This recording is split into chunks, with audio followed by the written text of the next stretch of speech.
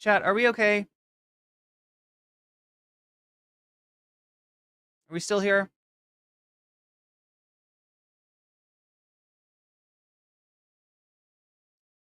God fucking damn it.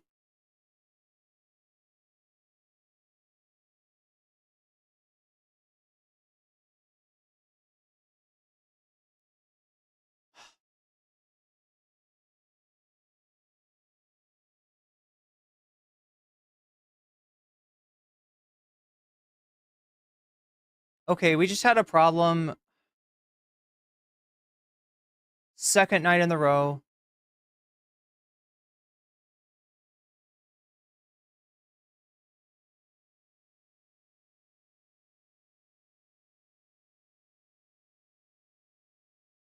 Thank you, Narwhal by Nature.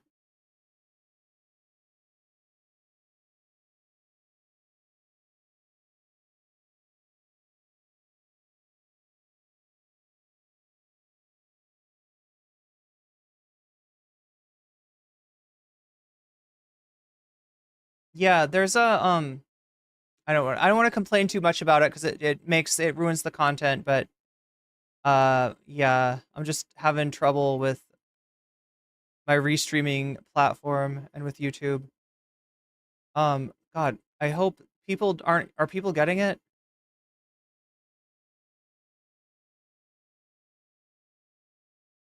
Are we all okay, chat? Did we make it over to the new chat? I am so sorry about that. The second night in a row that happened. There is a setting that I can do that I think stops that, but it's just one that I tend to not remember. Thomas Jerome, thank you for the super chat. Super chatted $5.73. The Mossad had to let off some steam. It's been a rough 2 years.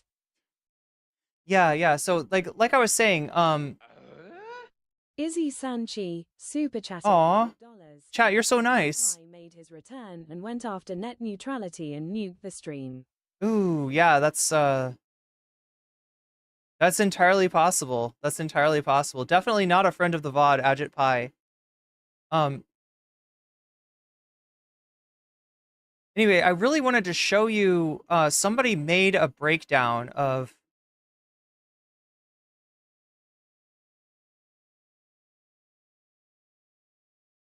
somebody did a breakdown of the order of the events, which is that, I mean, that's the story, right? That's the actual story, is what happened when, what was the cause, what was the effect, right? And this is true actually about the conflict, about the historical conflict as well. This is what gets missed in covering, you know, the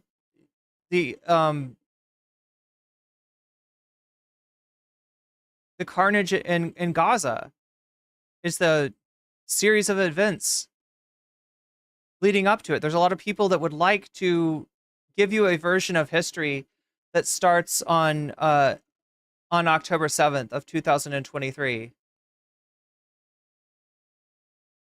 Oh my god, what is even going on here? What is even going on? Everything's fucked up. Everything is fucked up. Like here, that's where we're going with that.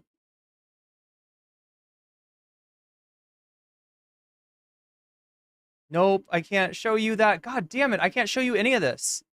I mean, there's fighting. I'm watching fighting. And I'm watching somebody carrying a Trump sign too. One of the Israeli protest. I won't mean to. They're not protesters. One of the football fans was carrying a Trump sign.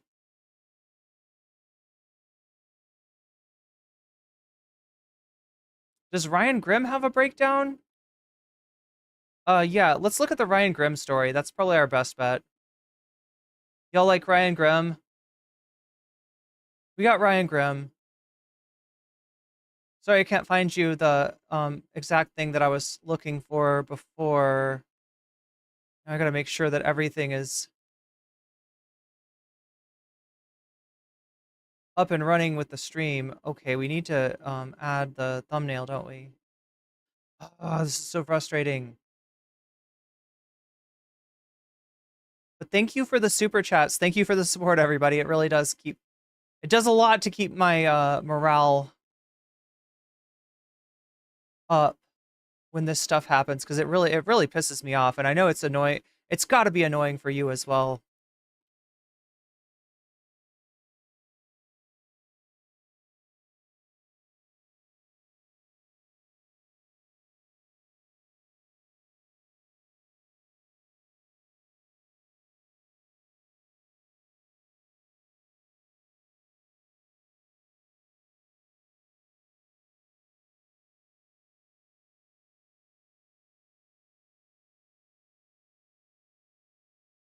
I'm gonna scroll it down here just so that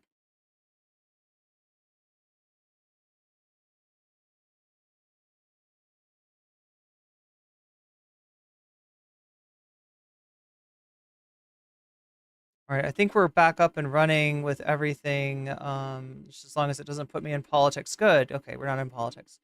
We're good. Okay. I mean, I don't know. I don't know how much of the chat we got back. Oh my god, chat, that's so frustrating. Well, thank you for finding me again. Sorry about the technical difficulties. I still don't know entirely how much of that is like my restream service, how much of that is my ISP, or how much of that is my computer. I kind of suspect it's the computer, but unfortunately adding RAM was not as easy as we thought it would be.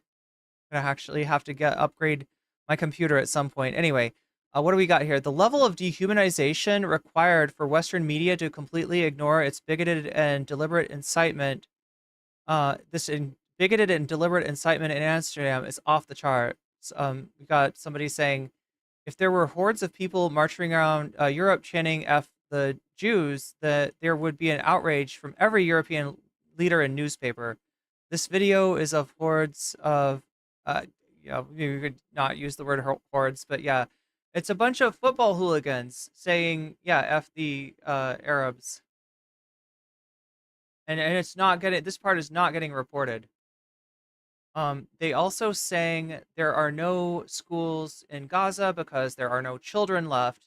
If Tel Aviv had been flattened and 20,000 children unalived, and an Arab crowd rampaged through Amsterdam celebrating it, I don't think we'd all ignore this like this.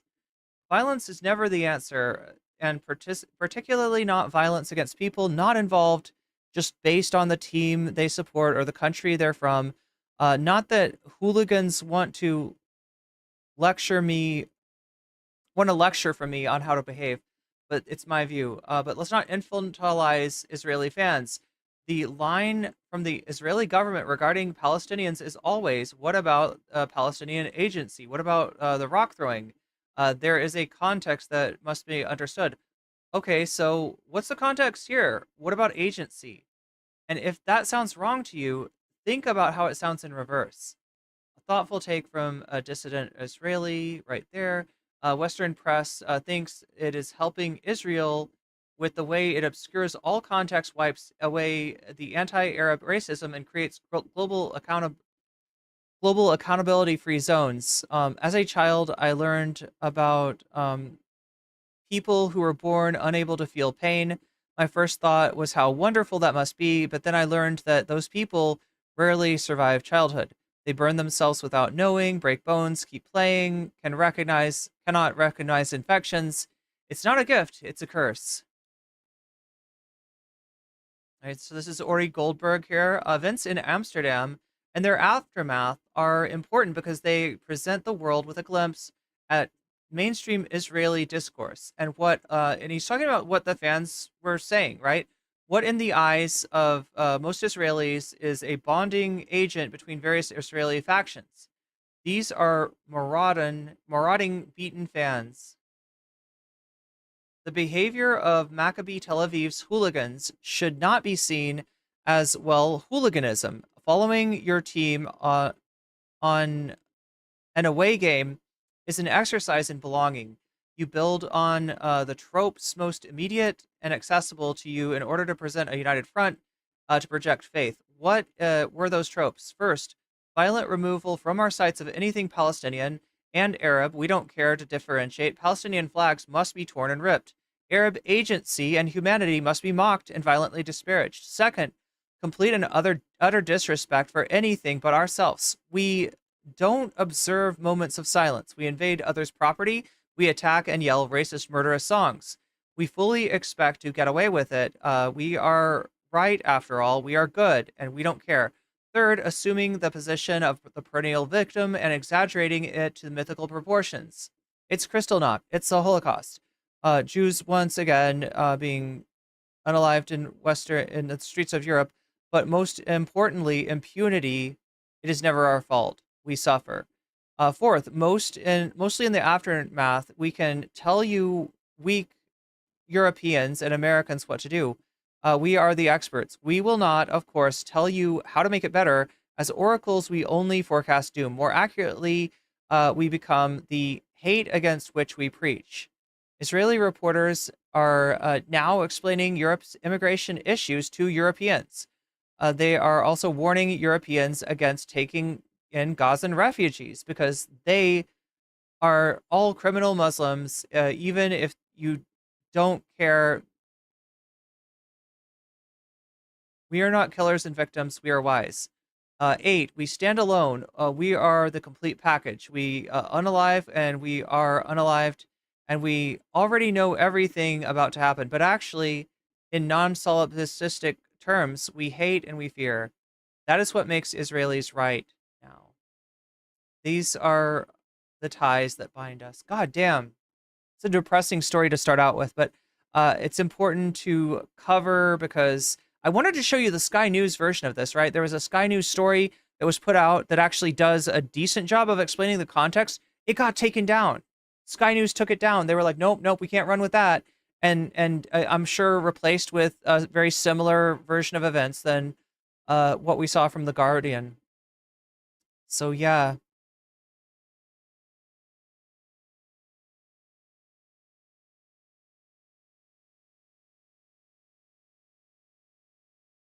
And with that, I should probably read donos. My God, now I'm so confused because there were donos I think I didn't read on the previous. Oh no! Oh no! This is not good. Jeez. All right, Faye Molly, you subbed on Twitch, so I'm gonna put the dono goal up to 32. It's not letting me see the.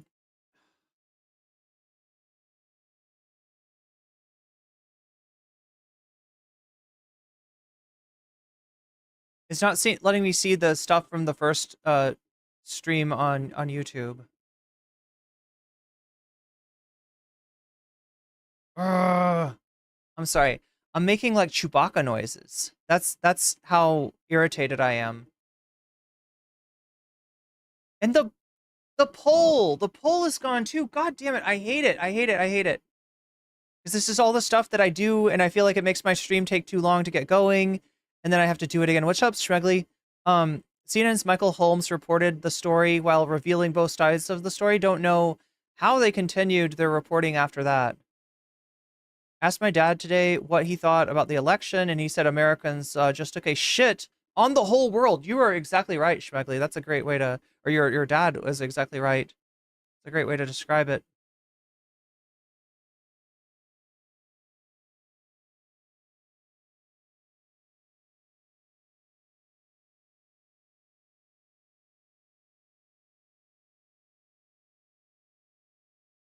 Okay, so we're up to 42%. I think I've got it all counted. I'm not sure. I'm a little bit confused.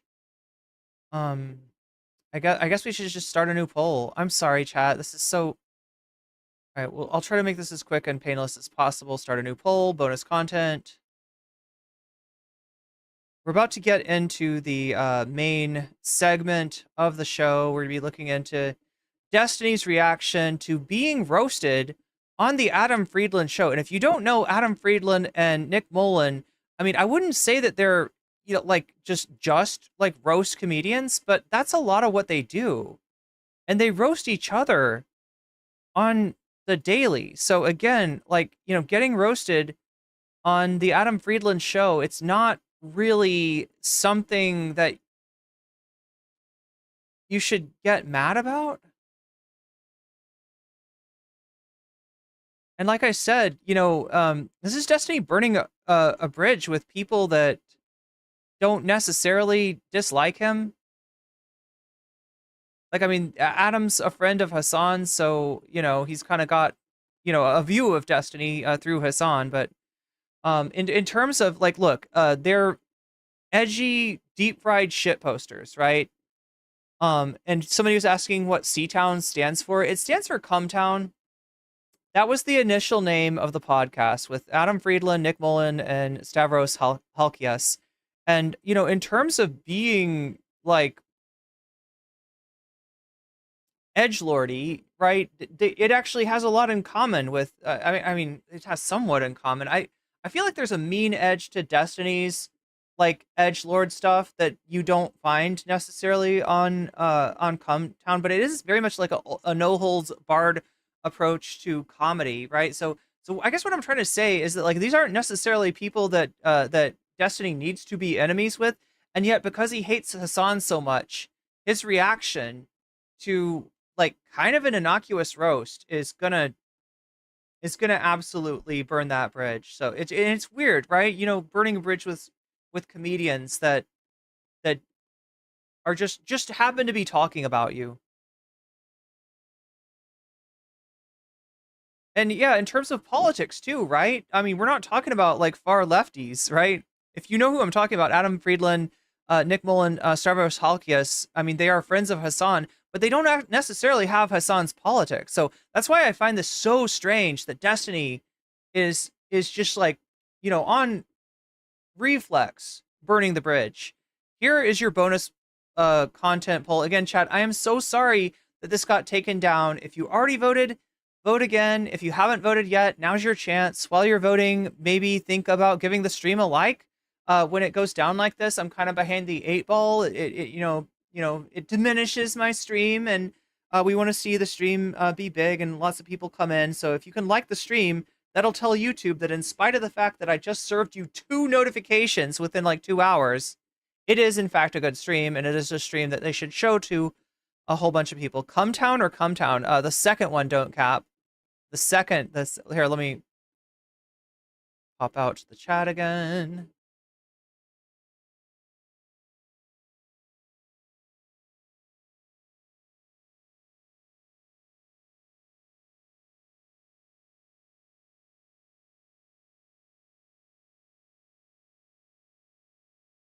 Narwhal by Nature says, what if alt hist or bust? You want to see the rest of that? Some people do. We kind of got stopped like halfway through Rudyard's unhinged rant. All right, there we go. So yeah, it's the second one, don't cap. It's the second one. Adam and Nick are personal friends with Hasan. I mean, that's true. That's true. So I mean, I guess there's, but I just mean like, them talking about. I mean, you'll see what they actually say. Stabby is kind of lefty. Yeah, yeah. I mean, look, they're lefty, they're very edgy, they're very deep fried, but they're not like seize the means of productions, right? Kind of lefties, if you get my drift, right? They're center left. That's the meme, right? They're center left. Center left podcast, and Destiny is making enemies. Destiny calls himself the #1 bridge burner on YouTube. That may be true. I mean, he burned this bridge, so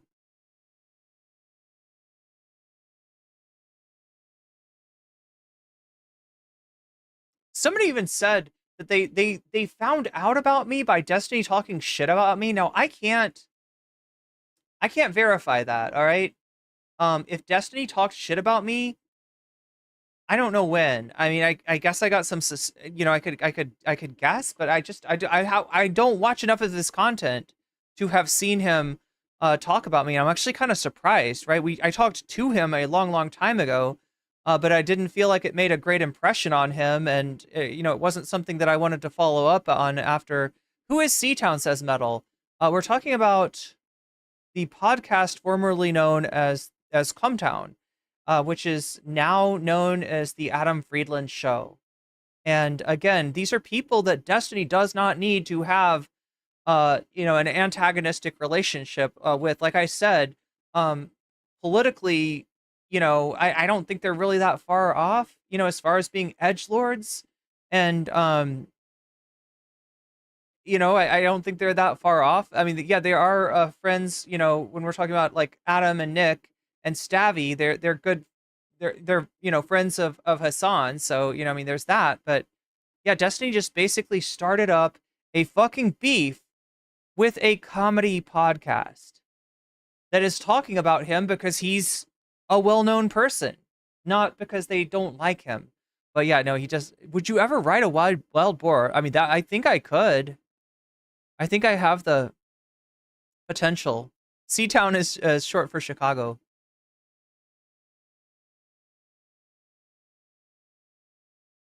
It was for some debate years ago. Well, we'll get into it. We'll get into it here. Here, I'm going to show you Hasan's view of the situation first. California, Los Angeles, first, we're live and alive, and I hope all the boys. I'm getting a good one regardless. You sound tiny. Briefly looking at it yesterday and not even understanding what the fuck was going on. These dipshits literally fucking... Look at this. Hasan's chat becomes indistinguishable from Nazis during the attacks in Amsterdam. Like, they posted it on fucking LSF. And it's a tweet that they posted on LSF that they clipped out of context. And it's so funny because it's like, first of all, I didn't even know what the fuck was going on. And it turns out these were fucking soccer hooligans that were saying like insanely racist shit, and other soccer hooligans beat their asses. But I guess I was like clip chimp. This is a complete lie. Hasan was talking about how it's funny. People were complaining about artwork done by Gazan children at a hospital. Literally 2 seconds after you cut the clip says, not this. I don't know what's happening here. It's kind of wild that like these guys are such shameless little fucking monsters. Breaking. Hasan Piker learns about the ongoing pogroms against Amsterdam while live streaming on Twitch. He gives it all 20 seconds of consideration, even saying it's kind of funny. He then goes on to cover something else. Pay attention to chat. Base, so base, too base. All of this in response to organized armed violence of Jews in the streets of Amsterdam. And it's like, I have no idea what the fuck was going on. So that's how Drew Pavlo is characterizing this story. Organized violence against Jews in the streets of Amsterdam. And it's so obvious, like, that this is... Look at Star, you gotta grab more coffee? I need to, too. I feel like I'm slow tonight. ...by Gaza school children after... Now I want to listen to Sufjan Stevens. Oh my god, Double Dostoevsky. I haven't listened to Sufjan Stevens in forever. I used to love the Illinois album. Oh, this is the same one. This is the OG clip. And they were like, oh, we couldn't lie about the OG clip. And they're all coordinating it, too. It's not gonna work, brother. What? The Maccabi Tel Aviv hooligans are getting attacked right now in the Netherlands after ignoring the minute of silence for Valencia victims and singing racing chants about the extermination of Arabs. Dutch Moroccans are making them aware that this isn't... It's for the children! For the children! What the fuck? What is happening? This is the video. This is the OG video. This is... Is this ceased to be funny and now I'm in a bad mood? I mean, it's still kind of funny that it's like... Well, not this. I don't know what the fuck's happening. They do this all the time in the Western world, all around EU and the US. Yeah, like, it's so obvious that I was in between covering two separate things. And I said, not this. I don't know what the fuck is going on here. And they just literally clipped it out of fucking context. It's so obvious. Like, this operation is so fucking obvious to just, like, cynically be like, Hasan wants pogroms on Jews. It's like, come on, dog.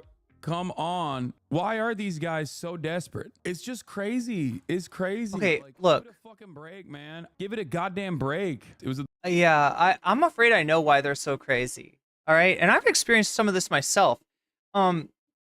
People that have a beef with you and say unhinged things about you, and they're really persistent about it, the strategy is not to come with a overwhelmingly convincing and well-reasoned attack, right? The strategy is to knock on as many doors as possible and hope that enough people just don't want to deal with the controversy, don't want to deal with the drama, don't want to take a chance on what if Hasan is, you know, an anti-Semite, that they'll kind of shut doors in your face, right? That's what this is doing. That's what they're doing. And that's why they don't care how blatant and bad faith their shit is. The deliberate provocation orchestrated and encouraged by Mossad operators. I don't think it was fucking Mossad. I think it's just like straight up a bunch of dumbass soccer hooligans being racist. What else is there was, so yeah, apparently there were Mossad agents traveling with them, but As far as it being some sort of a, a plot to instigate and then claim victimhood, we don't have any evidence to support that. That is a theory that's, very active on Twitter right now, but it's not anything that has evidence to it. Like looking at football ultras and shit and thinking that like they have normal politics. Like, of course they don't. Mossad was there just in case. Mossad agents joined Maccabee oh shit. Okay, never mind. I was corrected. Well, regardless, I still think it's probably fucking dumbass football hooligans who were behaving in a racist way. I'm sure that Mossad was there to protect the Maccabi Tel Aviv Football Club. Next game is against Besiktas. I hope it does not happen. I hope that they do not play against Besiktas because, bro, Besiktas. Did I see Destiny being chummy with Nick Fuentes? Yeah, no, absolutely. That's what we covered last night. If you wanna, if you didn't check out my VOD from yesterday, that is 100% what we were talking about. Actually, we had a little problem yesterday with it's kind of the same thing that happened today in terms of my stream going down, but also the other problem I had was I got blinded by science. Anybody here for the blinding with science? My opening song that I play is from a video game, and it's a song that doesn't get copyright claimed because it's a video game song, right? But then it rolled over to the song "Blinded Me with Science." It's like an '80s song where it's like pew pew pew, she blinded me with science. It's that song, and yeah, the copyright people came for that VOD, so I'm trying to get it out to you, but I'm gonna have to edit the fuck out of it to get the copyright off of that. That's why that particular section of the VOD is missing, but trust me, I am working on getting it out to you as soon as I can. Beşiktaş fans kill each other for not being sufficiently pro Beşiktaş. It's like Çarşı is famous for sometimes killing one another. They're like, no, I love Beşiktaş more than you do, and they'll fucking kill each other sometimes. Like, their hooligans do not mess around. In Turkey, we have like way more barriers that separate the fans from the fucking, like I said, I am looking for another place of residence. I am actually looking to maybe even leave the United States if I can, and that's the one thing that gives me pause about the UK. I guess it's not just the UK though that has like football hooligans, but it's just like I'm just like that shit's scary. And I'm sure we got violent, thuggish assholes in the United States. I've actually seen them show up at Pride before, and but no, I mean, like these aren't even like Proud Boys, right? These are just football fans that just want to fuck shit up, I guess. Players for this reason. Like, they will storm the fucking pitch and go nutty mode. They'll light up fucking torches and shit. Yep, they're still doing it. It's getting less traction. 4 almost identical headlines. Israel football fans attacked in Amsterdam. Israeli soccer fans attacked in Amsterdam. Israeli soccer fans attacked in Amsterdam. Israeli soccer fans attacked in Amsterdam. And it's like, yeah, dude, hooligans fucking fight each other like all the goddamn time. The idea that like this is somehow an anti-Semitic pogrom is really funny, because there are literally... What a random reason to get screwed. I am like the queen of random reasons to get screwed.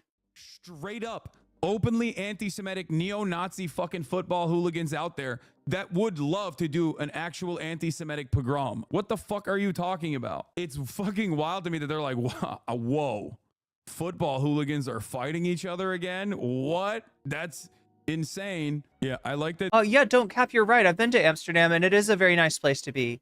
I mean, it's a tourist town. It's it's not perfect, but it's a really nice city. There's people that are being like literally cut off the 2 seconds where he says not this, because he was talking about the story of children's artwork getting taken down in the UN. Literally can't read. Is sad because of course they can. They just willfully ignore and change the narrative. And hey, I would not mind living in the Netherlands, by the way. I feel like that. Wait, no, they have Geert Wilders. Do you have a problem? Any Nederlanders in chat? I believe you have a Geert Wilders problem at the moment. Is that correct? Is there a Wild Geert running around the Netherlands right now? He's like their own mini Trump, kind of, right? He's right-wing, anti-immigrant, demagogue guy, right? Is he the prime minister? Is that right? Have I got that right? Is it Geert? I always say my G's wrong. Let me see if I can try. Ik spreek geen Nederlander. Right? Is that I always pronounce that wrong, but anyway, Geert Wild. I can't do it right, Chad. I need more liquid. I need to hydrate to be able to pronounce Dutch words.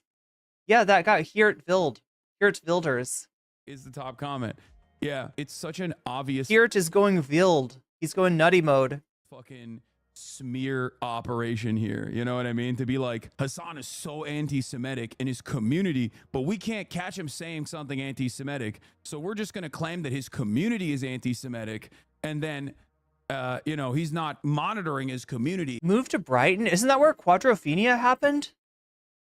Because I'll get beat up by mods and rockers. he's secretly anti-Semitic. It's like, I'll get run over by a moped. dog, are you kidding me? Nicholas Fuentes is popping off. If someone was anti-Semitic, this is the best time to be openly anti-Semitic. Trust me, okay? It's so fucking stupid. I am not an anti-Semite. No matter how hard you fucking try, it's not gonna stick. This shit used to work so goddamn well. It would drive media discourse for literally weeks. They'd be like, oh, a prominent Muslim anti-Israel guy said something that we are massaging to mean something anti-Semitic.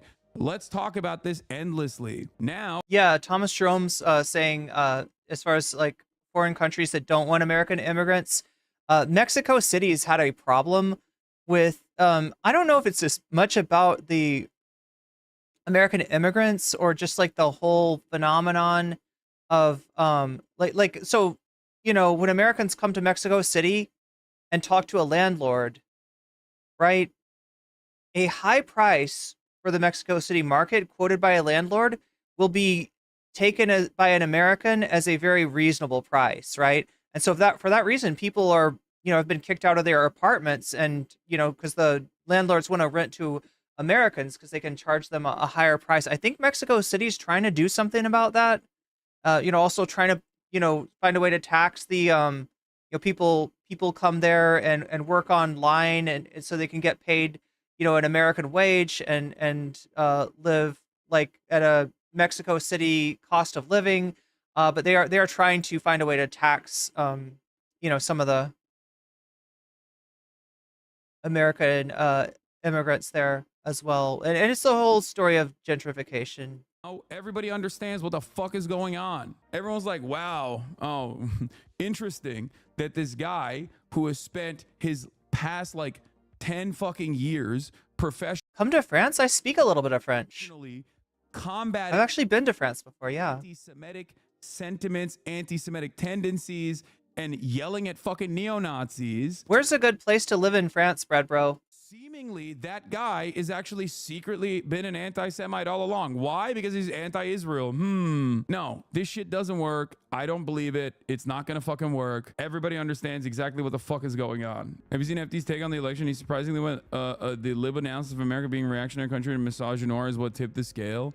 I mean, look, I think misogynoir is demonstrably a real thing, but ultimately, good campaigning and good messaging should be able to overcome that. I mean, the greatest counter to that is literally Mexico. Don't cap. The other thing is that my Dutch kind of sucks. Like, my pronunciation. What? No, actually, my Dutch just sucks. It sucks. I only learned the words that I really needed to say, which were basically, I don't speak Dutch. That was one. And then dankjewel. That one's very useful. Dog? Is it dog? So, What do you know? the only country in the Western Hemisphere I learned a little bit of Dutch. that did not actually see the same incumbent disadvantage that happened historically in every developing nation as a consequence of global inflation, right? There was a global inflationary shock that created an incumbent disadvantage for the first time ever in all Western nations. Martinique. That's an incredibly small island, Thomas Jerome Newton. Mexico was the one country that did not have that problem. As a matter of fact, AMLO was broadly popular, and his successor, Claudia Sheinbaum, a Jewish woman, by the way, in a country that is 98% Catholic, in a country where femicides are a massive problem, she won, and she saw many successes. And that is because of the expansion of the welfare state. That's it. That's literally it. There's nothing else. Expansion of the welfare state would increase. Thomas, let me see if I got this right. Ik spreek geen Nederlander. Is boom, boom, boom. People will literally ride for you for the rest of their fucking lives. It was so massively consequential in Venezuela that motherfuckers voted for Maduro. And not because of Maduro, but because of Chavez. People will never forget. If you Okay. I'm just talking to chat here. I gotta focus on. So we're about to get into the subject matter. I let it run because he's talking about what we were just talking about.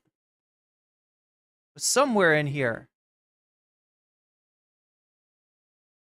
Somewhere, yeah. I guess it's here. Let's go to the Adam Friedland part of the. I'm cooked. What is this? Adam and Nick make fun of Dion Taffs. Well, I think Destiny convinced Richard Spencer to be lib. Oh, He's not racist no more.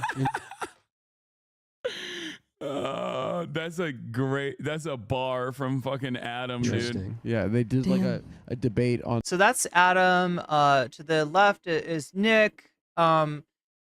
They are 2/3 of Come Town, along with Stavros Halkias, who you may have heard of, and now he has just a talk show, like a Charlie Rose style talk show, called the Adam Friedland Show. On No Jumper. What a wild career that guy had. Spencer? No. Wait, I'm sorry. On No Jumper? That's a bar from fucking Adam, dude. Interesting. Yeah, they did like a debate on No Jumper. I thought that was Nick Fuentes. What a wild career that guy had. Wait. What? Did Destiny debate? Did Destiny actually debate Richard Spencer on No Jumper? Spencer? No, Destiny. Destiny's Destiny? fascinating. Well, he gets like famous for playing like Minecraft or something. Famous Minecraft streamer, yeah. Like the It was an esport, right? He was on a professional Minecrafting team guy with Simon and Lewis. I believe it was called the Yogs Guild, the ye old goons. in Minecraft. Now he yells at people to. And then he would do like stream That videos Jews of have him a right playing to it, and he'd have be a like, state. "Well, that shouldn't be a law." And then people are like, "Why?" And he's like, "Well, because," blah, blah, blah, blah, blah, and he just talks fast. Yeah. And people are like, "This might be the smartest man in the entire world." It is the live version of like I can only learn about politics with like a hydro. This is what I always say, and not just about Destiny, about Ben Shapiro, about a lot of people, that there's knowing what you're talking about, right? I feel like intelligence is always like I don't know. The problem with intelligence is it implies there's like a general aptitude towards anything and everything, and some people are just better than others. When in reality, some people show a better aptitude for certain subjects than others for certain tasks. There's a lot of things that play into that, like how much of a passion do you have for something, right? But in terms of the whole debate, sounding intelligent, right? That's what the meta is for your Ben Shapiro's, for your Jordan Petersons, and for your Destinies. You don't have to know what you're talking about. You don't have to be smart. You have to be your audience's idea of what a smart person sounds like, of what a smart person talks like, of what a smart person looks like, right? And that in and of itself buys you trust that you maybe shouldn't have, right? Some of that trust of somebody knowing what they're talking about maybe should be based on, I don't know, the person actually knowing what they're talking about. But if you can't verify because you're less knowledgeable than that person is, as is the case for Destiny's audience, as is the case, these dudes, they should all have like a sign, like at a theme park, right? Must be this tall to ride, right? Except it should be like, must be this ignorant to be a fan of, right?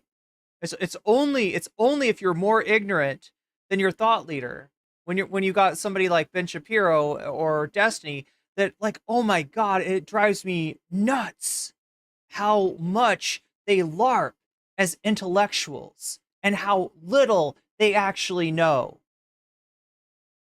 Hydraulic press video Yeah. next to it. Like I can listen to someone if they're like playing Fortnite at the same time. They're It's playing just- baby games. I think they're trying to talk about the way that Destiny's content is often a combination of him playing a video game especially a game like Factoria that he can kind of, he can talk and he can play it without thinking, right? That's the idea. And then he can, and so that, I mean, and this is commentary too, right? Commentary channels, it'll be video game play, often FPS, often Fortnite, often something like that, like Nick Diorio or something like that, right? And then it's whoever, the commentary person, like, talking over that. So it gives you something visually to focus on, and then it gives you something commentary wise to focus on. Baby games. Don't just I know Minecraft's great. I want to play some more Minecraft, chat. I've been getting into it. I've been watching the oh my god, what's his name? Evbo? Parkour Civilizations.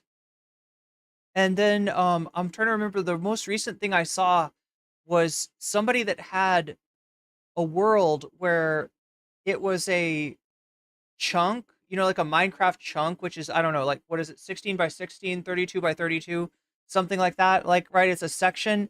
And then there's layers, right? So the first layer is dirt and grass and some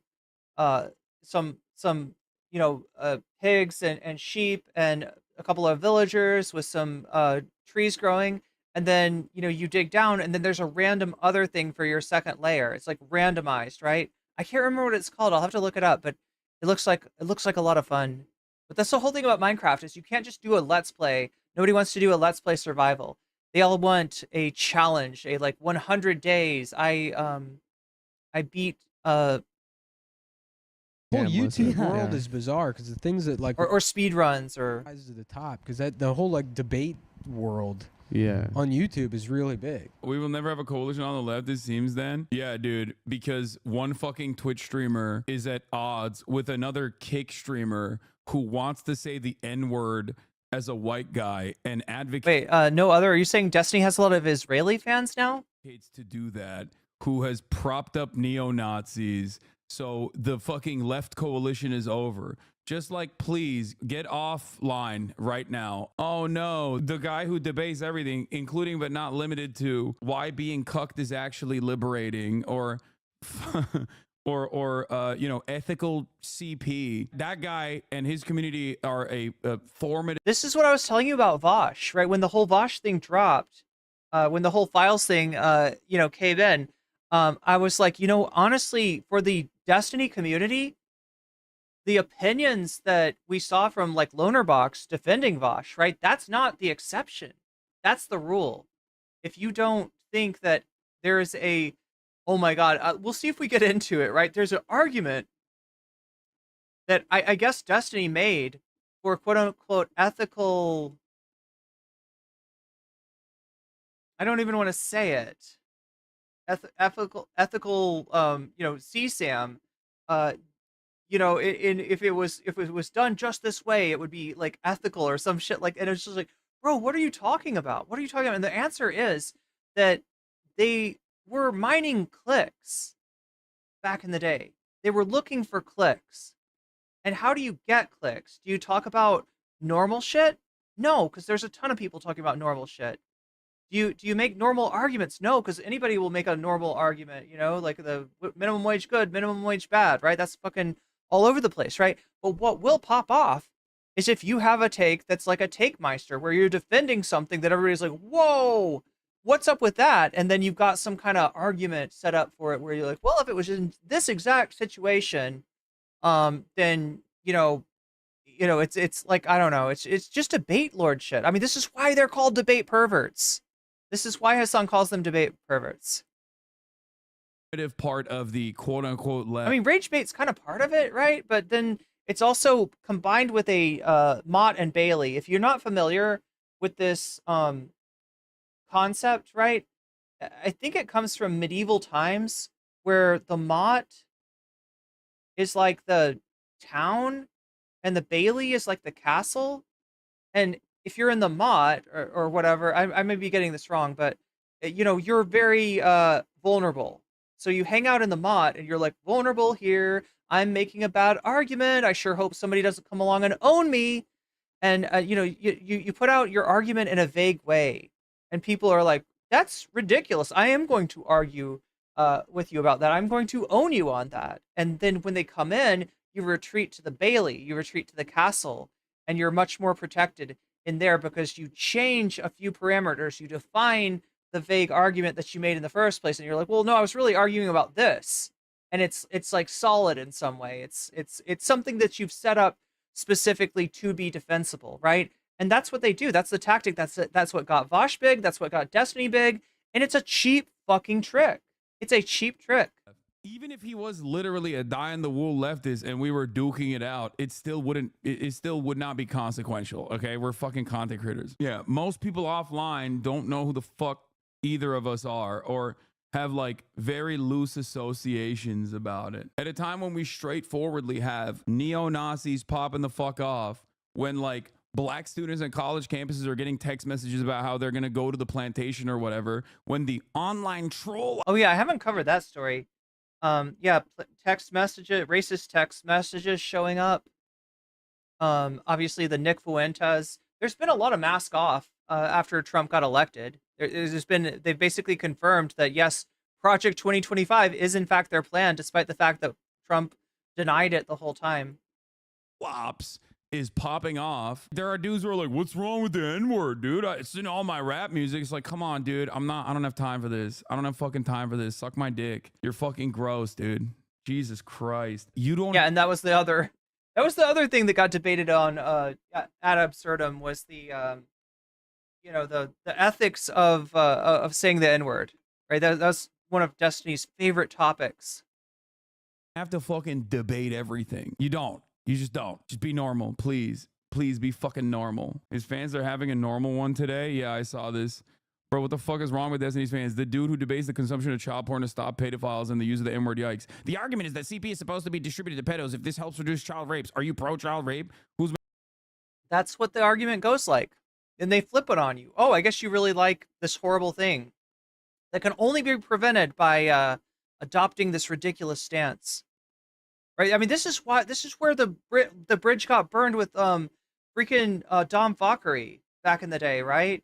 This conservative weirdo that used to do panels, used to hang around my stream and stuff like that.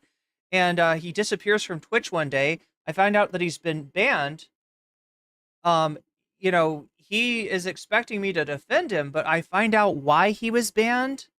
And it was literally, he was making this kind of argument in the chat, saying that there should be, in his words, he said he was pro PDF porn, right? And then he flips out and goes off on me because I didn't defend him for that. Like, right? I was supposed to have his back there, and it's like, what? Who do you think I am? Who do you think I am? You say something like that, you would deserve to be banned from Twitch. Making the CP idiot. And you're gonna stay banned. You're gonna be you're permed. He explains very clearly in his video that the research said you could find people that previously abused to get their consent to already existing material and offer them compensation for it. This is what happens. This is what happens when you have a community that is just like centered around regurgitating. Okay, well, this is the last Hasan that we'll watch tonight, Christian Strand.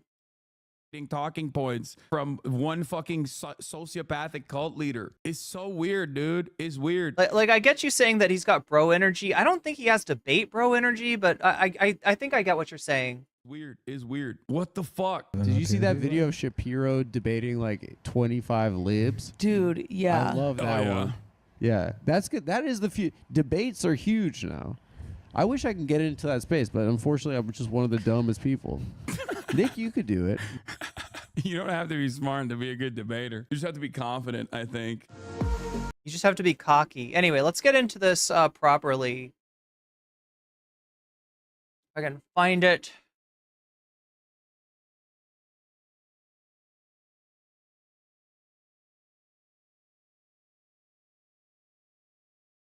Oh yeah, here we go. I guess it does involve Ethan, so... Oh god, he is watching Hasan too. God, I forgot about this. For some reason, I thought it was just him. How obsessed he is with me and trying to tie me. What a fucking liar, dude. He's just lying. I will give Destiny one thing, and this is more towards his editor than towards him. The intros are fire. Right now. The sizzle reel, it sizzles. In fact, This is intentional. It's not by accident. This is by design. The goal is to never show what Ethan says, to always put him in the worst light possible, invent truth for your audience. Poor Ethan. To consume or invent fact for them to consume, so that when they think back to Ethan, they don't actually think back to anything Ethan said, even though they think they are. They're actually thinking back to what Hasan told them he said, even if it's not true. Take every See, so Ethan is already in a losing position. Did Destiny respond to the Adam Friedland show? That's a great question, several wolves. And the answer, I mean, I you know, I don't want to spoil it for you, but yeah, he responds to a comedy podcast, right? Which isn't even fucking, I mean, you saw what that was. You saw that wasn't them dismantling, tearing up, ruining the reputation of one Stephen Kenneth Destiny Bonnell III. That was pretty fucking mild, right? If you've ever seen, you know, or listened to Cumtown or seen the Adam Friedland show, you understand that they do a lot worse to each other. So yeah, him, he wanted to get into the NM crowd. Wait, is that the guy that became creepier than Nick? Wait, the Nick Fuentes, or what is the NM pool?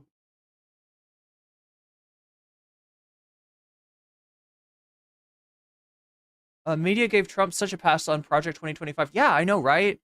Right. Well, I mean, yeah, God, that needs to be the basic thing that I've learned though is that the legacy media truly is dying, and because the stuff that's got the reach to replace it so far is by and large right wing. The left is at a severe disadvantage, and part of that is structural. Part of that is like, look, let me put it to you this way, okay?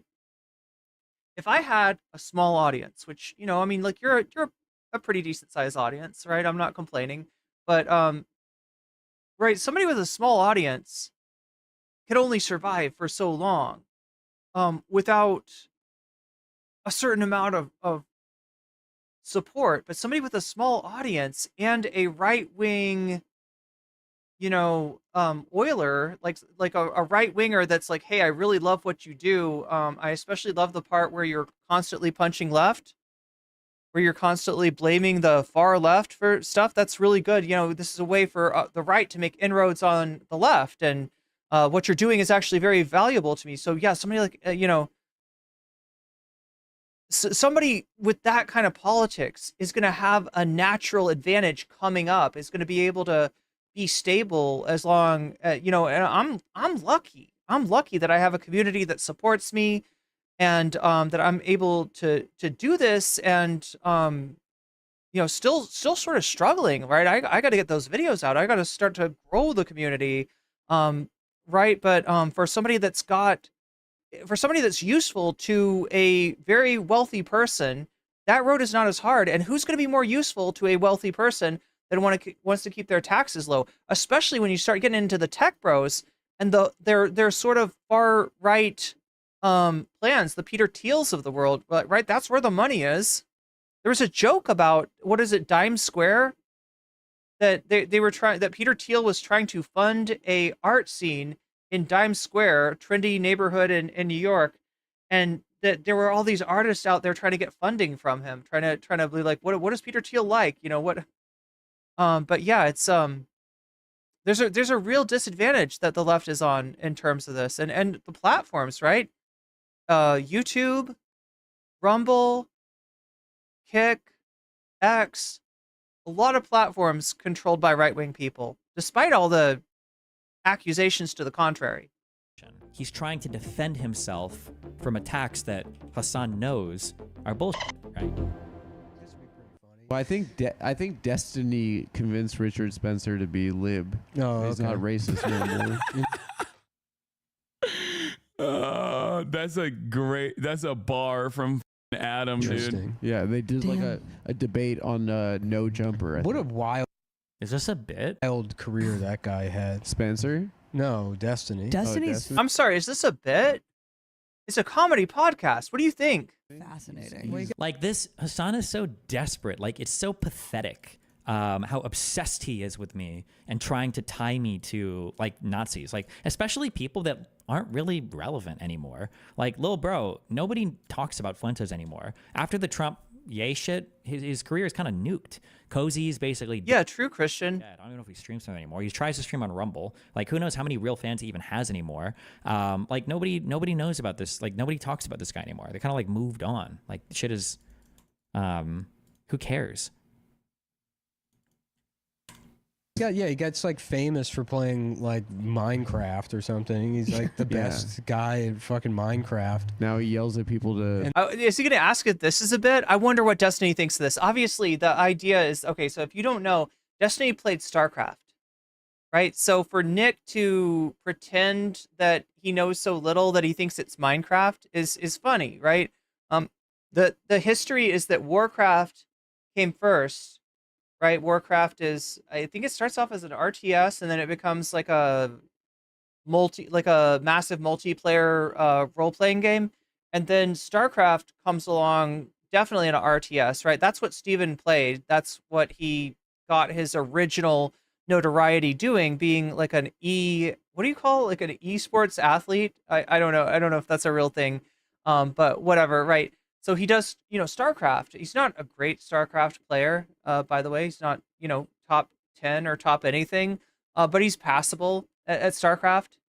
And then he goes from that to doing video gaming streaming, kind of pioneers a lot of what streaming is. And then at some point recognizes that he can get more attention doing debates and doing politics. So that's his story. I think Nick knows that. But he's just saying it's funny because if you know, then it's like, oh, haha, he said Minecraft instead of Minecraft comes after StarCraft and Warcraft. And it's just kind of called craft because I guess more like that's the audience they're appealing to. Some of the earliest YouTubers that did Minecraft were a duo named Simon and Lewis, aka the Yogscast. The Yogscast were a Warcraft guild. The Yogs, Ye Old Goths, were a Warcraft guild. Two players from that guild started doing Minecraft videos, and it kind of shows you like the overlap between the audiences for Minecraft and the audience for Warcraft and other Blizzard games. Nick F literally in the news right now. I heard that. Yeah, Nick said, "Your body, your choice," and or "Your body, my choice." And then I think, what was the clapback to that? "Your address, my choice," or something. People are doxing Fuentes. And then he would do like stream video. Minecraft is unrelated, just literally mining and crafting, and it was created by one guy. That's true. It was made by one man. But no, I think the reason they call it Minecraft is like because of Warcraft, right? Have a right to and have he'd be a like, state. well, that shouldn't be a law. And then people are like, why? And he's like, right, because blah, blah, blah, blah, blah, and he just talks fast. Yeah. And people are like, It's like the same repeated, and it's so funny too because like look at how many layers of simulacrum we're on, right? Look at how perverted and then divorced from reality the symbol has become, right? They're giving an opinion about me. You can see when Destiny sometimes reads something, which I don't think is Baudrillard, right? The simulation and simulacrum. I guess I can't imagine Destiny reading Baudrillard, right? But somewhere he picked out this idea of simulacrum, and he's trying to sound smart. He's trying to sound smart while he half under. Look, I'll be honest, okay? Destiny is the guy from Home Improvement. If you've ever seen this show, this like suburban dad that has a next door neighbor who is like, I don't know, some kind of like English lit some kind of doctor of like English lit or something, and he just knows all kinds of random stuff from random places, and he always gives him really good advice. And then Tim Taylor will hear the really good advice and he'll try to explain it to somebody else, but it's obvious that he doesn't understand it, and he'll say the words all wrong. That's Destiny, basically. That's Destiny. Me, having probably never actually watched any of my material before because of things they've heard from people who've watched people like Hasan, who are also not showing people any clips of me, right? So it's such a perverted, diluted representation of or symbol of whatever my actual content. What did he get a hold of? That's what I want to know. Is if you can unravel what Destiny's like got a hold of, you can actually see where his understanding breaks down, and how badly he's misusing. I actually don't know exactly where, he's simulacrum. Content is. You can tell that he got a hold of something that he doesn't really understand. And yeah, it's just like Eric's Blue super chatted $20. Hi NCC. Put me down for Mehdi Hasan sparkling hard. Yo, a lot of Mehdi Hasan fans in chat right now. And thank you for the super chat and the sparkling heart. yeah, it's insane. And then here's Hasan to re-signal boost, to recycle the simulacrum to his audience, right? To recycle the perversion of whatever. I feel like it's a misuse of simulacrum.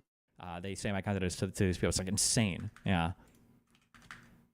Like, this might be the smartest man in the entire world. It is the live version of like I can only learn about politics with like a hydraulic press video next to it. Like I can listen to someone if they're like playing. Could you clarify about how you saying Hasan is obsessed isn't the same as Hasan saying people like you or Ethan are obsessed with him? Is it off? He does seem to be getting some pushback from his chat.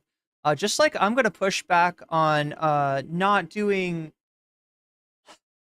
calls to action for Twitch just because we don't know if you're actually getting ads or not. I actually can't tell you, chat. Shit has done changed on Twitch. I may or may not be getting ads. However, if you want to support me, you can do so by becoming a subscriber. You can do so for free using a Twitch Prime sub. You can do so for $6 using $6. Or you could possibly be gifted a sub. That happens from time to time, but it's more likely to happen to you if you're active in the chat. Offense or defense or tying you to shit that doesn't have to do with you. When I say Hasan is obsessed, I'm really just like emoting there. I don't really care about the word obsessed. I don't really mean it. Rob MC says, I'm going to go out on a limb here and guess that Destiny got his knowledge of simulation and simulacra from Wikipedia. Yes, Mr. Divorcipedia. Obsessed. My issue isn't him being obsessed with me. My issue is him misrepresenting me. If somebody wants to cover my stuff and say, like, this is why Destiny's wrong, or this is why he f***ed me, then go for it. That's fine. But nobody actually covers my stuff. I don't know if you noticed that, right? It's just they'll play a clip for like 3 seconds and then say I'm a cuck and then a Nazi and then talk about... Like, I feel like a simulacrum, would be a it would be like something more comprehensive, more all-encompassing, right? Like a description of, the entirety of Destiny's social media presence in a way that is not true to the original, right? That's about like Nazis and that's it. They don't actually cover it. Well, instead what we've got is like, you're not a Minecraft streamer. Okay. Okay. I get that. You're a StarCraft streamer. Okay. Anything related to me, right? If Hasan wanted to like substantively go over, like Destiny did like a 20. Like, I don't think he gets how he's being trolled either. Like, look at what he says about the divorce stuff. Like, he really gets hooked into this. And remember, these are comedians. These are comedians talking about him, all right? This is not anybody being super serious. This is not anybody trying to hurt him. These are not political actors that disagree with him on XYZ issue. It's literally a comedy podcast. It's a deep-fried edgelord comedy podcast. That's... You'd think that he, being also a bit of a deep-fried edgelord, would get that. Minute video on why Palestinians have never offered or accepted peace with Israel, and here's why he's wrong. Then okay, fine. Well, yeah, sure, let's go over it. But it's not. It's the simulacrums of the simulacrums of the simulacrums. These are people that are talking about Destiny who've never watched his stuff, but they get opinions from other people who have never watched Destiny who talk about his stuff, and now we're going to watch their opinions about it so that I can give you more opinions about Destiny when none of us have watched any of it, except for... Okay, Several Wolves, thank you for the super chat. Destiny is always just LARPing as a guy who could handle an actual college course. P.S. Vox. Wait, that's a vote for Vox Populi? Wait, would I agree with... what did you say, Squall? Oh my god, it's not letting me see. It's not letting me see. YouTube, why are you so... not loady? I'm trying to see what your other comment was, Squall. Am I missing it because I'm not on I'm not on live chat. Hey, everybody, top chat is for losers. Put yourself on live chat if you want to make sure you're seeing what everybody's saying, because sometimes YouTube leaves out people's comments. Let's see if I can find. Okay. Why does Destiny say it matters that he's irrelevant when he has a following, or not the guy? Whether he has a following or not, the guy is still a Nazi. It makes no sense. Yeah, in terms of bringing somebody on, well, here's the deal. He didn't have much of a following when Destiny brought him on. Destiny admits that he resurrected the guy's career. $5. Sorry, but we need that Medi segment. We need that Medi segment. We got a lot of juice towards that Medi segment. Thank you for the super chat, Izzy.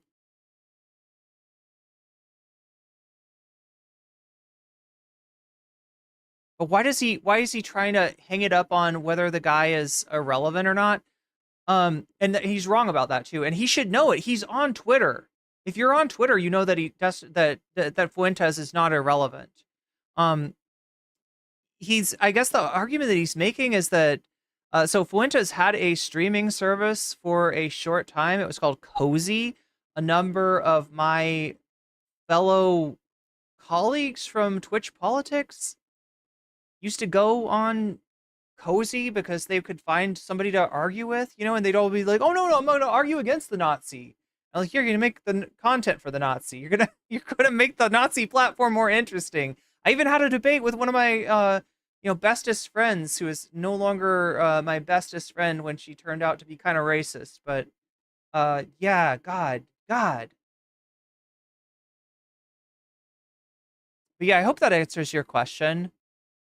Destiny, the Adam Friedland show just don't care or think about you that much. Yeah, I mean, like, you're just like a topic. You're just a topic for like a 3-minute segment. That's literally it. Okay, $5 to Vox, and then what is this one? Oh my God. We need that Medi segment. Okay, so 5 to Vox and 5 to Medi.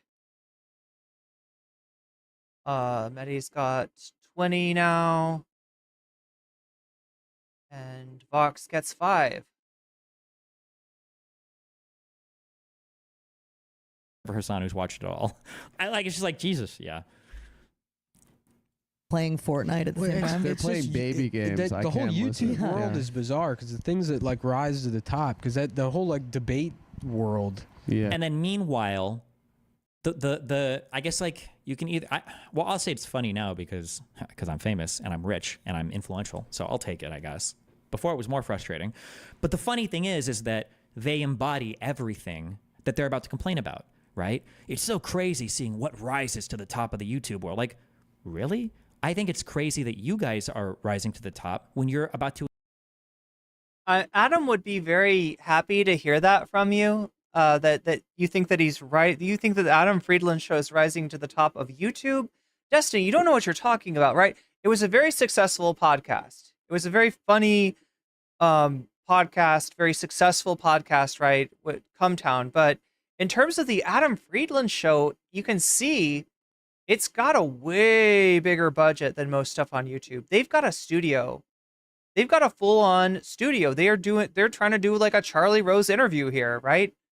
They got a lot of overhead, and they're not doing that great of numbers. So yeah, what is he smoking? Yeah, I know he's telling us the Adam Friedland show is popping off on YouTube. Just check the numbers, Destiny. When you've already engaged with every single bad behavior that you're about to accuse me of engaging with, right? Nobody reads as much long-form material as I have. Nobody talks to as many people as I have. Nobody goes on as many shows as I go on. Nobody interacts with their community the way that I do. Nobody does any of this shit, right? But you, who've never watched a single thing from me ever, and it's sad that given the amount of long-form material that you read, that you don't take the time to put it into context and actually understand it. You don't go through what you're trying to learn systematically. And you just do it enough so that you can sound like you're smart to your audience of Anti-intellectuals. Who's done zero research in any of these topics is about to give a really strong opinion about me. You are everything that's wrong with this environment. Like, it's you, little bro. Like, you're the one that What's wrong with his chin? I think he has issue with his pterygoid muscles. Your pterygoid muscles are actually like they're like up in there, and they connect to your jaw, your lower jaw, right? And they'll pull it like to this way and to that way. So like when you're chewing, for instance, you're using your pterygoids. If you're talking about the fact that Destiny sometimes looks like a goat chewing cud, I think it's actually like a medical issue he's got going on. The cancer that is rotting these alternative media spaces. And before some dipshit in chat goes, they're not alternative media, actually, they're just comedians. No, bullshit. Everybody has gotten to be a part of it, including all the bullshit, the dipshit comedians and all the dipshit tech bros that talk about finance and crypto. Everybody is a part of this. I mean, he may have a point here. What he's saying is that, like, even if you're classified as a comedian or you're not really politically minded, that you are part of the... Well, let me let him say it. Space now that is responsible for furthering all these dog shit talking points, because there are no lanes anymore. We just drive on one mega highway where everybody drives in the exact same lane and talks about the exact same things. I mean, I think he's got a little bit of a point there. Some dude that got wealthy 3 years ago because he got lucky on some fucking, on some fucking foreskin coin is now giving financial advice to people about what they should do for their future investments because Kamala Harris and Biden are about to crash the economy. Like, it's insane. Bizarre, because the things that like rise to the top, because that the whole like debate world, on like, YouTube okay, is so really big. let me explain it. I mean, he's right and he's wrong. All right.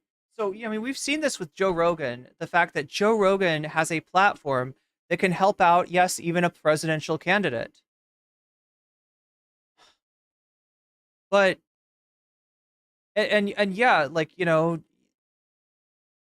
Adam and Nick have built somewhat of a platform for themselves, and they talk about a lot of things, including politics. I'm trying to imagine.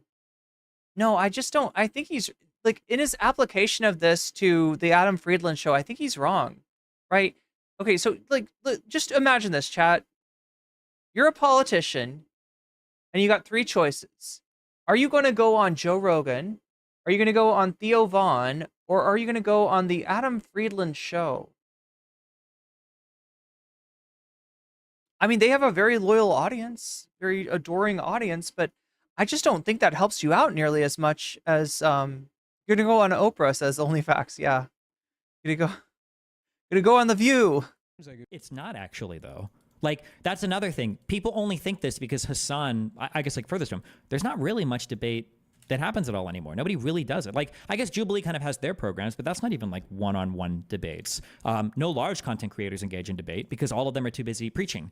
Most of the people that do this stuff, like the politics stuff, are just there to preach to their audience. They won't debate anybody. They're petrified of debates. Hey, Destiny, I'm here to farm some likes from my audience, so hit those like buttons. They know that they're full of shit, right? That's why they only bring on people on their podcast. I don't care about debate. With them. That's it. I'm here to farm likes exclusively. I'm probably like, and not to self-aggrandize, but like, I don't know if anybody that does more debate than I do. I don't know anybody in my level of popularity even does real debates. Save for like real debates. Do you do like, what do you call the real debates? What do you call? There's like a name for this, right? Oxford Rules, is that what it's called? Like where it's like the first person goes, they got like a 2-minute intro. Second person 2-minute intro, 1 minute rebuttal, 1 minute rebuttal, 1 minute rebutting the rebuttal, 1 minute rebutting the rebuttal, and then like a 30-second closing, or like there is like a format, right? I mean, like that what does he mean by real debates? Because you don't do real debates. You do internet debates with your fellow pseudo-intellectual glup shittos. Like the occasional mega formal one. What's up, Canadian Brunch? Piers Morgan show kind of does it, although that's a much more kind of meme format. But like, yeah, none of these large. Wait, did he say a meme format? Or did he say a meanie? Piers Morgan does it. For like the occasional mega formal one. The Piers Morgan show kind of does it, although that's a much more kind of meme format. How? I'm sorry, I don't get it. Anybody want to explain to me how Piers Morgan is a meme kind of format? But like, yeah, none of these large content creators are debating people. Like, it doesn't happen. Hasan doesn't fucking debate people. Vosh stopped debating people. Sam Cedar will, but nobody will accept him. Yeah. And then Jubilee kind of does meme debates, but It would be very stupid. You know what I mean? It's one of the dumbest in concept things that I can imagine. It's like people debating. They're like, that'll never happen. Right. Yeah, someone watching Barney and then listening to, you know. Bro, my other family members are talking about the what? DWPU clip of your response to the Amsterdam thing right now. Fuck me. Wait, what? Why do your family members... What are your family members fucking watching Drew Pavlov on fucking Twitter? How the what? God, his fake laugh is so cringe. I can't believe my best friend Nick Mullen is saying these horrible things about my other best friend Destiny. To be fair, to be clear, because we're being clear. I'm so clear. So yeah, that's what I'm saying. That's what I'm saying. He's actually got people in his chat that are when I said that they're edgelords and he's an edgelord, that they like deep fried memes and he likes deep fried memes. This is what I'm talking about. He has probably got maybe even more of an overlap. No, probably not more than Hasan. But he's got a decent amount. I wouldn't be surprised to find out that he's got a decent amount of size overlap with Cumtown and with Adam Friedland show, right? And he's just hurting himself here. He's just hurting himself. Like if you get fucking roasted by a comedian, the best thing to do is laugh at yourself. And for some reason, Destiny can't do that. Clear here. I feel like I've seen stuff from Adam Friedland before. These guys I think they're pretty funny, if I'm remembering the correct guy. And they might not even have like abhorrent takes on media. It's just this idea of having way stronger of an opinion than you should about a content creator you've never engaged with in a lane that you have no business being in, right? You're taking yourself way too seriously. That's your problem, Destiny. You take yourself way too fucking seriously. They're the Cumtown guys? Yeah, but I don't know. I couldn't differentiate any of the Cumtown guys from each other, so I'm not sure. Yeah. He doesn't know what they look like. He's heard their podcast. He doesn't know what they look like in real life. The neoliberal subreddit is weirdly quiet about this at this moment. Are you talking about the Our Destiny subreddit, or are you talking about, is there like a Cumtown subreddit? Political analysis. Bro, your family is lost in the sauce if they fucking if they know about Drew Pavlov. Also, Destiny, I think, was like his girlfriend was like cheating on him, and like people make fun of him about that. And then he wrote an article that was like, "Why it's good to get cheated on by your girlfriend." Yeah. He still gets mad about this. It's really not that big of a deal. Like, it's only a big deal because people know that it sets you off like this. Oh, that's so interesting because the Our Destiny one, I think that wasn't that a Hasan meme when Hasan said Destiny made a video debating his wife out of their relationship? That was Hasan said that, didn't he? I think that, yeah. So look, it's the simulacrum of the simulacrum of the simulacrum, right? So now people... No, Destiny, it's literally your fucking internet lore. It's literally your internet lore. That's what people talk about, right? That you made this whole deal about, your open relationship, and, people are weird about that. That's one thing I do not criticize Destiny for, is having an open relationship.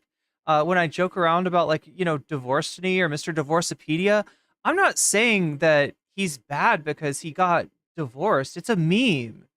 It's maybe bad because he's got divorced dad energy, right? If anything, but really it's more the only reason people go off on this is because he reacts so hard.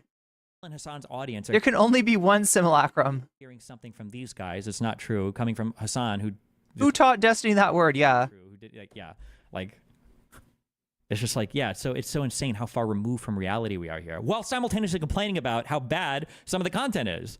Yeah, it's insane. Also, the irony of Nick Mullen, who Hasan loves, has been on podcasts with Sam Hyde and is good friends with Shane Gillis, who has more influence on people supporting Trump over the years than Mo. Oh, that's, yeah. I mean, but Hasan is super hypocritical there, yeah.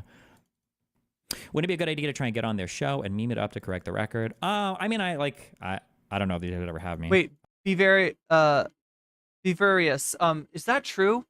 Like, I could imagine that being actually the source of, like, I don't know if you're memeing though. It's A, possibly a good meme, or B, maybe even true. I can't tell. I can't tell if the line between meme and truth have gotten blurred for me. I don't even know what the reach out is for stuff like that, but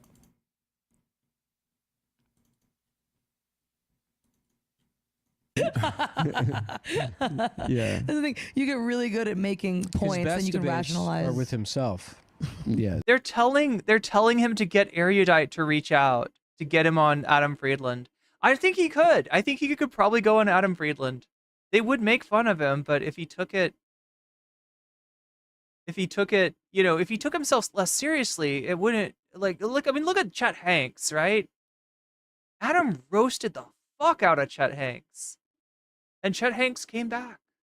That's true. Yeah. Yeah. That's why it's so good, because he's And there's like so much to make fun of with Chet Hanks. constantly torn, his mind. We will never have a coalition on the left, it seems, then. Ooh, you know what I just noticed, chat? Destiny's stream overlay, his background, it actually kind of reminds me of Sundays. Now mine, if you notice, has got jellyfish in the background. I like to have something moving. I like to feel like I'm in a jellyfish tank. But Destiny's and Sundays, it's like live wallpaper or something. I don't know. Yeah, dude, because one fucking Twitch streamer is at odds with another Kick streamer who wants to say the N-word as a white guy and advocates to do that, who has propped up neo-Nazis. So, Surly, Destiny on the Lolcow podcast when? what does that N-word debate that he got crushed in, that he slammed his fist on his desk and caused his computer to glitch out, does that live in his mind forever? Like, what? Who's arguing about the N-word all the time? Like, what are we talking about? Lil bro, this is like 2019 drama. The debating my ex-wife meme was here. Sell fake Molly in the parking lot for that. Oh shit! Actually, oh wait, that's him from the show? Oh, so it was a literal connection. yeah, the thumb. I can't believe no one in his chat told him. I mean, they did send him this clip, so message received, I guess. But yeah, Adam's been on Hasan's. See, I mean, this is the thing. Like, right, Hasan is platforming Adam because, you know, as many fans as there still are from the Cumtown days, right? Adam's YouTube show does not have the kind of reach that Hasan's Twitch presence does. Thumbnail I saw on Twitter was like debating my ex-wife on whether she was faithful or not. And it was like, that's like the perfect depiction of like the type of content. Okay, so now listen, I'm going to tell you something. I think there is a thumbnail. I think that Hasan is misremembering that thumbnail, right? It was, here's the truth of the matter, okay? Because every joke has to start from a kernel of truth, even if it's a joke that really portrays somebody in a light that's not quite true, right? The nugget of the seed of truth is that after his divorce, Destiny did content about his ex-wife. Destiny used his platform to like go after his ex-wife. That part is true. He didn't, challenge her to a debate. That would have been, I mean, but like, do you see how it comes together? Davy Cliff super chatted $9.99 because Adam is boring if he's not getting bullied. Oh my God, Davy, I think you're right. I think that they need Stabby.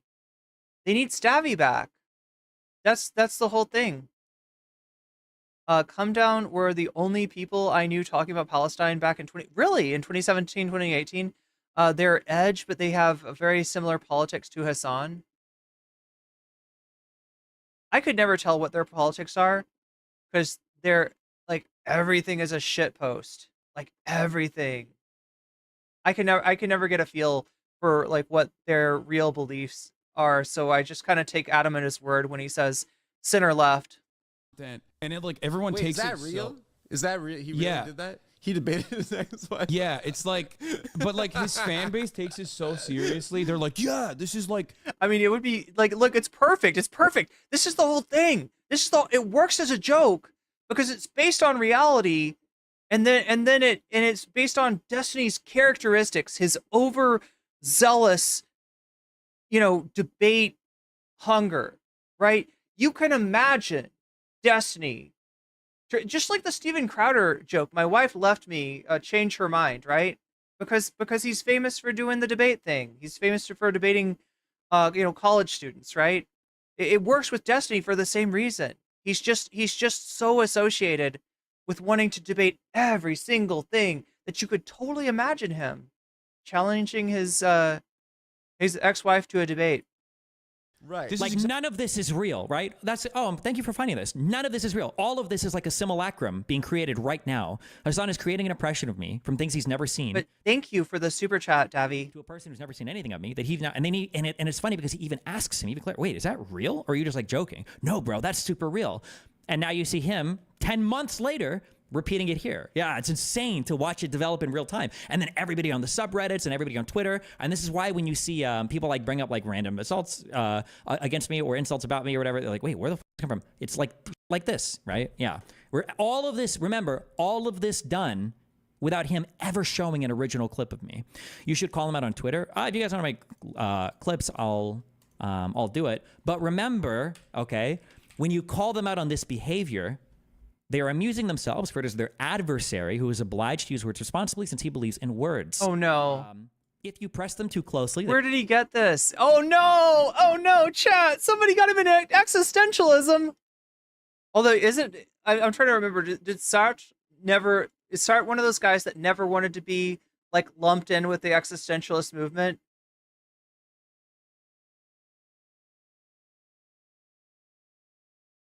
No, whoever passed this, what's funny is that like I saw him encounter Derrida. Who if you know Sartre, you probably know about Derrida, right? It's just like similar time frame and same country and everything, right? Well, he just no fucking clue of the existence, just completely deconstructionism had missed him entirely. They will abruptly fall silent. And it wouldn't be a big deal. Like, a lot of people don't know about Derrida. A lot of people, even if they know of the existence of Derrida, they don't understand what Derrida was on about. But it's only because he's such an intellectual elitist that it's fucking embarrassing how much he doesn't know. Loftily indicating by some phrase that the time for argument is past. When you press him on stuff like this, all this is like, it's not that serious, bro. It was just like a small clip. It's not really that serious, dude. We were just making a joke. It was just a joke on the podcast. It's not really that serious, bro. Like, nobody here even thinks about this so much. Like, that's what they say. They immediately retrieve it. I was like, oh, okay, well, me, I guess then. Yeah. Yeah. We were doing our post-election cope stream, and the subject of Israel had came up, and here we go again. Said about it. Let's take a look. Trump is so pro-Israel, it's insane. Not only is he pro-Israel, he hates Arabs. And Bibi like talk a lot, and Bibi's become a lot like Trump. Yeah, Bibi's his guy. They're like homies. Bibi's celebrating last night. Just the other day, Bibi fired a really good guy that a lot of people are pissed about, and he fired him because they had a disagreement, and that's like so Trump coded. Well, he was like a moderating voice in the war room. Yeah. And he got rid of him, or at least a more moderate voice. I don't know anything about the guy. Here we're talking about Yoav Galat. Oh no! Or I'm sorry. I wouldn't just say that he's just... Yeah, several wolves, you're right. Very little actual intellect. Well, yeah, like all of his learning is in service of trying to win a debate. All of his learning is in service of showing himself as the intellectual that he will never be. Right? That's what's sad about him.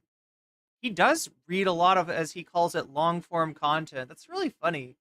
That's how he puts it. It's like, I read the most long-form content of anyone out there. Nobody else does that. Right? It's like a voice. This is the head of your defense ministry. This is like the guy. This is your head dude. Would this be the equivalent of like the commander-in-chief in the U.S.? Doesn't Destiny weigh like 100 pounds? Why does he feel so confident to talk so much shit? 100 pounds when he's wet, yeah. It's like, I know this is like your president is like the head of our military, but the your minister of defense, I believe, is like it's the head of your entire... Nobody wants to read anymore, true. Hey, I tried to read that Atlantic article on stream because I found it so interesting.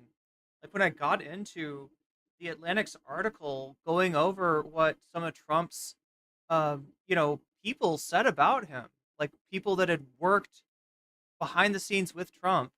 I found it incredibly interesting, and I don't know if chat found it that interesting. It's just me reading for, 45 minutes. The head of your entire military for Israel. As someone who reads books, I think those are called books.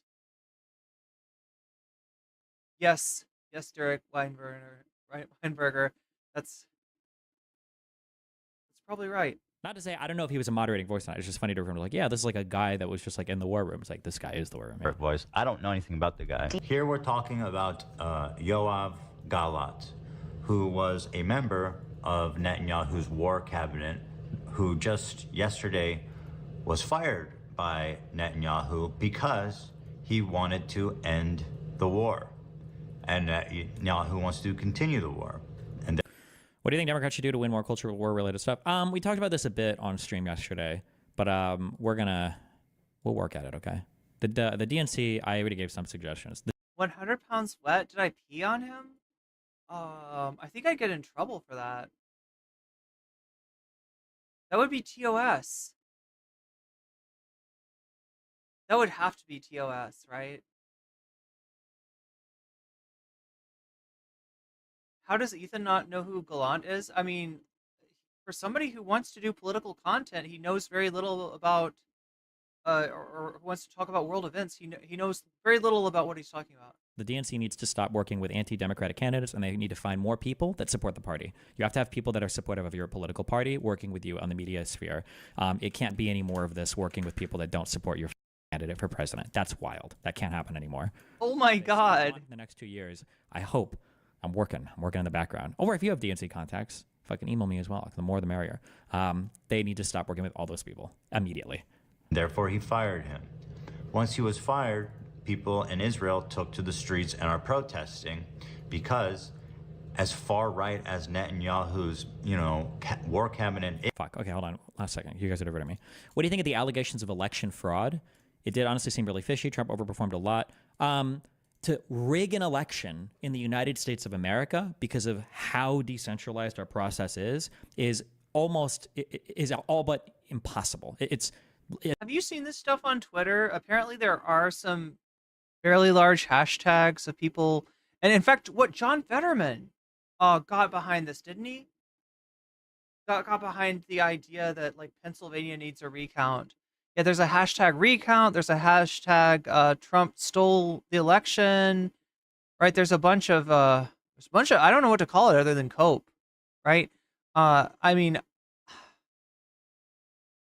I can't imagine how the election could be rigged and it not make a splash, it not make a ripple, there not be something like really kind of out of order that you can see. And so far, I haven't seen anything that Ethan should stop talking about politics. Yeah, probably. It's close to impossible to be. The amount of people. Is Gallant Likud? I wasn't clear on that. I take it that he's not as far right as people like Schmotrick and Ben Gavir, but I don't know if he's part of the Likud part. That's the Netanyahu party. Aren't Schmotrick and Ben Gavir from like a further right party, and then Netanyahu is Likud? Some people's votes weren't counted. This is in Pennsylvania, right? That would have to be involved to rig even an entire county, unless it's like a kind of like. Is this the thing where they're Davy Cliff super chatted $9.99. Oh my god, please not Blue Anon. You're not getting Blue Anon from me, okay? I'm straight up with you, chat. Right? I try to be very matter of fact about these things. And I just don't see I don't see anything coming in and flipping the results of the election And I hate to be doomer about stuff. I really try to, see the silver lining if there, and I can see a silver lining, all right? But it's like way in the future. It's way the fuck in the future. Right? The only silver lining there is to this is if people start to organize on a local level and some movement based on class consciousness comes along and shows Trump for the demagogue that he is, because right now he's got the message. He is regarded as the person who cares about people who are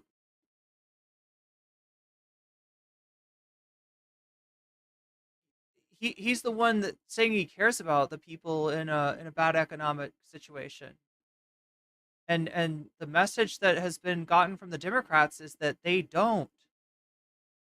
Just like so much, Steve Bannon just got what he wanted, right? They played into Bannon's hands. This is what he does. He is the master of the flank, and the Democrats were like, "Here's my flank." Like that, they could not have. They showed him their butts, right? They showed him their flanks, and he was like, "Oh, don't mind if I take that flank." It's so frustrating. It's so depressing. And I don't know what to do. I don't even know if I can stay in this country and do my fucking job, do my show. I think I might have to fucking relocate now. 4 people or something, right? Is insurmountable. Let alone an entire state, let alone multiple states. There's just no shot. It's inconceivable. Well, I mean, it could happen, but you'd need very, very, very strong evidence. You'd need incredibly strong evidence in order to make that argument. Because as far right as Netanyahu's, work, where we go blue, wait, is literally where we go blue, we go all. That's awesome. A moderating voice in that cabinet, and was the only one representing the people and pushing for the war to end. The problem with Yoav, which I don't even think Ela probably knew at the time, because this war's been going on for so long, is that he's somewhat infamous for this quote here. He said on October 8th. Do you believe this, chat? Like, I kind of took him at his word here last night, but I'm starting to wonder. Like, so for an American to not know about Yoav Gallant is totally understandable, right? There's probably a lot of Americans, even Americans who, stay apprised of this issue that don't know who Yoav Gallant is or don't know his history, right? I'm just like, the thing that makes me question it though is Hila's from Israel.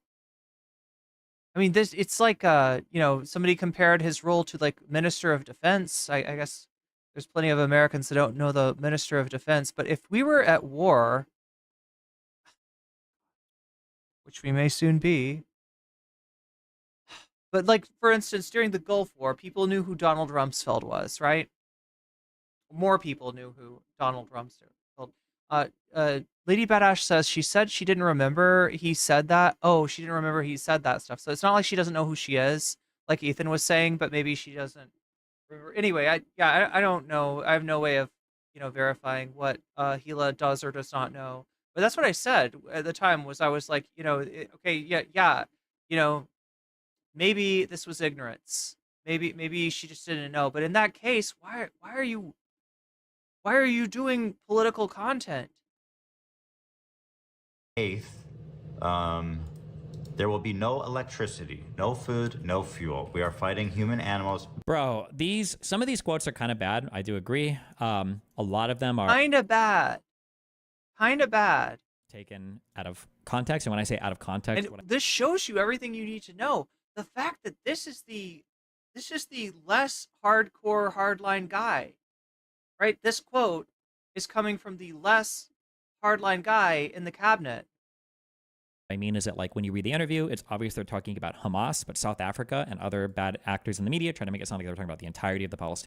Oh, I mean, to mention this earlier, Adam Friedland show says they're center left as a bit. It was in response to Dasha turning out to be pretty right wing, and Adam was jokingly like, "Oh, I need a new political ideology." Yeah, no, it is definitely their bit. But I don't think it's that far off. I mean, look, if Adam is like a super leftist guy, he kind of keeps it on the down low. I mean, he's not a chud. Like, they'll make some really edgy jokes. They'll say some really fucked up, shit. They'll entertain some really, like, racist kind of concepts, but it's never as like an endorsement of the racism or anything like that. It's it's making a joke out of it, but I never really get a lot of like straight up like Adam saying, like, you know what I mean? It's not what they do. It's a comedy podcast. They're not there to say, here's what I really think about politics. How weird would that be if Adam or Nick made a serious statement about politics? How weird, how bizarre would that feel if they were like, no, but seriously though, get out there and vote. We got to save our democracy. It's just like people. I don't remember this quote in particular. I have to go back and check. But there are some of the quotes that are just like, this is. I want to see Marxist-Leninist Nick Mullen. I think that would be interesting. Can we get a Nick Mullen tanky arc? Not acceptable. You shouldn't be saying this.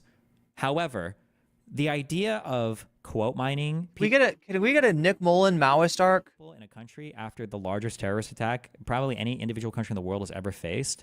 And then meanwhile, like, Palestinians are allowed to do whatever with impunity, and the answer is, well, they've been occupied. Of course they have to rape women in Israel at a party. That double standard is insane. That is insane. Yeah, no, I get that they're not like conservatives. I would not I just don't feel like their politics is part of their content. At least if it is, I've never seen it. And we act accordingly. When he's talking about entering Gaza in the first phases of the war.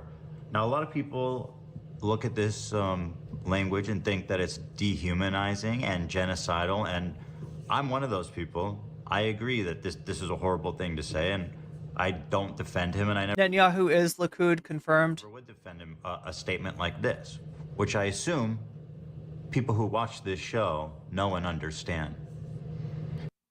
Why is his camera so blown out? Poor lighting, probably using a webcam. Okay, what was that? Destiny makes mouth noises and I don't understand. It's gotta be some DGG meme. People who watch It's gotta be some Taliban thing. this show know and understand. Why is his camera so blown out? Poor lighting, probably using a webcam. Okay, so now the first thing was him maybe being a little bit dehydrated and opening his mouth to talk. But then when he finishes his statement, he does this like, and I'm just like, what the fuck is that? What the fuck is that? Oh, you were correcting chat, not me. Now, a year plus later, You're good. for whatever reason, this is the same guy who's advocating for the war to end in Israel. And Ela, looking over the news, sees that people are rioting, that people are upset, and that people who want the war to end I'm not as scary as everybody says. are upset that he got fired, and that's basically all that happened.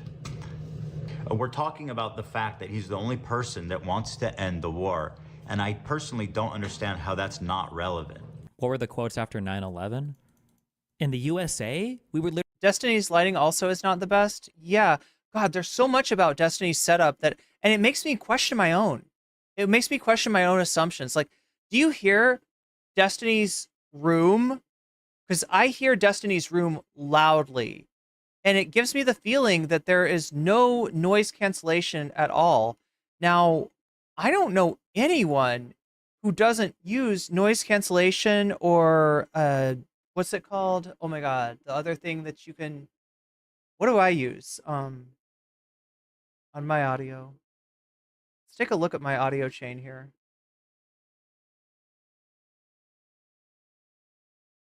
Wait, do I not have? What? What?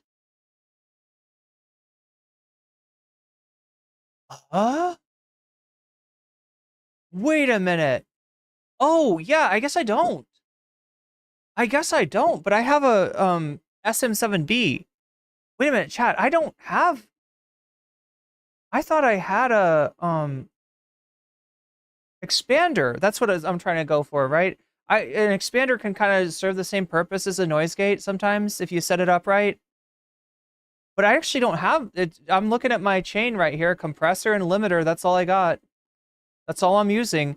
It's because this mic is so good. And I gotta thank the Throne Gang for this mic, okay? I wouldn't have this mic if it wasn't for people supporting me on Throne, helping me crowdfund equipment to make the stream better, and I guess not have to use. I don't remember when I took my noise gate out, but yeah, noise gates are a pain in the ass. They can, definitely cause problems. I guess I understand. But here's what fucks with me. You can hear every click on Destiny's keyboard. You can hear every rustle of paper on his desk, and it's not only him. I've noticed on news shows, on like, cable news, that there's just a lot of room sound. There's a lot of paper sound. There's a lot of sound that you'd think would be occluded by a noise gate that gets through. And I'm wondering, did somebody like study this and decide that you get more watch time if you have some noise? Or is noise somehow good? Is this like a new meta? I don't understand. Literally trying to ban Muslims from some mics have built-in gates. Making mosques in New York City, my dude. After post 9/11 and seeing the American response to it was one of the first things that started to break me out of my conservative bubble. Because one of the proudest things that I felt as an American was the like it's so cool that we have so many religions and everything here, and like even if I disagree with you, like I'll die for your right to defend it. And then seeing how Americans were acting after 9/11, where we started to like shit on our own Muslims, was like, that's a weird way to say it. Our own Muslims. He said Muslim too, like Muslim. Also, I'm giving you a low conviction take, 10%, because I could be wrong. So I'll reevaluate. Uh-oh. He's about to say something racist, isn't he? I used to say... He's about to say something racist. Yes, Omega Star, viewers just like you. Chill. We have like the best Muslims. Brady says, I think Destiny's meta is being a fast-talking asshole. Now I'm kind of wondering if... Wait, what's he saying? American Muslims are super chill. We have like the best Muslims. Now I'm kind of wondering if... Because I remember my time in Palestine, my time in Israel. I wonder if it's just European Muslims that are crazy. Because I saw somebody write a... I'm surprised he's not being super racist against American Muslims right now. I'm repeating it the way that he said it. Muslims right now. I'm surprised he's not being super racist against American Muslims because of, like, I don't know, voting numbers that he saw from Michigan or something. Comment on Reddit where they were like, Muslims in Europe. I'm surprised he's not one of those dudes that's not like, we're only getting... Kamala only got 70% of the vote. She should have gotten 90% of the vote. Than Muslims in the Middle East. And I'm like, that might be true, actually. Because how do you have 2 million Arabs living in Israel that seem to be relatively chill? What's going on here? And what's happening there? I don't know, man. But oh, the chat's bringing up Amsterdam. Yeah, I don't know, man. Here from The Guardian, a left-leaning newspaper you guys all probably know. Here's a headline. Benjamin Netanyahu fires Defense Minister Yoav Gallant, triggering protests in Israel. Demonstration in Tel Aviv, widely seen by Israel's allies as a break on far-right elements of the Israeli government. Again, this isn't just my opinion. This is opinion that's held by internationally, that he is a moderating voice on the war cabinet, once again, advocating for the war to end, which is what I thought we all wanted. Here's another article from The Guardian. Yoav Gallant reportedly says Israeli army has nothing left to do in Gaza. The ousted defense minister also quoted as saying Netanyahu rejected peace deals against advice of his security officials. As you can see, I'm not saying any of this to defend him. What Narwhal by Nature says Muslims. He said and what he's done. It almost sounds like the French word for should very well be Muslim. Investigated by the International Criminal Court, and if he's found, he should submit to an investigation. If he's found guilty, then charge him. But what I am saying... Also, real quick, because people are saying that Ethan is wrong about Yoav Gallant, and therefore everything Ethan is saying is not true. We're running into this issue again, this first order, second order thought. It doesn't really matter if Ethan is wrong. What matters is what Ethan would do when confronted with the correct information, right? So I think Ethan is saying that Yoav Gallant was a I think there's a few other reasons that the Muslims in the U.S. didn't want to vote for the Democrats this time around. Moderating voice. And people are saying, and then Hasan, or I think... If I was Muslim, I wouldn't feel very comfortable that, the Democrats had my back. People have attacked Ethan saying, oh, Ethan supports genocide. And then when Ethan comes out and says, well, actually, Yoav Gallant was a moderating voice, and somebody's like, oh, Hasan was right because Ethan is wrong about Yoav Gallant. But that's not true. They're not attacking the same claim. Ethan is claiming that Yoav Gallant was a good person, and that's why it's bad that he was fired. Hasan is claiming that Yoav Gallant was a bad person. The difference of agreement isn't what should be happening, whether it's genocide, it's whether or not Yoav Gallant was a bad person. Because I'm guessing that if you show Ethan evidence of like, oh, well, look, actually, Yoav Gallant said we're going to destroy every single Palestinian family and kill all their children, then Ethan would probably say, oh, shit, okay, never mind. Then I guess he was bad. He should be gone, right? That's the difference. It's the first order versus the second order thing. Is that I think that while Hila misspoke and said he's a good guy, her intention was that, this guy is trying to end the war. And I'm pretty sure we're all on the same page as that being a good thing. I feel like the reason I brought it up was mainly to express the frustration with Bibi and him firing the one guy that was somewhat, attempting at moderation. It wasn't really so much to say Gallant is a good guy. I shouldn't have used that word. That was a bad choice on my part, considering stuff that he has said that I was not even thinking of. Really coming from the concern. See, this is cringe. It's cringe because, they're playing an unwinnable game. I'm identifying this more now, too. They're playing the game that you can't win. Because what's happening is there's an opinion right here. Are you genocidal? Are you genocidal or are you good? Okay, this is the game that's being played. Now, if you're over in Camp Hasan, okay, and then this is Ethan and Hila, right? Hasan's claim of them is that, these guys... Oh, God, we got to solve it with MS Paint. See, when I say that the apple doesn't fall far from the tree as far as Vosh from Destiny, this is what I mean. Vosh's... methods, his stream habits, his cadence, it kind of came from Destiny. And his sketchy takes, especially about short stacks, definitely is something that would not be out of place, is not out of place in the Destiny community. Guys up here, they are genocidal. And then what's happening is a figure or... He basically just broke off and built his own DGG with leftist aesthetics. Statement will pop up. We'll say it's this guy, the Minister of Defense, Yoav Gallant. And Ethan and Hila are saying, we think it's sad that this guy was fired because we think this guy is a good voice. I'm using shorthand here, good, right? But if they were to find out that he was actually bad, my guess is that their opinion on him would change.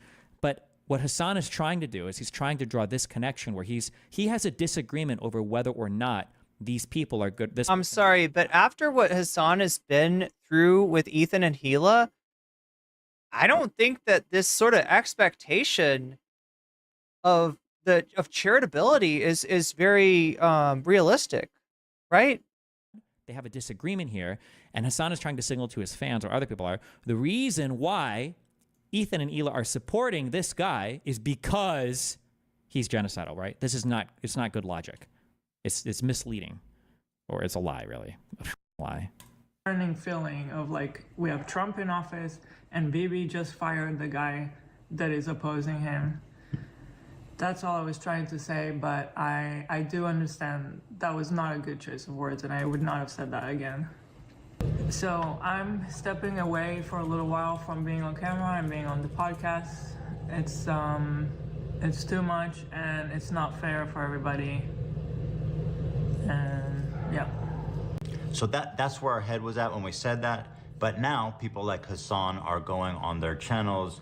Do people really not have basic understanding of logic trees? Holy fuck. I feel like you explain the most basic shit that these readers like Hasan viewers don't understand. The problem is what they don't understand is they've already assumed that Ethan and Hila are genocide supporters. So they're just looking for evidence of that. And when Hasan is giving you like the path, then they're like, oh yeah, shit, he does support that guy. That is pro-genocide. That is pro-genocide, right? That's what they're starting with. They're not actually, they don't analyze the facts to come to the conclusion that Ethan is pro-genocide. They start with the conclusion that Ethan is pro-genocide because Hasan told them, and then Hasan gives them fake facts to support that, basically, right? The simulacrum, the Hasan method, whatever the fuck, right? Vosh would do the same thing to me. And accusing us of supporting a war criminal. Anyway, here's what Hasan said this evening about the clip that sent the other thing about Gallant that I'm not super clear on is maybe Gallant wants to end the war, in the conflict in Gaza. And what does that even mean to a guy like Gallant?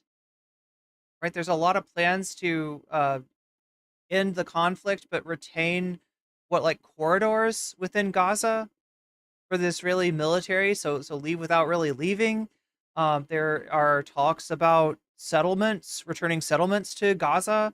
And also, what does that mean for Lebanon? What does that mean for Iran? Is Gallant wanting Israel to make peace, or is Gallant wanting Israel to pivot to other wars, right? That's the other question I'd ask.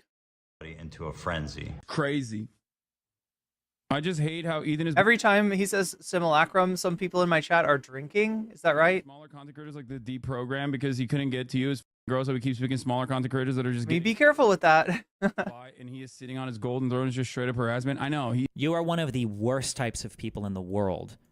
If you use the defense of I can't imagine how ashamed, how humiliated I would be ever using that as an excuse. Like, you have to be a person with no honor or integrity to attack somebody, and then when they hit you back, go, I'm a smaller grain, and why didn't you hit me? It is cowardly behavior. It is absolutely cowardly behavior. You have no self. Oh no. Friends of the VOD are getting brought up in Destiny's chat. You see that? God damn. This is why I never did. This is why I never did a true debate with Destiny. I knew I would end up like Katie. I mean, like the way that.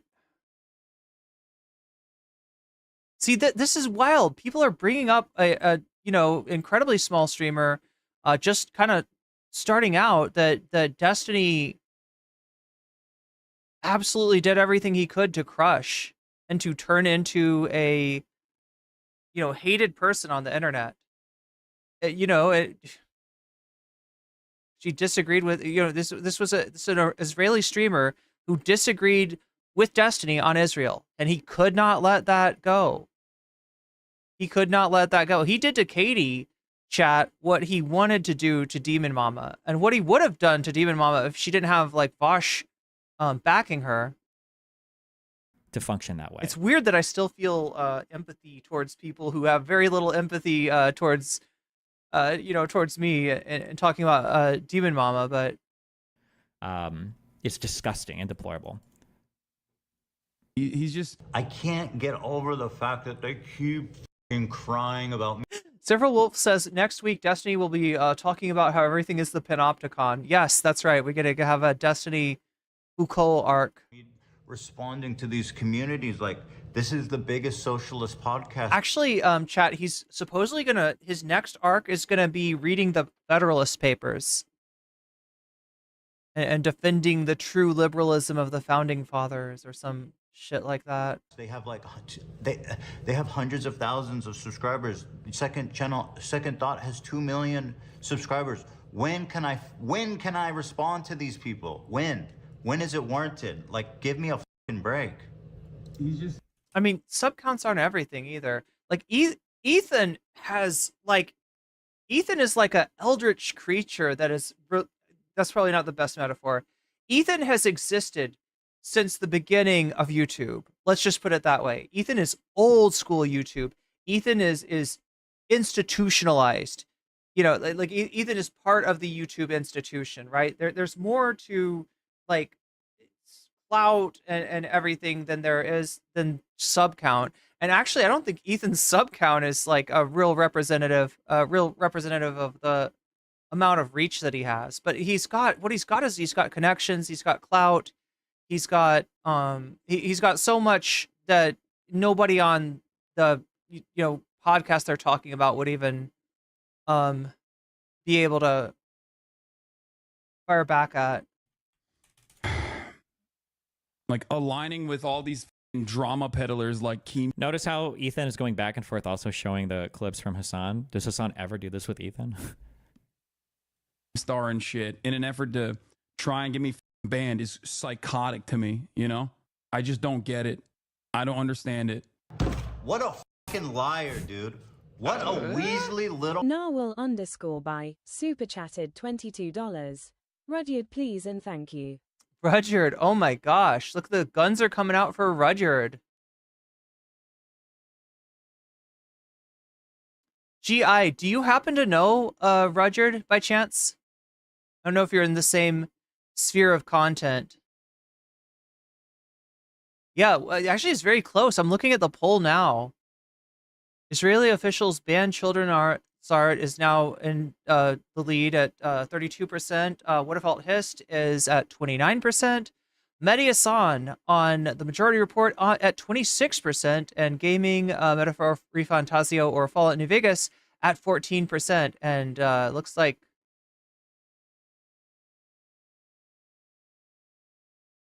What About Hist just got a bit of a boost. There it goes. There it goes.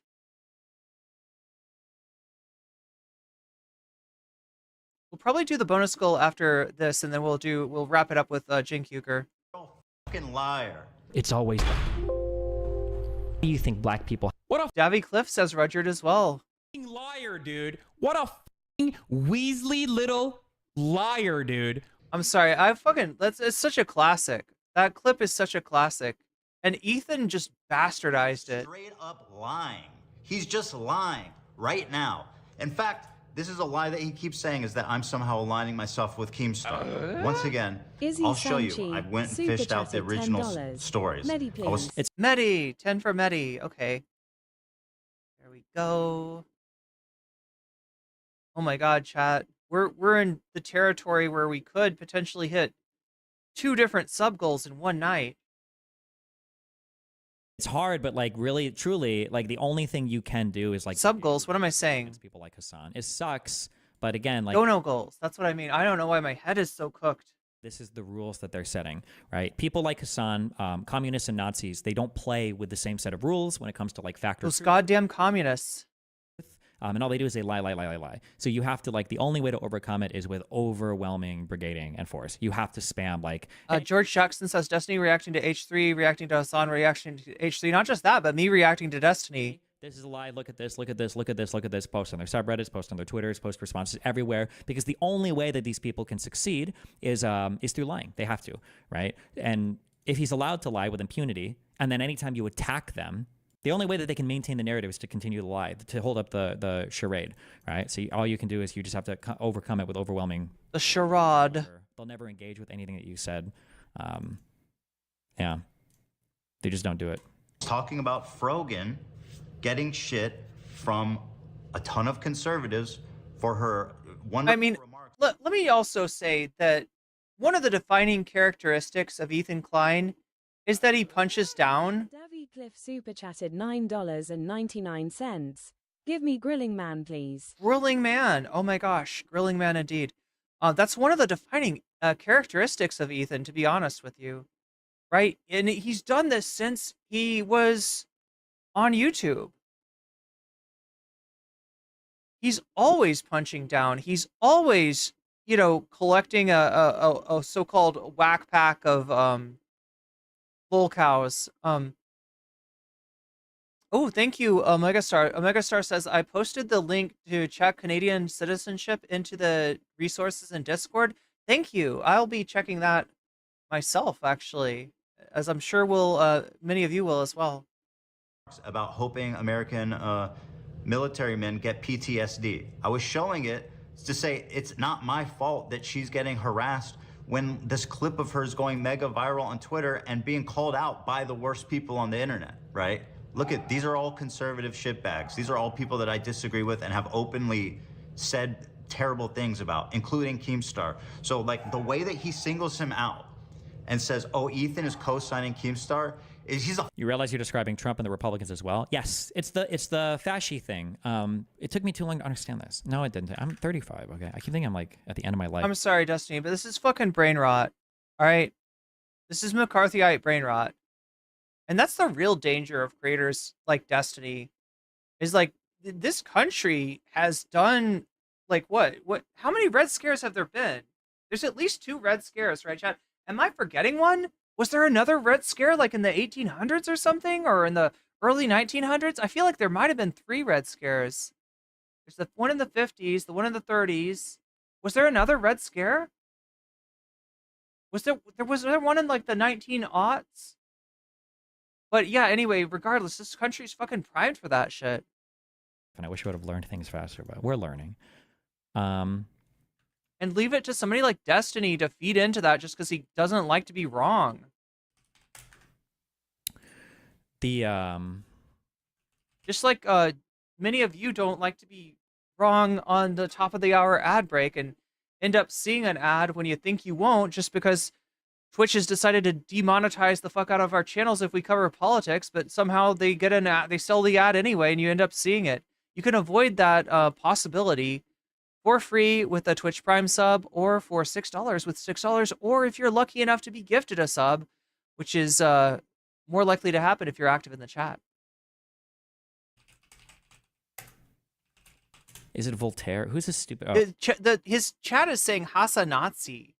Like, right, they've increased the level on Hamasabi or whatever they used to call him. They calling him Hasan-Nazi. Oh, Sarter? Instead of Sarter. Destiny, I thought you pronounced his name correctly before.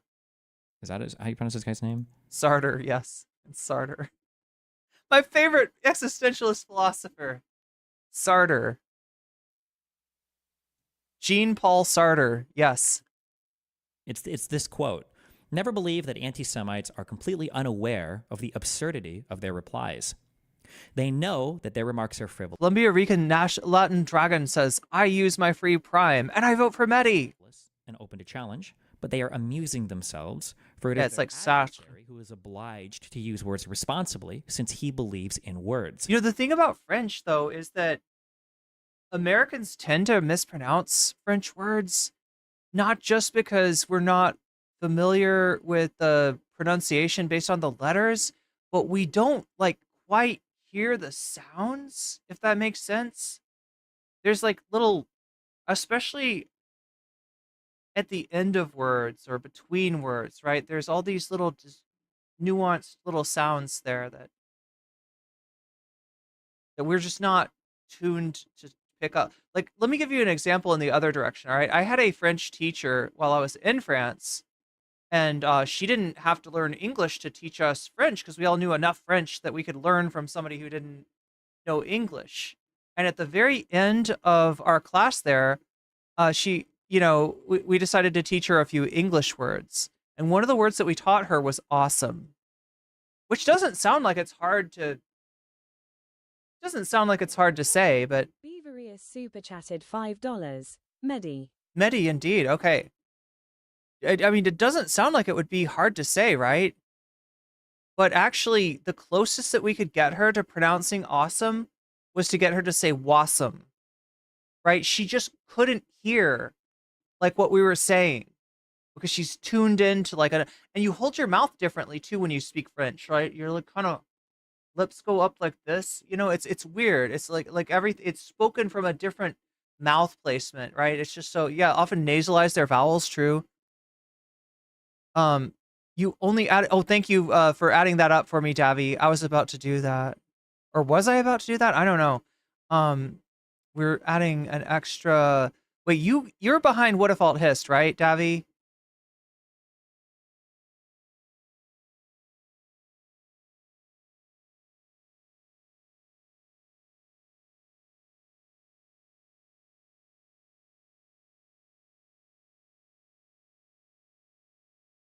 Yeah, Grillin' Man. Grill Man.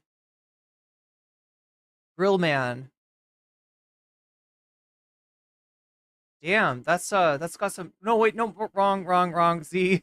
Oh my god, I almost added it in the wrong place. How frustrated would you be then, if I put it into the wrong line. Bevarious for says Medi. Medi's getting 5 extra, and yeah, again, if we hit like 200 somehow, there is every chance of doing like the top 2 instead of just the top 1. We've done that once before. Once before it's happened. 20 more for Rudyard, and the goal.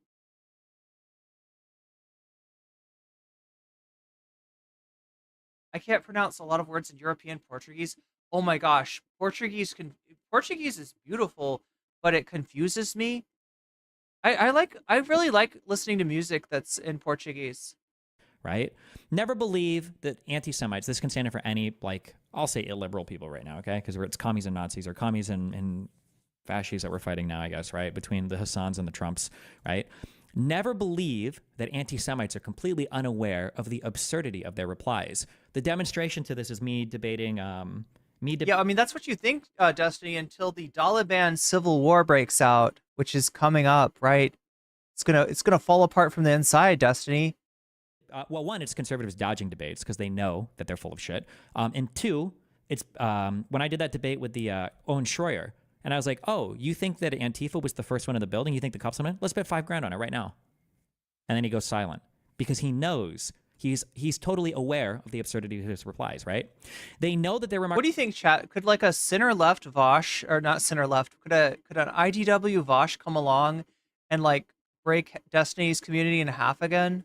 Are frivolous and open to challenge, but they are. I want to see that. I want to see that DGG civil war go on. Using themselves for it as their adversary. Yeah, how is Hasan on the same level of Trump in any universe? That's right. Who is obliged to use words responsibly since he believes in words, right? When they critique Biden or when they critique me for, oh, like you said a racial slur. Meanwhile, his whole chat is like Gusano, murder sites. Oh, All right. Devi Cliff super chatted $9.99. I will always fight for Rudyard. Always fight for Rudyard. Damn. Rudyard's got some juice. Rudyard's got some real juice. Some turbulent juice, and even, right? There's turbulent juice. There's juice and it's turbulent. Brazilian Portuguese sounds more pleasant. Yeah, I like a lot of the music. I mean, it's cheesy, right? But like Antonin Jobim, like, I know I have terrible taste for liking that stuff. What else? Biden said bullseye, right? Or Biden said that meanwhile, Trump and their side, I could shoot somebody on whatever avenue. I can make all these like war and violence references. I can say. I guess I haven't heard as many songs in Portuguese. In Portuguese. The only one I can think of is actually, I don't even know if it's like a native speaker. It's one of the guys from Blonde Redhead singing a translation of. Izzy Sanchi super chatted $10. I will not give up, Medi. Medi! Okay, there's a battle. There's a battle, and there's a chance that both sides could win, actually. I haven't seen the dono get up this high in a while, but remember, if it ends up at 200%, then it'll be too. Is it bossa nova? Yeah, I guess some of his stuff is bossa nova and samba. Like hell, you're gonna lose it, right? They know that you're the one trying to play by a rule. Somebody earlier was telling me that I could live in Portugal for like 600. Was it 600 euros a month or something like that?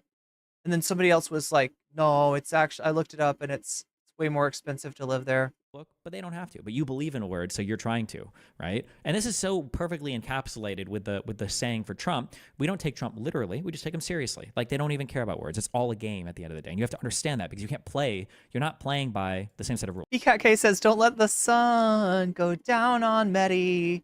Wait, who sings that? Is that Elton John? That's a good song. That's a great song to get demonetized for, get claimed, to get the melody claimed. Do you know that if I ever sing a song too well, I get in trouble with YouTube. Like this only happened once, but I was singing, I think it's True Colors by Cyndi Lauper. No, it wasn't True Colors. It was Time After Time.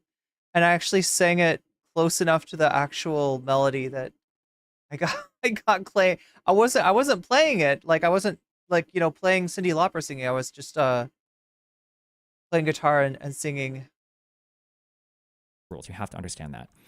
The anti-Semites have the right to play. They even like to play with discourse. For, by giving ridiculous reasons, they discredit the seriousness of their interlocutors. Right? Remember when J.D. Vance says, "Wait, is this from Combat Liberalism? Where is this from? What book? What work of such is it?" Now I'm really I've got to make up a story to get your attention on things, like so be it, you know.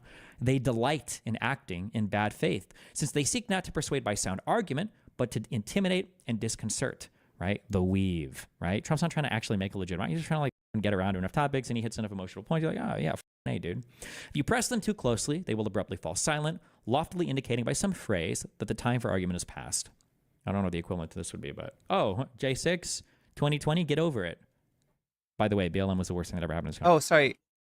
It's from his essay, Anti-Semite and Jew. Oh, yeah, Trump derangement syndrome, yeah. Or when Hasan says, like, oh, little bro needs to log off.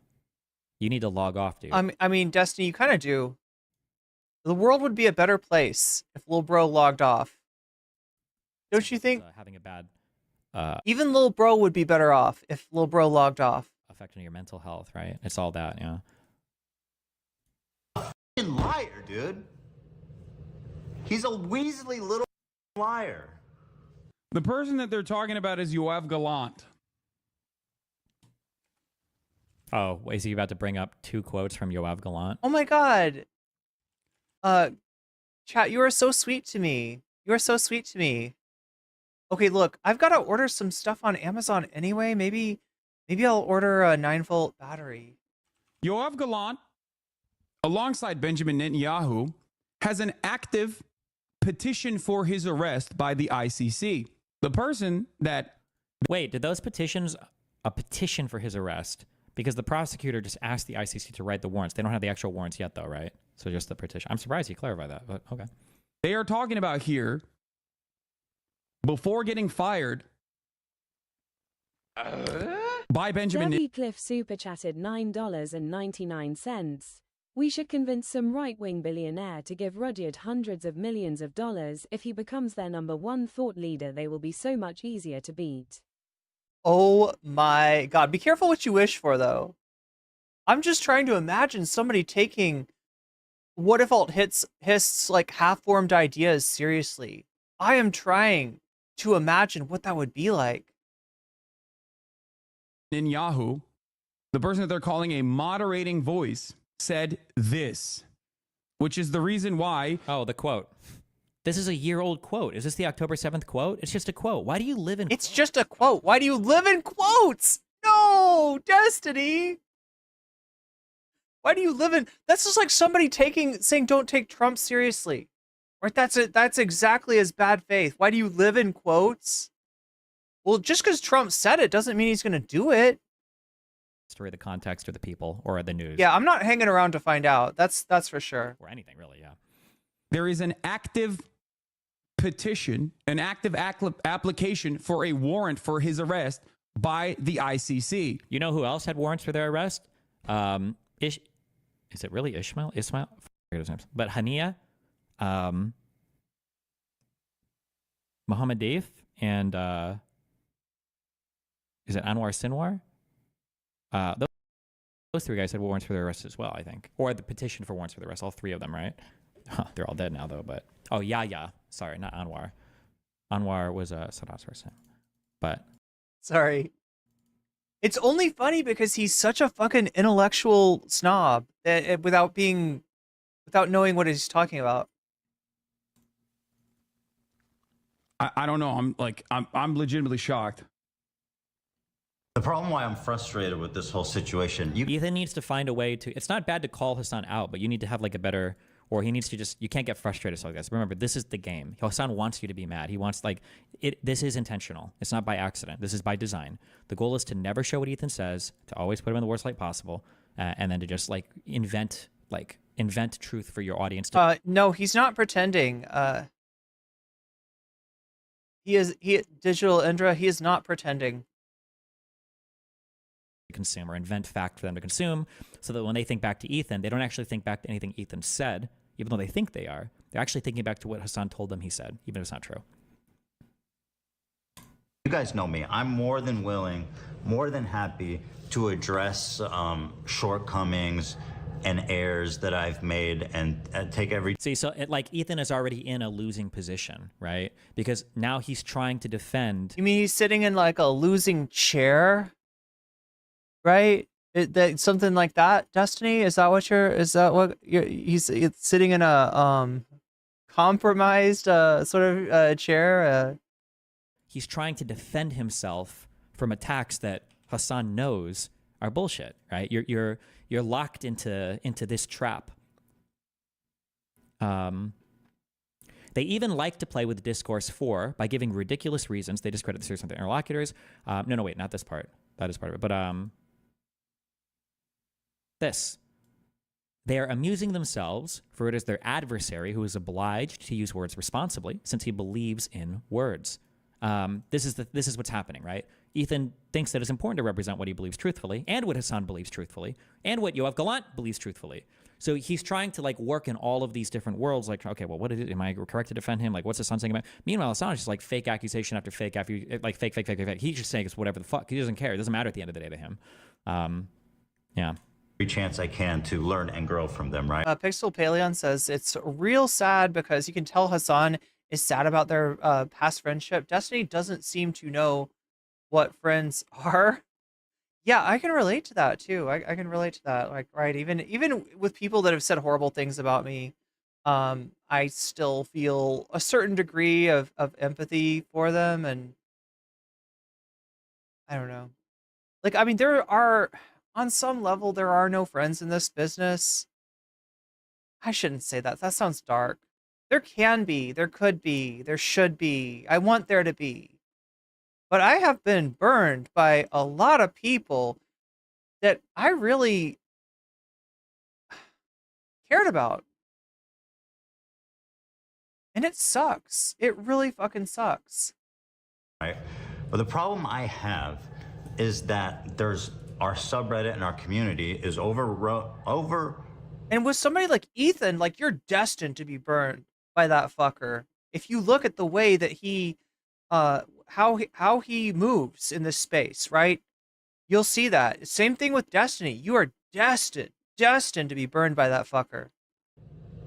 Ridden with these 8-year longtime ultra fans who can no longer, tolerate us, or they can no. What should Ethan do then? I think it's okay to make just small videos like calling out Hasan, but it has to be a little bit more, I would recommend, from a rhetorical point of view, it just needs to be a bit more formal.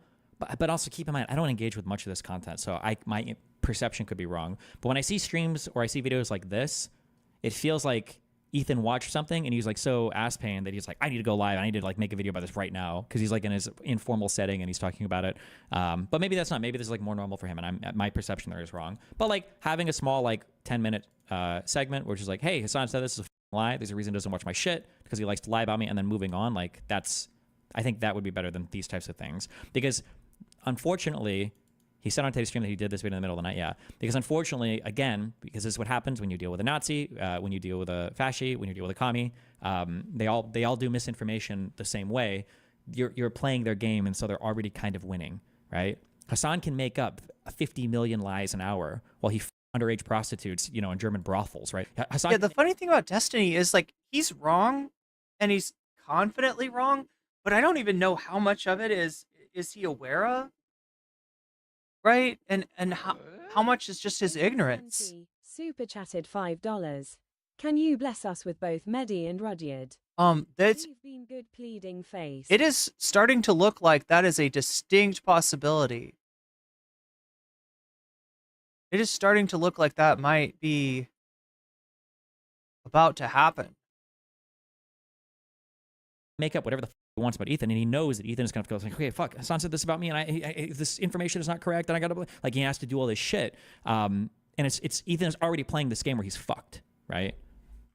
Yeah, I'm trying to get my vape nation going. I can't. These fucking batteries suck. I need to get a new one, don't I? Ultra fans. He's maliciously wrong, says Jay. Who can no longer, you know, tolerate us, or they can no longer walk down this path with us as we've thrown our lot in with the Nazis, right? But like these same people, okay, they hold no standards. And Hasan can go out there and glaze an international.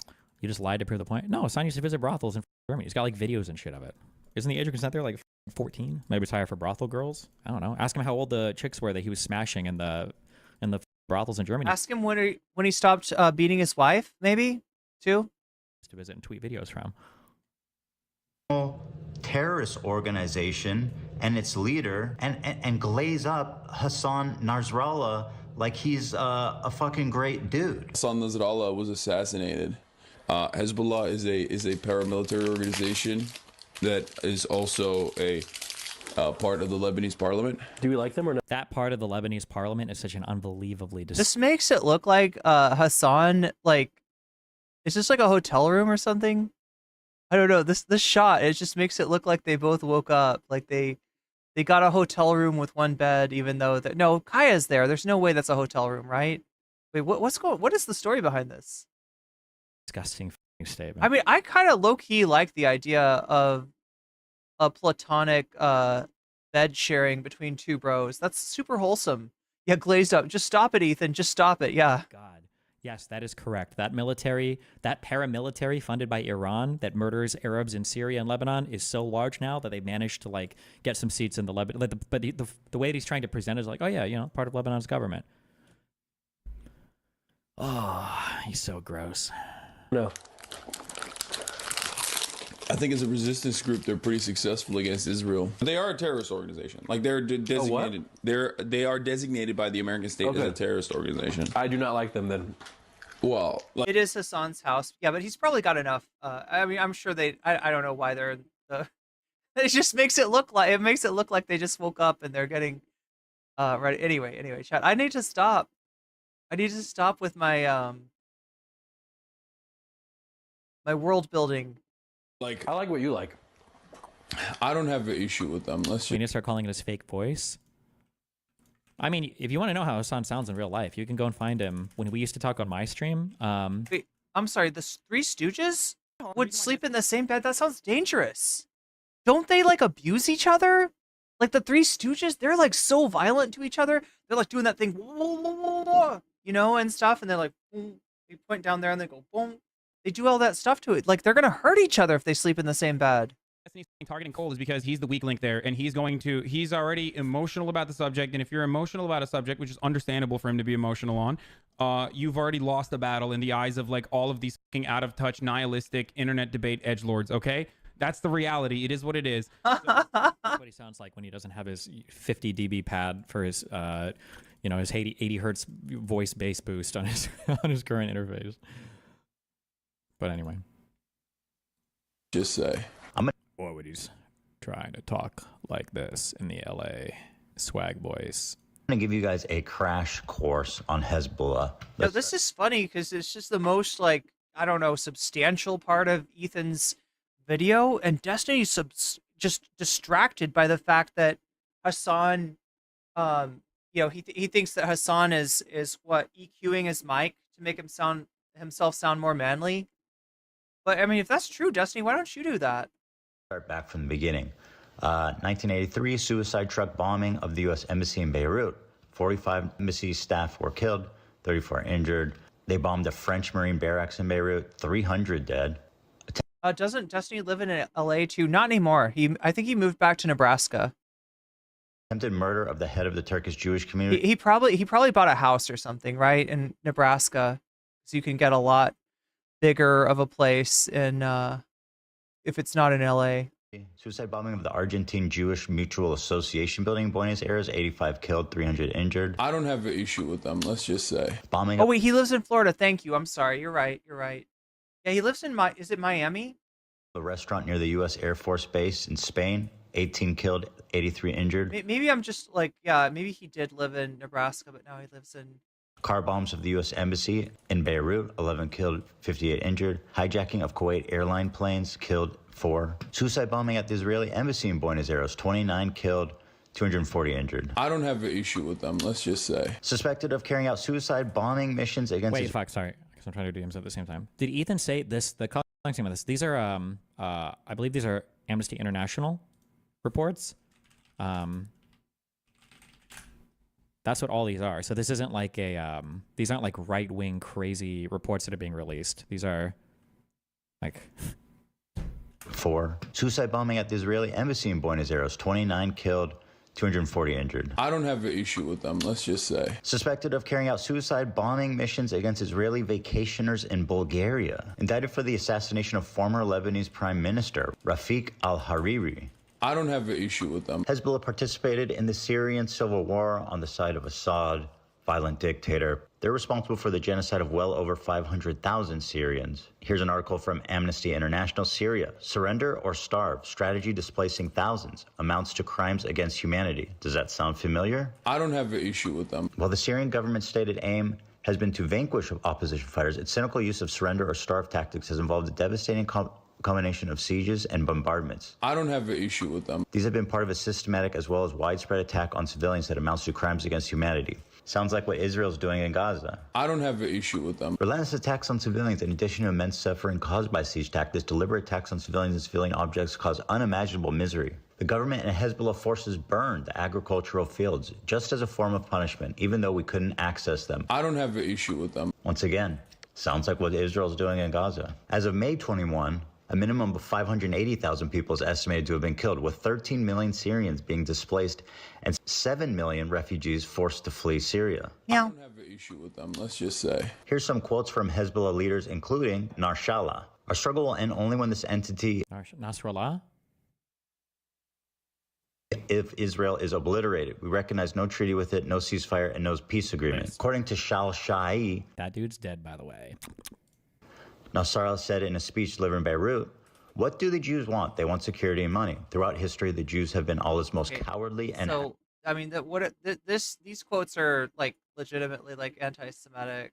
I probably should just avoid having them on my stream.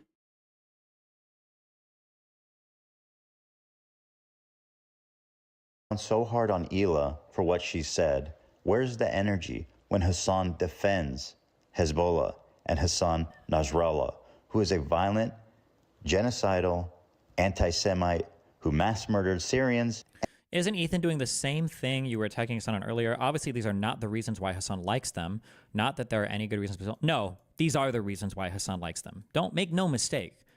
People in Hassan's community, people online. So Destiny goes like, you can't assume, you can't attribute to malice on Hila what could be explained by ignorance, right? But on Hasan, you absolutely can. I'm sorry, dude. You're not consistent. You never were. Your core brand proposition is bullshit. On Twitter that are anti-Israel, these guys celebrate when they find out that more hostages were killed, when they find out that there was some failed Israeli operation, when they find that there was, like, they celebrate this stuff. They like it. It's good. And they enjoy it. It's happy for them. It's good news. Unironically. I mean that sincerely. They do support these types of things. If they didn't, it would be super easy. You just threw a bunch of stuff in together. It would be really easy to find out. You would just know. You know this, though. I shouldn't have answered your question. Projection at its finest. Because your question was bullshit. You know this. It's a bullshit question, like when people come up to me and they're like, okay, Destiny, you get mad when Nick Fuentes makes racist jokes, but like, don't you kind of make racist jokes sometimes too? And it's like, you know the difference, though. Nobody thinks I'm racist. Oh my God, it's hard to imagine you not being racist with some of the shit that you say, and it's not jokes. Like, you remember how he was talking about, like, Arabs earlier? It's hard to steelman that as being something other than racism. Racist, right? Nobody thinks I'm sexist. If you watch any sugar rocket cookies, for any person, nobody thinks this. Everybody knows the other guy is. It's different. You know it's different though. You feel that. You know it. You feel it intuitively. You know these things to be true. So like the question itself is it's a ridiculous question. Usually. And committed terrorism all around the world. Where's all the 8-year subscribers flooding into his community saying they can't follow him in these footsteps anymore? I can't believe I'm calling Nasrallah base. I mean, listen. Also, look, he has so many opportunities and chances to clarify his position or to qualify it more or to caveat more, and he doesn't. Listen. You have to remember something, okay? A lot of these dudes, you see them in their fucking fits, and you hear about like some of their attitudes about like gay people, for example, and you immediately fucking resort to Orientalist perspectives, not realizing that these motherfuckers are better read than you by a million. What is that? What? Do you think that well-read people can't be homophobic or hateful? Like, I don't think that his argument is that no one in Hezbollah is homophobic, okay? Okay. Like, it's not a broken clock situation. No, dude. Half of these dudes literally get educated in America and in the UK. What the fuck are you guys talking about? you mean the Soviet Union and Russia and Eastern Europe, right? Depends, but the Soviet Union. I mean, if they're old enough, I guess. I mean, it depends on what we're talking about, but or who we're talking about, I guess. This is why it's Orientalist to literally look at these dudes and go, "Oh, now check this out. We should do a Twitch project. Can we do a prediction? I don't think I've. Wait. How does this work? Let's see. Predict, right? Prediction. Let's do. I never do these. Wait, is it gonna work if I press it? Oh hell yeah! Start prediction. All right. What is the prediction? Will Destiny know the correct meaning of quote-unquote Orientalism? This is a Twitch exclusive. Twitch, you're getting something special, right? YouTube gets the poll. YouTube gets the bonus content poll because Twitch sucks at the polls. Like the poll functionality on Twitch is not good, but I think I can use this prediction. All right, so outcome 1, yes. Wait, how do I do outcome 2? Oh shit, I gotta. We'll just erase the word correct. See, I hate it. Like, why did they limit me to 45 characters?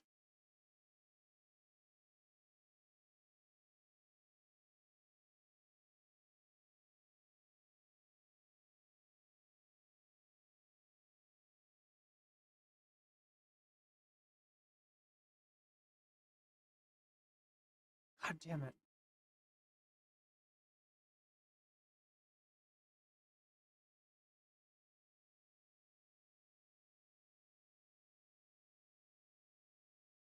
Wait, how do I get to 2? Oh my god. I've never done one of these. I've never done one of these before.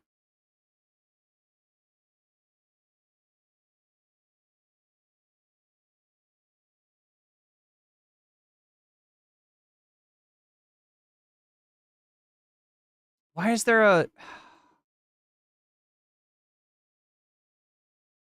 God damn it, I can't do it. I don't know how to make it happen. It's giving me only one possible outcome, and I can't make it do 2. There's like a little exclamation point and name the prediction. I don't know what that means. What if I erase Orientalism? Oh, wait. Does it think that Oriental is a slur? I mean, I guess it can be.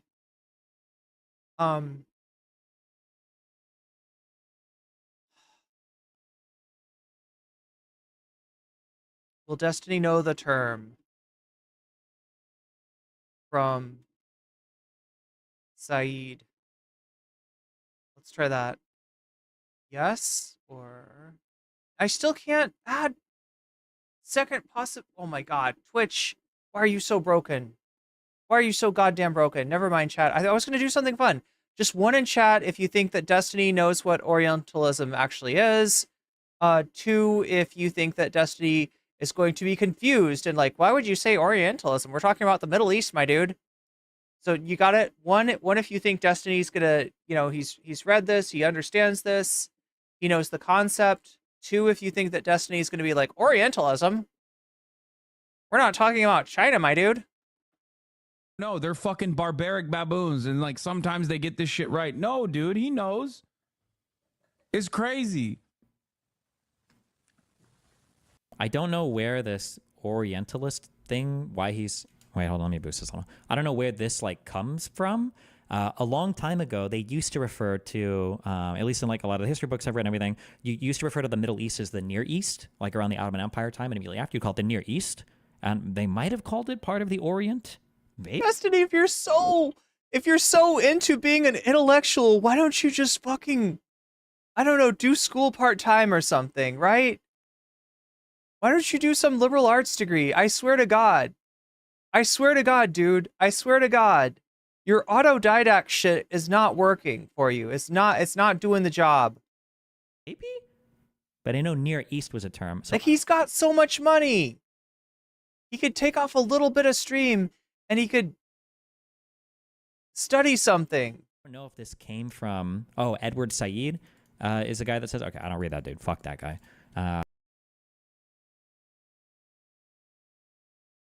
Okay.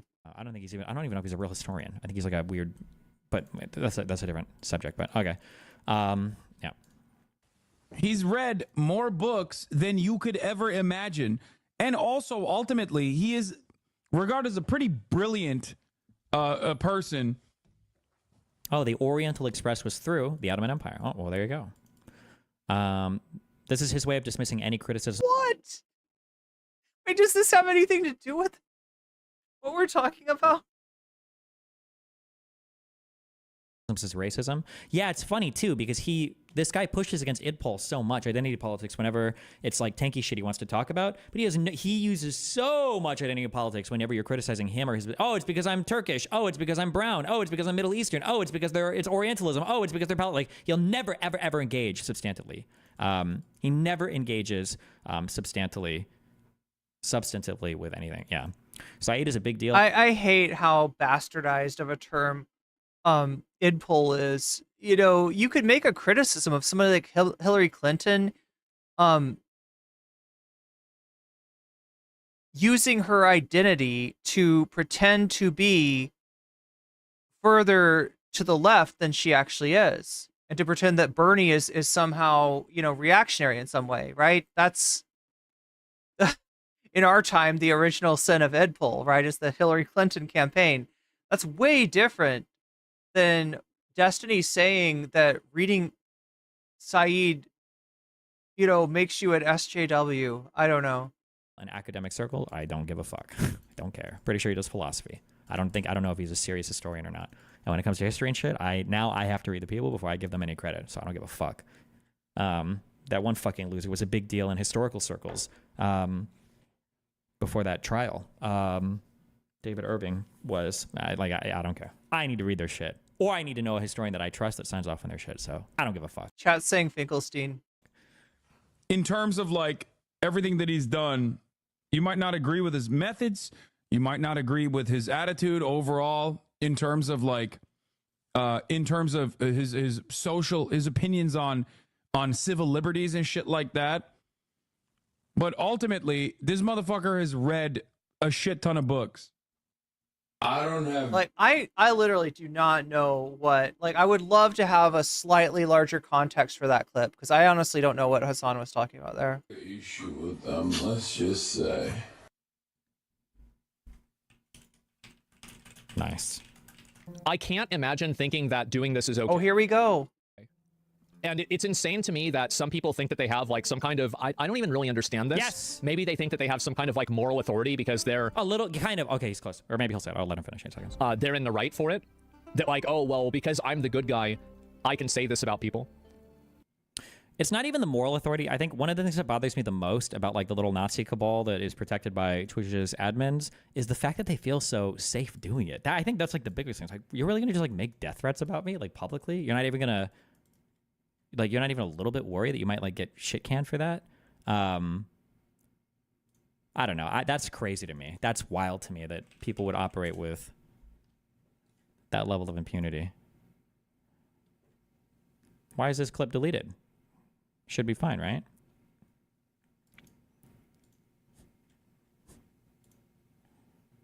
And 3, it's like all here. Now this guy is down. I don't know if I can show this. But basically, okay, so let me explain it to you. That's Mike from PA. He's reacting to Destiny. Here, I'll cut it off at just the right place. They're not even like cowering and running away and screaming in fear. There's like, okay, well, they did it. We got our shots. Okay, is this guy done? Oh, shit. Well, okay. Well, we brought the It's white... called shock, you idiot. It's called shock.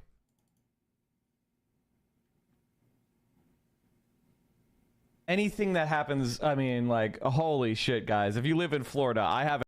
Nope. We're gonna mute that. Okay, so basically what he says is that he's got $100,000 to give somebody if they live in Florida, right?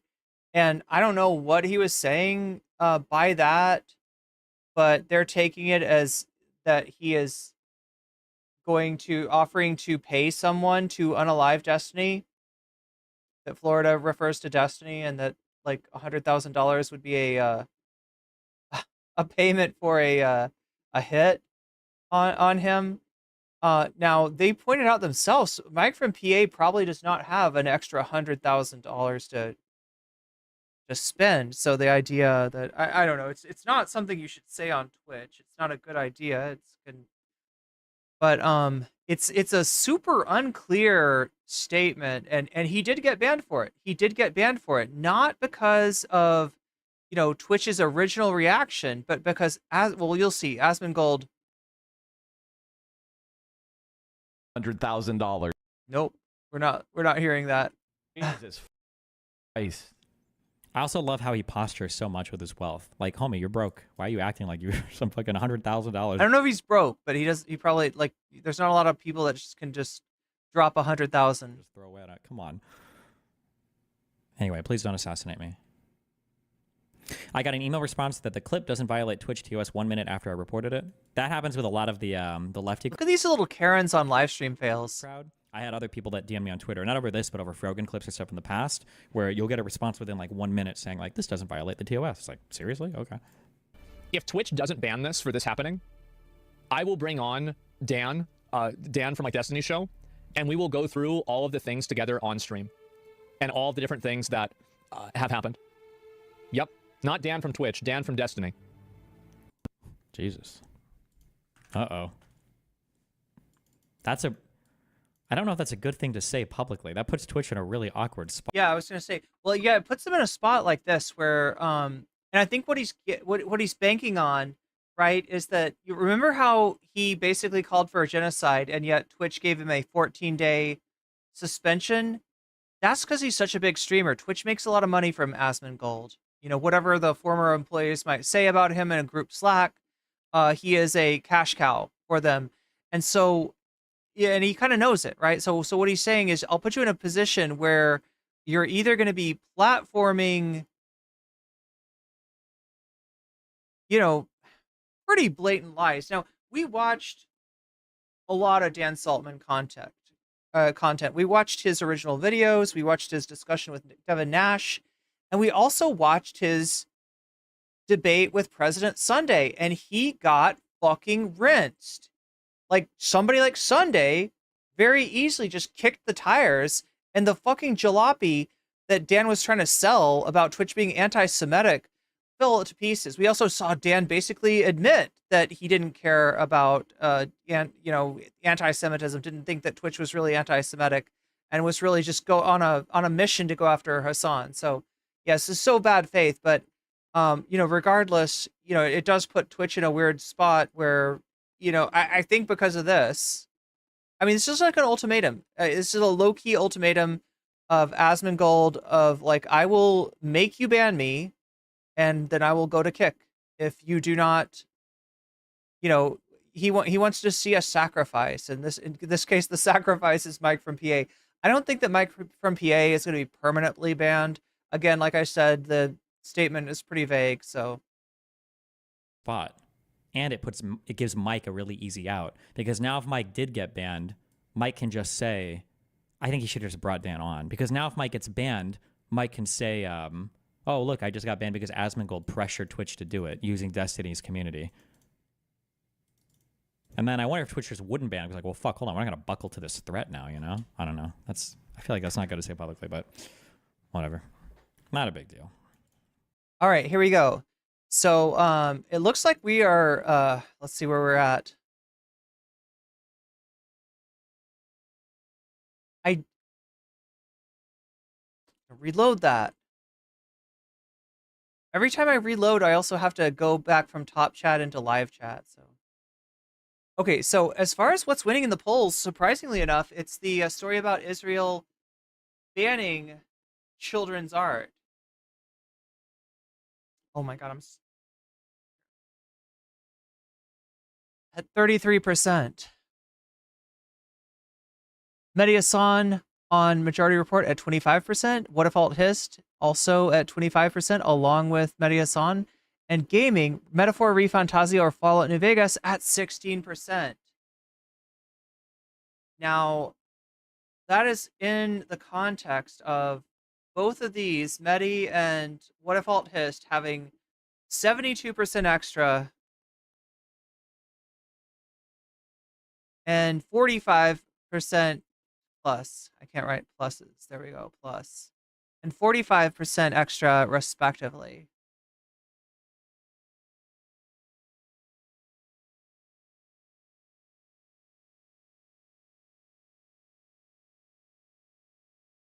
Which equates to, what is that, 98? So yeah, looks like What If Alt Hist is winning. We are actually pretty close, though, to being able to watch 2 different pieces of bonus content tonight. We're at 164. We have to be, we would need to be like 36 points beyond that to get both. But I might as well start up What If Alt Hist now and see if we get to 200 by the time that's over. Then we can watch some Mehdi. We watched the first half of What If Alt Hist the other night.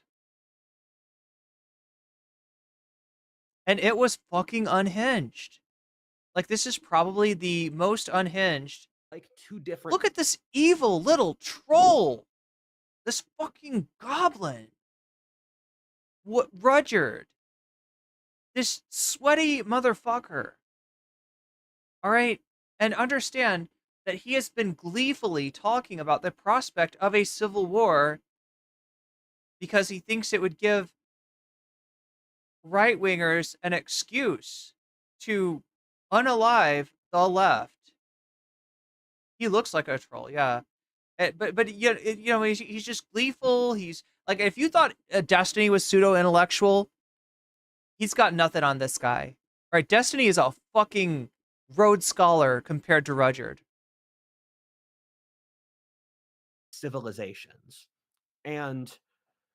And so you, on the outside, we might all wear these shirts, we might all drive the same cars, but our culture, our values, He's a goblin that lives in Jordan Peterson's basement. Really different. And are we halfway through the stream? So we watched the first half of this the other night, right? We ended up hitting a sub goal super late at night and only getting to see, wait, I got to look at the time. No, we got some time. We got some time. Only getting to see part of it because it was so late. But yeah, we're going to pick up where we left off, see if there's anything more to be gleaned from this. This is him, you know, celebrating the results of the election and fantasizing about a civil war and doing political violence. And also, like, putting it in the context of the first Civil War, as in, yeah, the Republicans did the first Civil War too, and this would be just the same thing, right? He's one of these guys that doesn't recognize or acknowledge that there was a realignment in politics. There was a realignment in politics in the 60s, and that the Dixiecrats, the Southern Democrats, were ignored by Lyndon Baines Johnson, legislation was passed, civil rights legislation and voting rights legislation that they very much disagreed with. And those people eventually found their way into the Republican Party. He does not want to acknowledge that. He either is just not, just is that ignorant or, that craven. I'm guessing ignorant. And so they have this very superficial tourist notion of the world because that's how they see the world. They fly to a committee in London where they talk to other people. And like the most Reddit voice you've ever heard. And so the Democrats pull power from outside America, and our allies prefer the Democrats, partly because they're more left-leaning, but also the Democrats will prioritize foreign interests over American interests.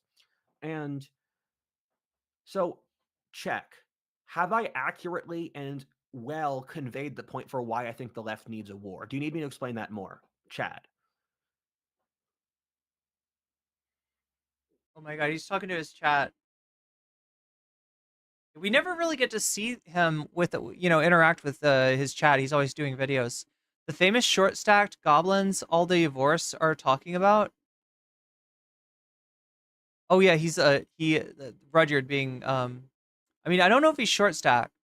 For a second I thought you were saying all the Vorse fans are talking about NCC because I saw that little icon there, but I think we're talking about Rudyard here. I don't think the Vosh people, I mean, I hope they're not. Do they talk about me still? They did for a while. Like, Vosh did everything he could to not acknowledge me, but their subreddit was not, did not hold strong. Okay, so it's mostly yes. Okay, mostly yes. So let me summarize. What was the question? Let me explain that more. Check. And so, check. Have I accurately and well conveyed the point for why I think the left needs a war? Do you need me to explain that more? Chad. So, yeah, he's saying that the left is in such a weak position that it needs a civil war, that the left will start a civil war, and that he's very excited about the civil war because the weak left will be easy to eliminate, easy to enact eliminationist political violence, recreate the world in their own image or in the image of J.D. Vance and Peter Thiel.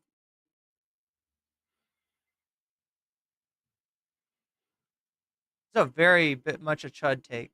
He kind of looks like the Chud a little bit. Oh god, I always forget the Chud Wojak is actually from like a shooter or something. It's based on like a shooter.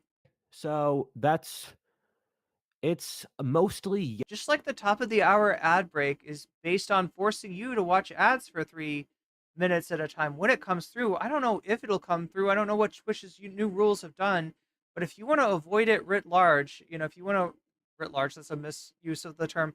If you want to avoid it altogether, you can do so for free with a Twitch Prime sub. You can do so for $6 with $6, or you could possibly do so by being gifted a sub, which can happen and does happen, but is more likely to happen to you if you're lucky and if you're active in the chat. Yes. Okay, mostly yes. So let me summarize. The left needs a war. He does kind of look like a shooter, doesn't he? Yeah. Because they've burned through all of their social capital. They can't adapt any social capital more. They have too much basically people with college degrees who desperately need jobs, and a conservative administration would put their bureaucracy in check, while at the same time they've removed their ability to it's really interesting what the fuck he means by bureaucracy. Actually adjust. And so war is actually it's your favorite schizo YouTuber. I'm glad you stopped in. Safest option for the left, because if they didn't have a war, it would force them to realign their own politics in a way they can't do. If they could win a war, they could maintain their power. Well, welcome, Salus. But they lack the ability for introspection to actually change without a war. And so it's the only the fuck way that they stay in power. And a point I wish I had conveyed better. I'm talking for way longer than expected, but I'm just here to chill. I'm just here to talk to you guys. You know how it is. And we know. The Oh, yeah. So, couple things to keep in mind. The first is that wars take longer than people realize to start, and then when they start, it's like lightning. Where, for example, World War One took around 2 months from the Archduke of Franz Ferdinand getting shot until the first battles. And we forget that. And crazy enough, the July madness before World War One, that was seen as everyone wanted to go to war because war was exciting. And then they all died. And he's gross. How is he so gross? And if you look at the French Revolution, that took like 4 years, and we forget this. And there was no clear point where the French Revolution started. It's just slightly more violence, slightly more violence. Oh, the king has been captured, but the king still lives. 4 years into the war, when the Jacobin radical leftists were in charge, the king was still in power. And so it's this gradual dribble as the French Revolution got worse. And so, my father growing up would say you should not become addicted to your own emotions because my dad said when bad things and crazy things happen, we like the thrill of feeling the emotion, and then we become addicted to that, and we get addicted to the constant new dopamine. And so I will not change my opinion on this for a few months. Even his view, he views it based on medieval religious studies. If, as we spoke about earlier, Kamala conceded the election, I'm holding out till April. Okay, so yeah, Kamala, like, went to bed, I think, with the election still somewhat undecided, but, pretty squarely leaning and on the side of going to Trump, and then ended up making the concession speech the next day. I don't think anybody with any wherewithal would have thought that she was just not going to make the speech, or that she was going to challenge the results, or do a stop the steal or anything like that. It's pretty clear that that's not where she's was going with that. But he's excited by the fact that she hasn't made the concession. This is election night, I believe. He's kind of excited by the prospect of violence, a political violence being declared open season on, to see if there's a war. He thinks the war will happen by April. And the reasoning for that is that the left will take some time to adjust from this. I think the left is desperately going to look for plausible deniability, and they're going to end up finding something pretty stupid. And I don't know what that is, but the right is in a position of strength, and the left will look for legal plausible deniability. And one of the things that really, oh yeah, we gotta put him. Depressed me. You got to make him go fast because he's Jamie a slow Raskin and other talker. Leftists, such as think tanks, have all said that they would use the 14th Amendment to have the electors throw out the results for this election. And the left might try that if they're too desperate. I doubt it, because it's so blatantly illegal, and it's so blatantly not going to change anything. And they could do that. They've already said they're interested in doing it. And if you throw out the 14th Amendment, you could just literally nobody's saying this. I don't know where he's getting this. Change the election. Something else is they're trying to pass a bill where and it's funny, this is a bipartisan bill, and the bipartisan bill is that if there's a mass killing event in Congress, the Speaker of the House gets to appoint the spot for the dead congressman. And I'm thinking the last thing the right and the left can agree on is that they want to kill each other. And so I default back onto my original first cause for war, where this election might not be the case, but let's wait until January. A lot of things can happen in the next 4 months, and the world's a crazy place. We're on season 4 of our Game of Thrones, and for example, China could attack Taiwan. That's the exact sort of thing that could start a war. If you look at the English Civil War, a war with Scotland, and this leads back to the other issue, the budget is the big thing that scares me, and I'm surprised I didn't bring up the budget earlier, where, as I've said before, our budget is completely unsustainable. And honestly, if I were the Republicans, I might jack up the budget even more, because we're never going to repay it anyway.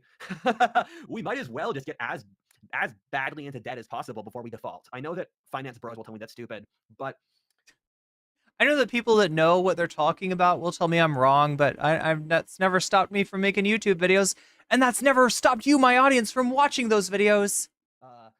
We're never going to pay that debt. We have to reconcile ourselves that America is we're broke. We have to go bankrupt.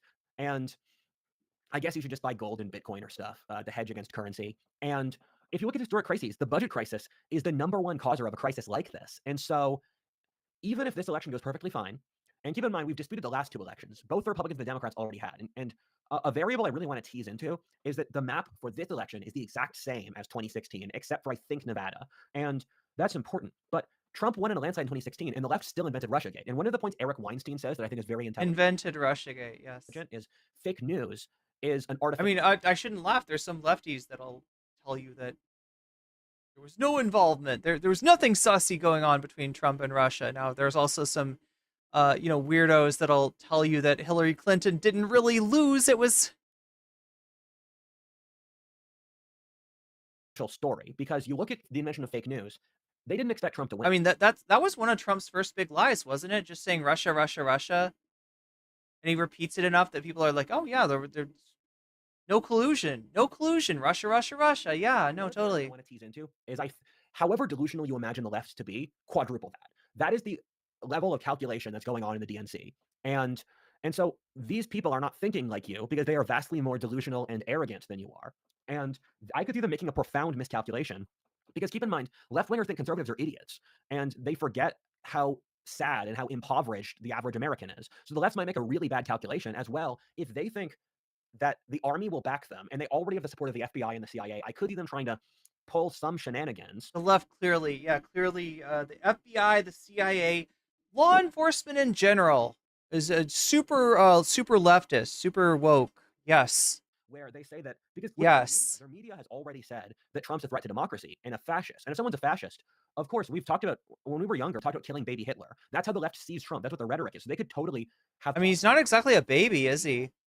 If they say Trump's a threat to democracy, the CIA and the FBI is coming in to secure peace and secure democracy. Of course, that would fly over really poorly with the rest of the American public, and the military would side with the right.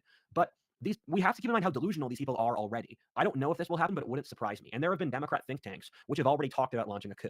This is something that's definitely plausible. And, oh wait, what are we talking about? Report of the week? I know this. Yeah, I think I've seen a few of his videos. Interesting YouTuber. And I think about this because I believe there's a war. I'm not going to tell you exactly why or how because I don't know the answer. And so if there's no election issue, it's going to be budget. And if it's not budget, it's a foreign war. And the China-Taiwan situation really makes me think, and I'm surprised China hasn't attacked Taiwan already. They were massing to do so. I wonder if there was a plan to attack Taiwan at the same time as Ukraine, and then they backed off when the Ukraine war was such a failure. Davy Cliff super chatted $9.99. He is wearing diapers. What, Rudyard? I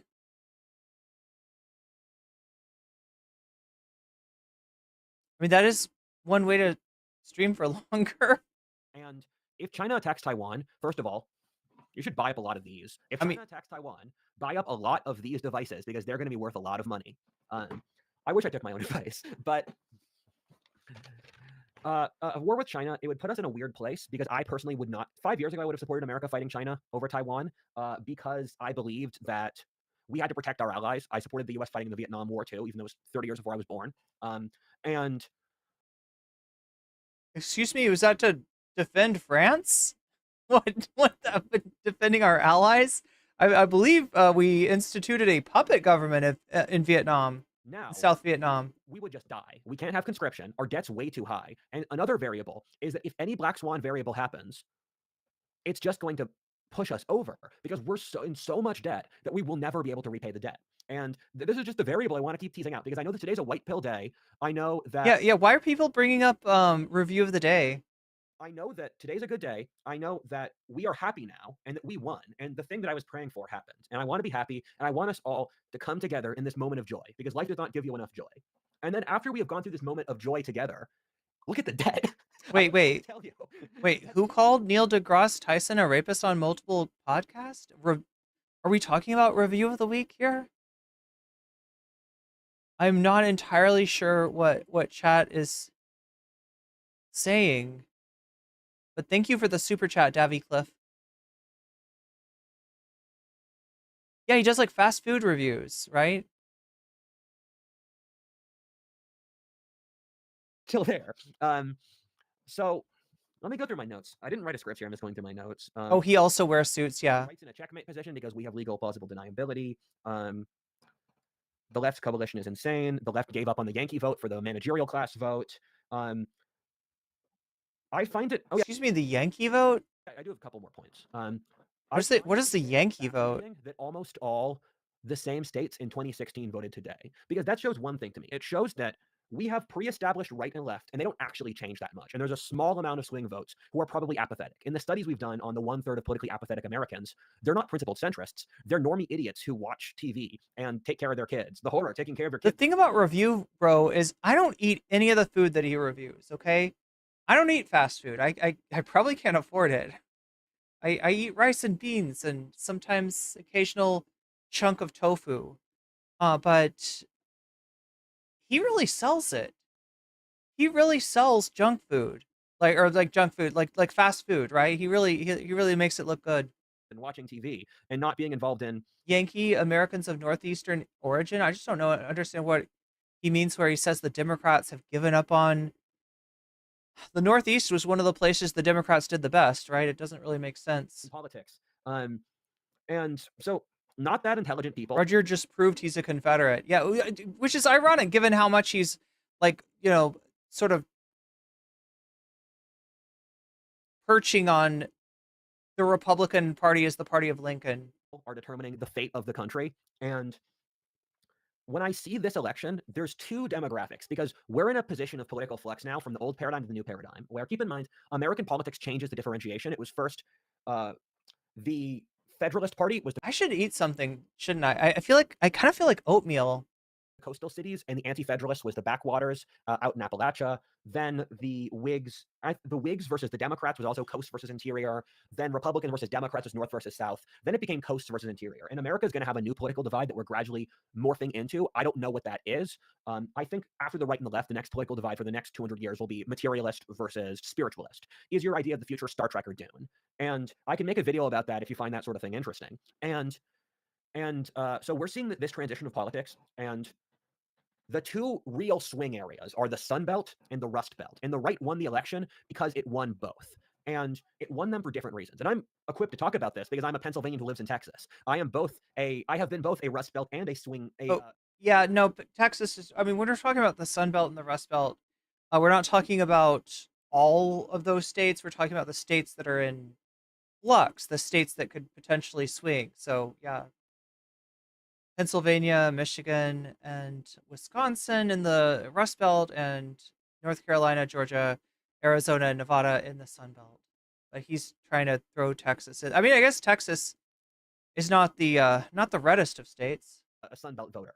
And this election, Trump almost completely dominated the former Confederacy, except for the state of Virginia. And Virginia is not Virginia. As a person who's been to Virginia a lot, it's like Chicago or upstate New York, where I feel sorry for red states with big blue cities that makes them permanently blue. For the inhabitants of Syracuse, New York, or Richmond, Virginia, or Springfield, Illinois, I am sorry for you. Is Syracuse right wing? Isn't Syracuse like a college town? And you notice the changes aren't different. Where if you go from upstate New York, right, is kind of conservative, but where is Syracuse? Pennsylvania to upstate New York. Pennsylvania is doing so much. Dayton is rather rusty, Beaver areas. It's not too far from where I lived for a while. Better because there's a more red state government. Even downstate is doing so much worse than Indiana right next door because of pills, not pills. Because most opiate death part of the country, it's doing poorly due to pills, but due to regulations and due to government overreach, which affects how you do business in those states. And for the Rust Belt, as a former Rust Belt voter and inhabitant of the Rust Belt for most of my life, the Democrats really lost this region. And keep in mind, working class Rust Belt people used to be the biggest supporters of the Democratic Party. And people look at, why did Wisconsin nearly vote blue? Why did Wisconsin used to be a blue state? Why did Michigan used to be a blue state? Because the Democrats had cultivated these supporters among northern white people. And in the upper Midwest's case, it's the Nordic Germanic populations who have a lot of values like communitarianism and high trust and socialism. Oh my God. Oh my God, this guy. If you look at a rural urban map, all of rural Minnesota used to be strong Democrat. Now it's hard Republican. The Democrats threw away all the white voters. And if you look at upstate New York, it used to be hard Democrat. Now it's all red. And the Democrats have taken a lot of the blame for.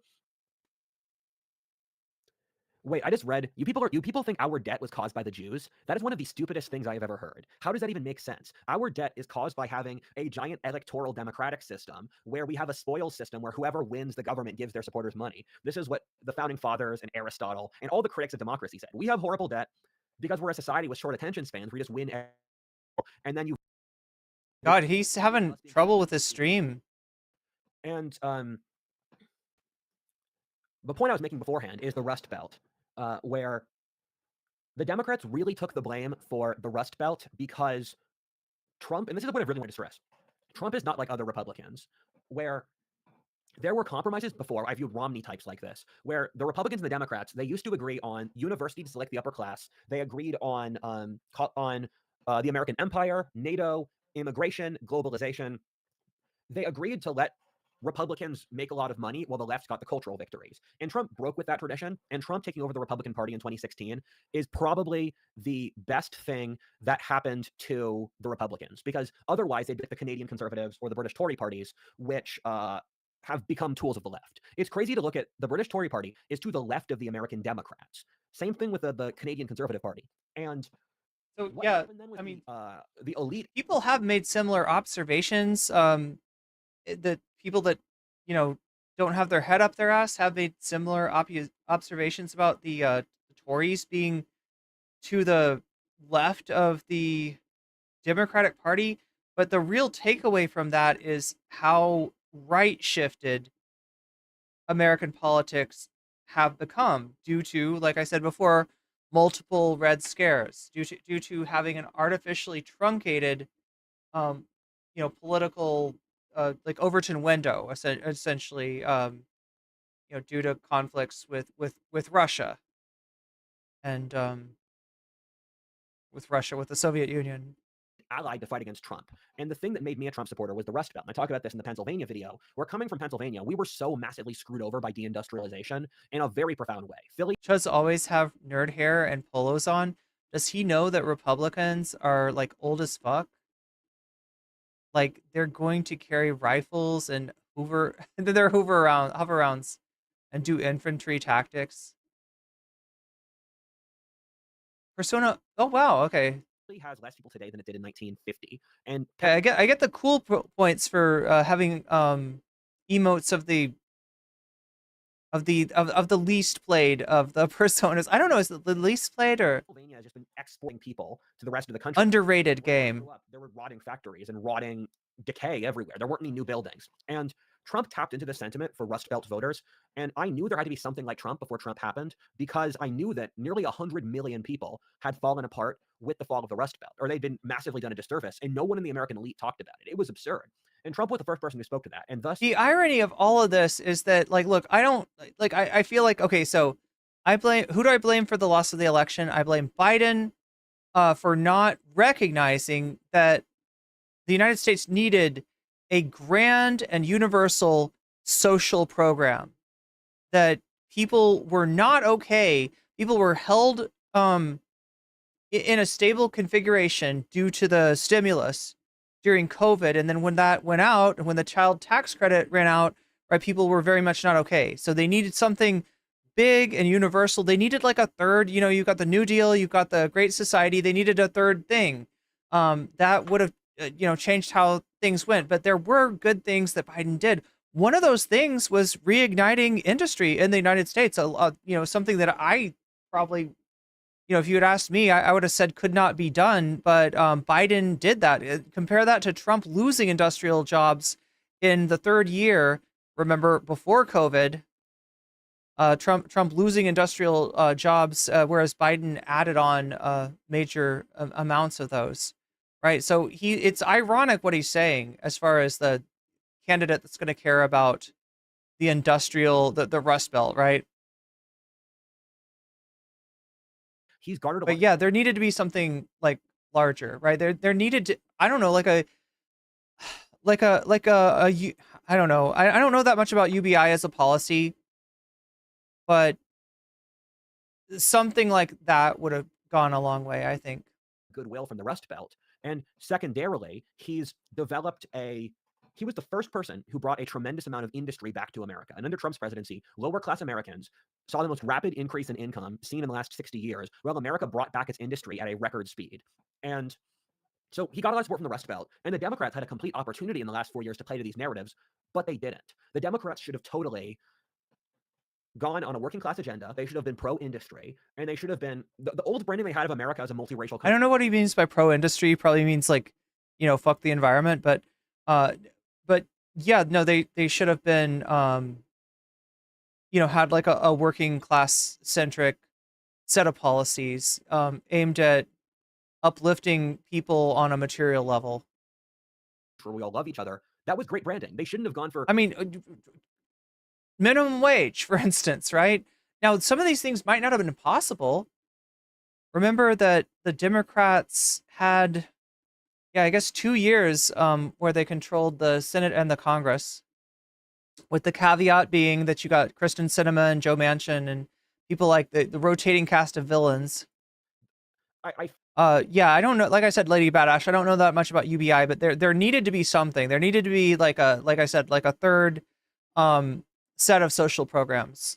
A third, there's some strengthening of the social safety net was what Americans really needed at the time. And there just wasn't a recognition of that, right? The Democrats were too focused on, just like GDP and unemployment rate without realizing that, you leave people without a raise for too long and they're going to be hurting. Fail to understand, besides the elite, obsessive, aspirant, musical chairs, being in the left today is horrifying. It's like, do I get knocked out in the next musical chairs for someone more insane than me? And that killed their ability to talk to normal Rust Belt Americans. And Trump won the Rust Belt, and Trump also won the Sun Belt. And the Sun Belt's more growth-oriented than the Rust Belt is. Sun Belt voters, they care about building more McMansions in the forest. And I said that as a Texan, and they care about having more factories, and they care about lower taxes, and it's more upper class vibes, and it's more bourgeois vibes than the Rust Belt is. And I'm going to be this blunt. Both demographics are predominantly white people, and there's no reason to vote for the Democrats if you're white. They used to have white women, and white women are still their dominant supporters. But that's not true. That's not true. White women generally go and I think even this time too, slightly towards Trump. The one thing about the whole demographic blame game that always gets played, where they start to say like black voters are swinging towards Trump, or Hispanic voters are swinging towards Trump, is that the white vote, if it were to decide the election, it would always be Republicans, right? If you're looking for a demographic to blame, which I don't think you should, I don't think you should essentialize like that, but it would be white. It would be white people. They really messed up on the race stuff, and it was eminently predictable. I feel zero remorse that they failed this hard. They're just reaping what they sow. And so when we look at the map today, 2016 versus 2024, and I believe Trump would have won in 2020 if not for COVID. It's crazy. COVID was only 4 years ago, but it was such a profound influence on all of us. And we've all tried to shove COVID down like a traumatic memory, where we've repressed the memory of COVID. And we really need to come to terms with it psychologically, because the trauma. No, you don't want that. If you want Trump to get reelected in 2024, you would not want for people to remember COVID. You especially would not want people to attribute 2020, which most people attribute to Biden, to Trump. Up, but any president who lived through COVID would not. It would break the Republican Party in half if they came to terms with the fact that Trump did Operation Warp Speed, and they're all fucking anti-vaxxers. A good reputation. I don't think you could put any president through that and then have the public not take their aggression out on them. And because the public is mostly emotional and they chalk up things to presidents that are outside of their control. Like, people blame the Republican Party in 1929 for starting the Great Depression, and the Great Depression has been going on. The Great Depression was culminating. That was the culmination of. I think that you could more accurately blame the Hoover administration for enacting austerity policies during the Great Depression, rather than actually doing anything for people, right? That's of decades. But there is a point, like he's almost onto something here, right? When Trump started, if you want to attribute that economy to anybody, which is reductive, you would attribute it to Obama. He wants to take credit for those years and pretend that that was his doing, right? In the same way, the first few years of Biden was really rocky because he inherited that shit from Trump's failed leadership under COVID.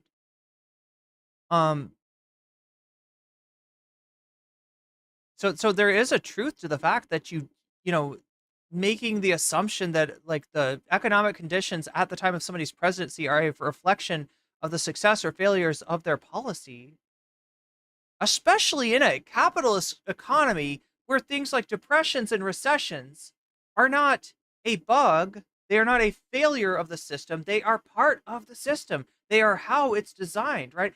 In a situation like that, I would care more about social programs that allow people to, survive those situations, rather than trying to place the blame for the economy being bad.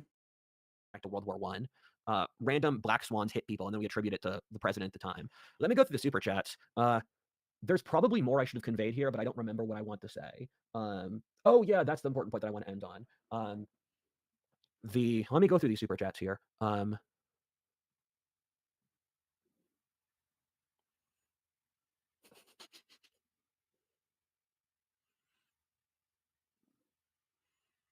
Thanks for your support, guys. It means a lot that you guys care this much, and you're clearly a very intelligent guy, although I disagree. And I've read a lot of those Italian philosophers from the 1920s, Gaetano Mosca, Evola. I don't agree with them. For the other three-quarters, they don't like them. So I make the esoteric videos because, and if you watch Hot Take, Fresh and Fit is actually a very good show. No! Oh my God, Chad, I was about to dip out. I was like, all right, well, he's just reading super chats. That's, he's just talking about the channel and stuff like that.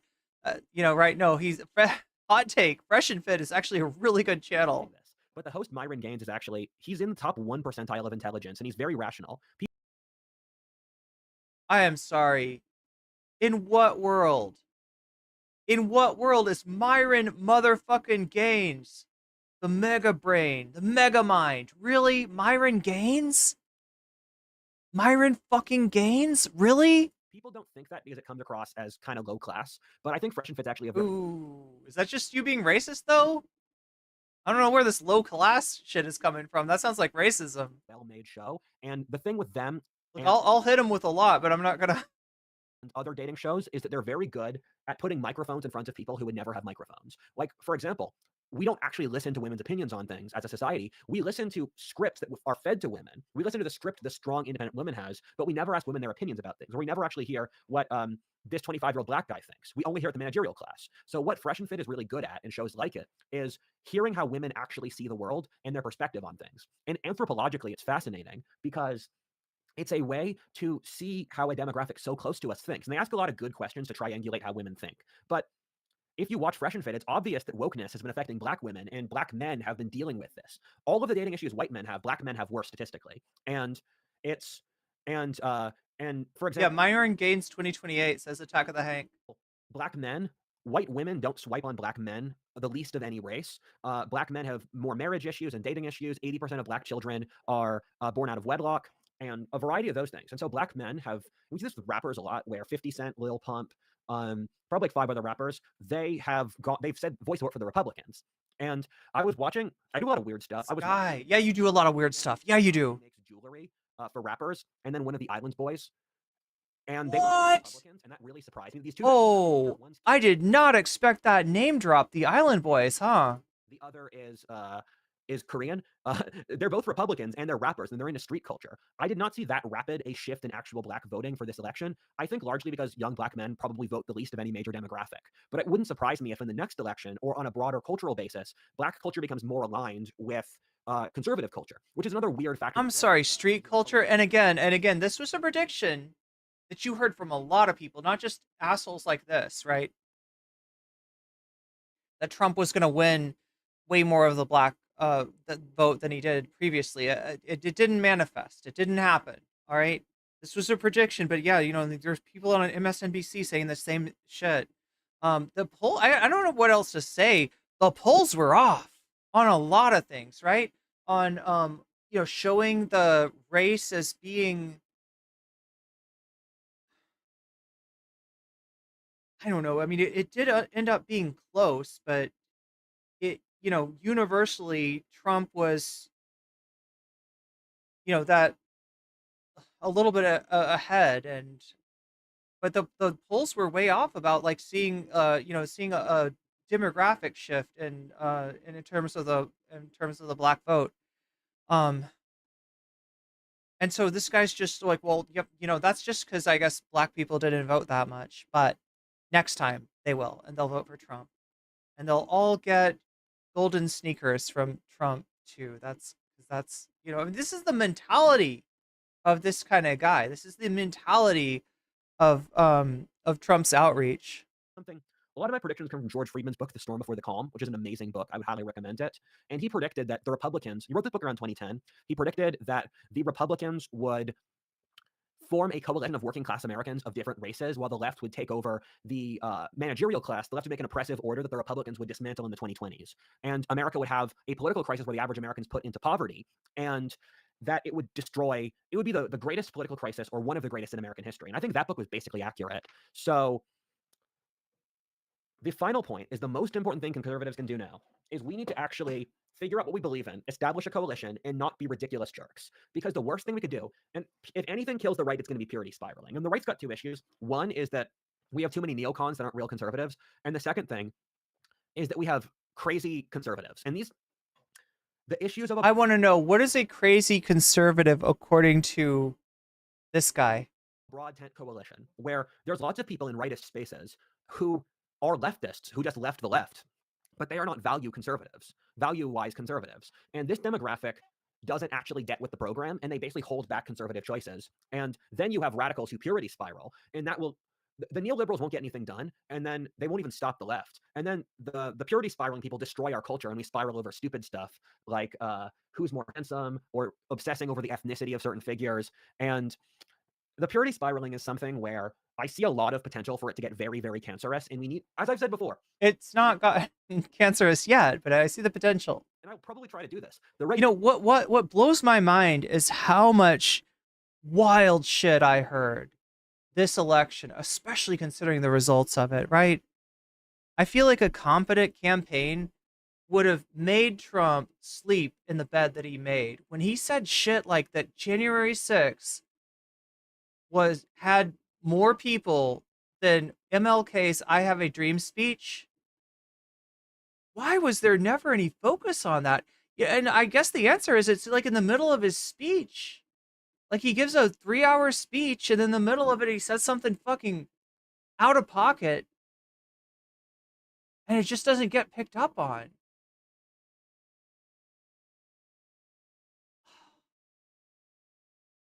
Needs to establish a series of moral axioms of which round it can unify, and a culture through which it can unify. And that's not the only thing. I wanted to make like a video, like I didn't have enough time, but I wanted to put together all the fucking just like mouth agape, you know, moments of like, he did not just say that, did he? And he did. He said every single one of them, and somehow it didn't matter. And that's the thing that could bring our broad tent But again, if you're going after Trump, you have got to find his greatest hits, right?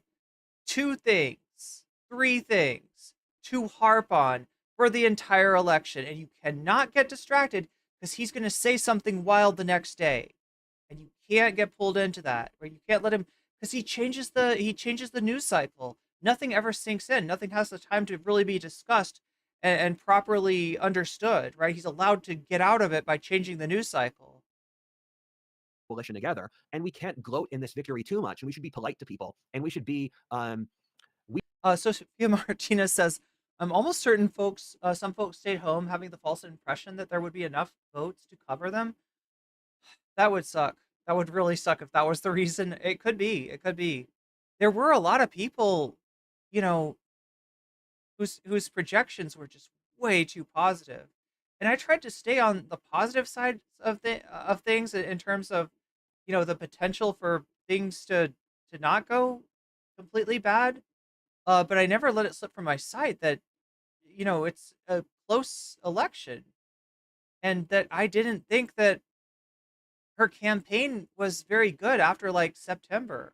I thought she really slipped. I thought that she really fell off in so many ways. We should be nice. We need to. And nothing about Kamala Harris herself or her personality or her charisma or her competency or anything like that. I don't actually buy into that. I think she's a fairly charismatic person and a competent politician, but she got some bad advice, and she took that bad advice to heart. Maybe she had to. I don't know.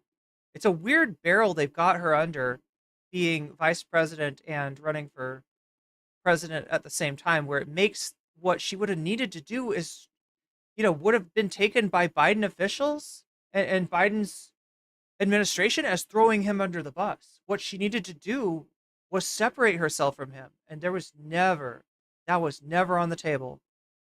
appear magnanimous so that we can hold our coalition together. And otherwise, we're going to burn through all our cards in the same way the left is. So we have to have a certain degree of hardness and practicality, and we have to actually stand for our values without descending into madness. And that's easier said than done. So, okay, that's all I meant to say. I'll stay on for a little bit. I'll just answer questions you guys throw at me. I'm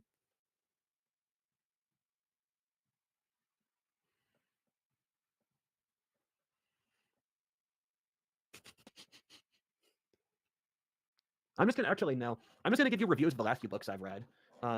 Sasha G, if you're right about that, then like we need to make D and shitification like a priority. We need to make D and shitification. Okay, come up with a better name for it, but like, yeah, the internet's more shitified than it's ever been. And if it really just is the nature of having a internet that's a series of tech bro owned platforms, and they're, you know, using it to maximize the conservative, you know, as like a chud factory, just turning out chuds, then, yeah, there's. So I just finished reading. I'm gonna give you reviews of the last 10 books I've read, then I'm gonna leave. I gotta get dinner. So, okay, no, you're not, because we're done with that. We're done with that. All right.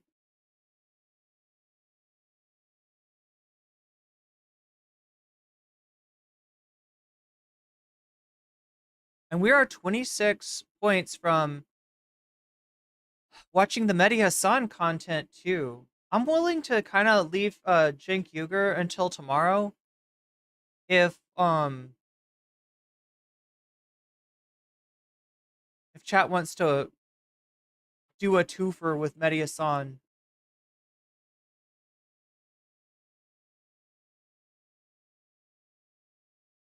Oh wait, let me talk to chat for a little bit.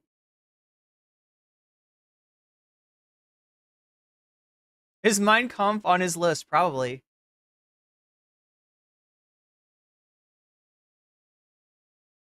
Obama was able to overcome that.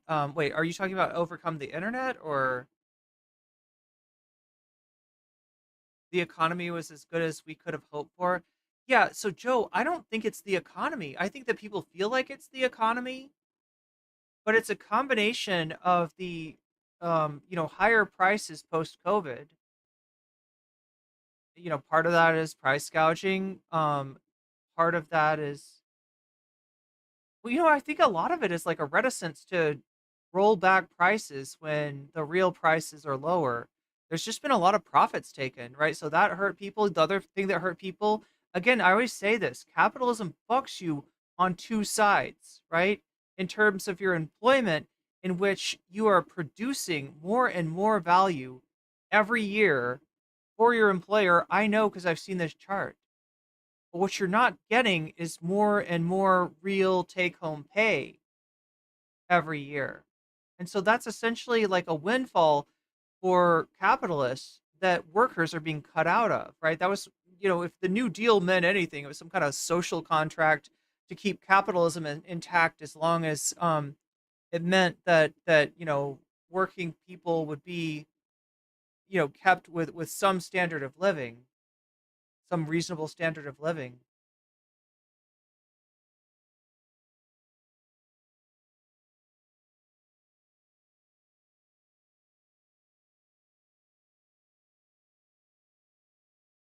Our economy is doing as good as it could be. A lot of people have been left out of the recovery. Yeah, and that's what I feel like they just didn't recognize. Trump held to the base he already had. He lost 1 million votes in 2020, but that was it. Dems needed to stop genocide. Yeah. That's another thing, and it's hard to quantify like the effect of a different policy from Kamala Harris. Debbie Cliff super chatted $9.99. Nah, the internet isn't making people more right-wing. The neoliberal order just failed, and right-wingers figured out how to use the internet first to spread their ideas. Yeah, I mean, this is very true to Naomi Klein's commentary on Steve Bannon and his tactics, particularly diagonalism, from her. I keep on wanting to say recent book, but it was a year ago. She wrote Doppelganger a year ago, so not so recent book, but the most recent book that she's written.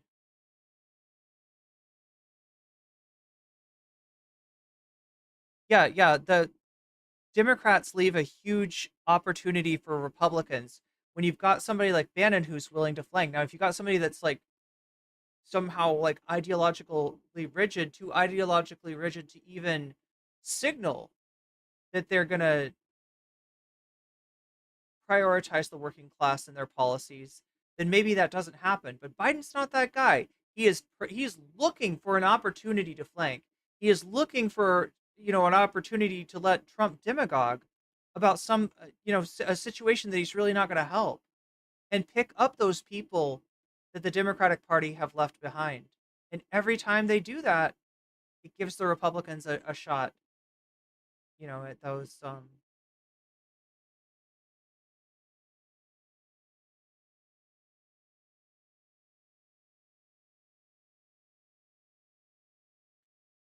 Nobody's making white men the enemy. However, our messaging certainly needs to be rethought and sound more inclusive. The problem is that their feelings have always been catered to here, so it's hard for them to see because of their experiences.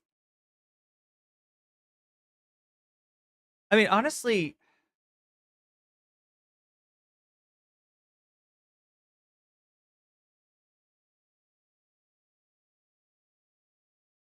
I think there's no counter to that propaganda. I think that's the problem. But that is propaganda. The idea that the left is hostile to white men.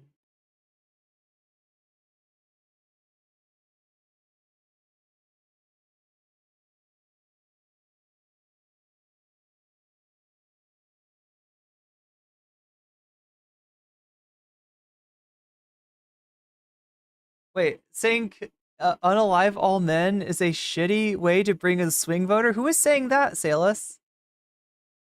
Who is saying that? Wait, where did that come from? Like, I've actually heard a lot more, radical things in terms of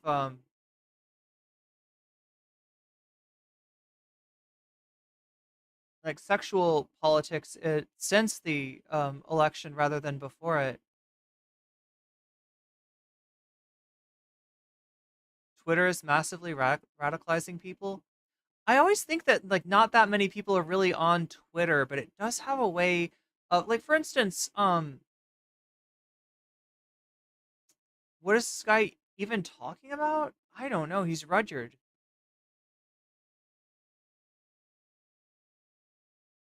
The donors sneaking into the discourse about getting rid of Lena Khan. Yeah. Mark Cuban in particular. Yeah, not exactly sneaking, says Narwhal by nature.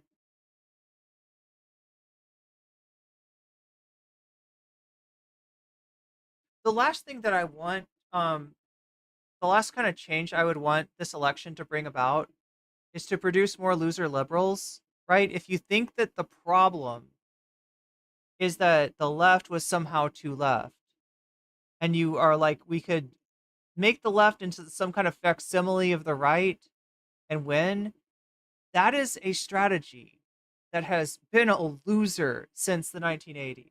And those are the kind of Democrats that we've had. And those are the kind of Democrats that don't succeed, that ultimately, fail. I think that it's pretty clear where the way lies in terms of the left's electoral success, but there is the wing of the party that's in power is not letting it happen. Is more willing to try to bring in Liz Cheney, Mark Cuban, whoever the fuck they can get, in hopes that will somehow produce a winning coalition, and not realizing that these people that they've selected, these right wingers that they've selected, don't actually have a constituency. They don't actually represent anybody. But yeah, that's the one thing that we've really got to avoid. Because what I get from this election is that what the Democrats are doing is not working. If the Democrats want the votes of all people, they need to have something to offer economically. They need to offer a better set of opportunities for people. I mean, ironically enough, something like a New Deal is needed. But like, you're not getting Democrats who talk about how Americans are being fucked over at their workplace. You're getting Democrats who are saying, "I'm going to give you 50,000 for a startup." Okay, I mean that's great for the like how many votes are you going to get? How many people are going to start a business? How many people are able to start a business? Why would that be the go-to? Why would that be the pitch? But yeah, start appealing to the working class, but do not stereotype the working class as fucking bigots. Do not, appeal to their like lesser, I mean, it's literally like, from some people you'd get a message like, yeah, appeal to working people by throwing immigrants under the bus, for instance.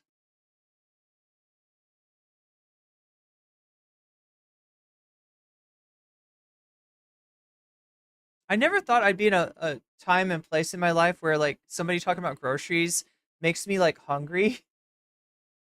Makes me be like, groceries? Oh God.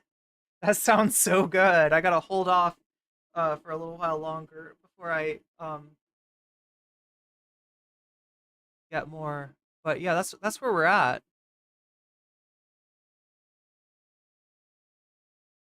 They went after small business owners because they were desperate for non-existent Republicans. People work for a small biz. They don't own the business. Yeah. And like, I mean, we hear people like, I was in a chat the other day where somebody was claiming to be a small business owner and arguing against another chatter's statement that the minimum wage needed to be raised. And they're like, I can't pay for a higher minimum wage. I'm a mom and pop.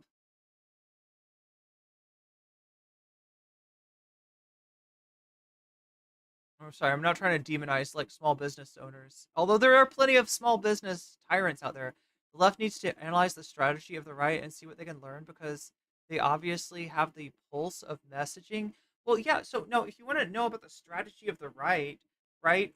Part of it is the diagonalism that Naomi Klein talks about in Doppelganger, and part of it is the social media strategy, the attention economy strategy of Donald Trump.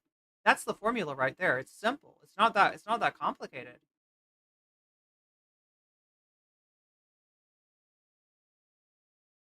That's a lot of money for groceries, bound TRS. Yeah, that's the thing about it. It's like with this set of incentives in capitalism, prices go up when the inflation goes up, but they don't come down when inflation comes down. And prices go up, but they go a little higher than they need to. And you know why? Those are the incentives. Corporations can get away with it. They can pad their fucking nest on your pain and suffering. And that's a message that needs to get out to the American people. That's a message that people need to recognize. That it is literally your well-being that is burnishing the largesse of the corporations.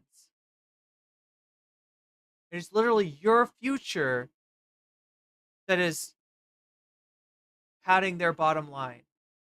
And that's something that no one should accept. I don't care what your fucking cultural, you know, politics are. That transcends that shit.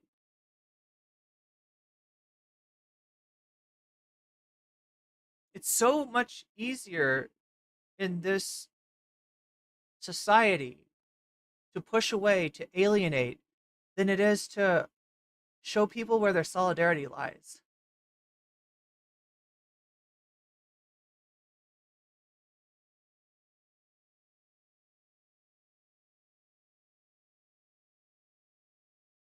It's the path of least resistance to become more alienated, to see the other as a threat and not as a partner, and not as somebody with whom your very, destiny is intertwined.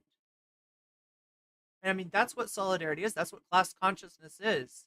That's what's missing.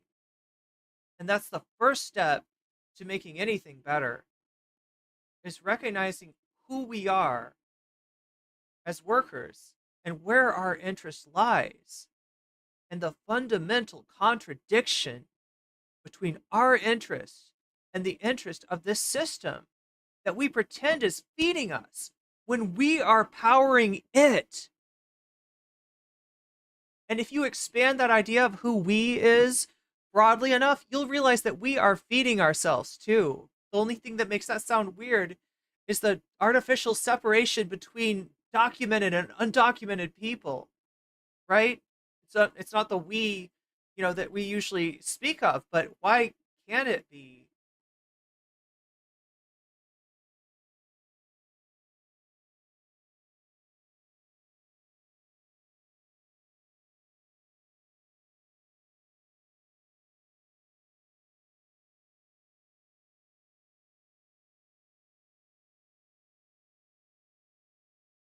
You got infinitely more in common with anybody out there that is selling their life for an hourly wage than you do with somebody that's using the exploitation of other people to live a lavish lifestyle, to have really soft hands like Donald Trump, like JD Vance, like Elon Musk.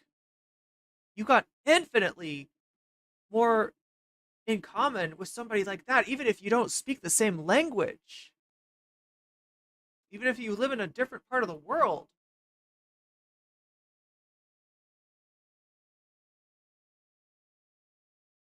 Sophia Martinez says, sadly, President Biden's economic policies, along with Senator Biden's records on other subjects, would have won the election against the propaganda.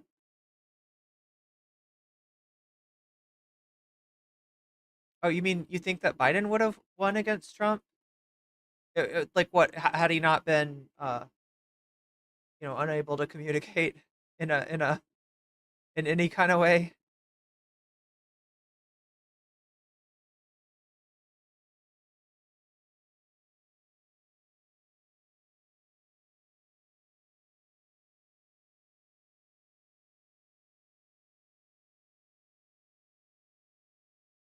They're living your life for you, you wished 2QQ.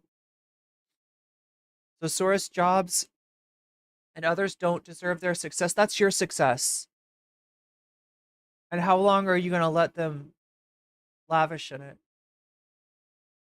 That's not just your success, that's the success of your ancestors. That kind of wealth is stacked. That kind of wealth is inherited in a large sense.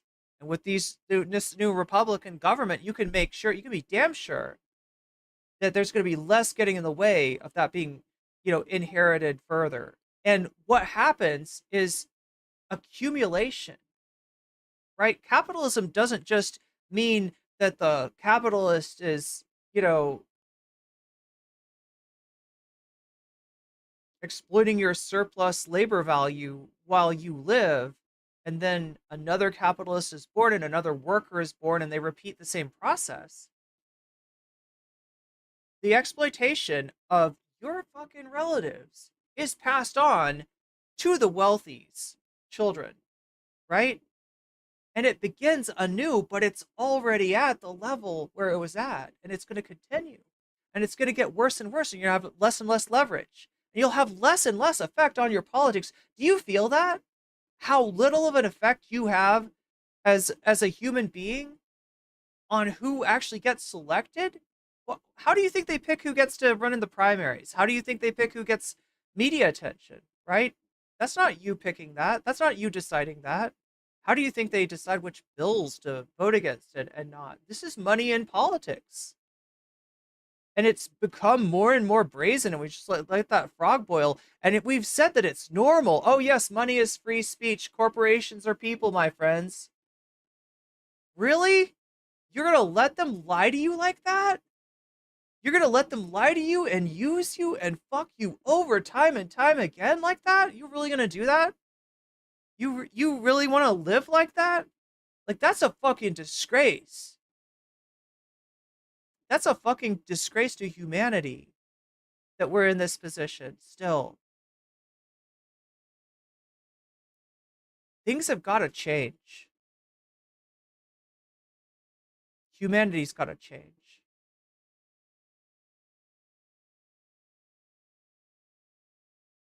And we got to remember who the fuck we are.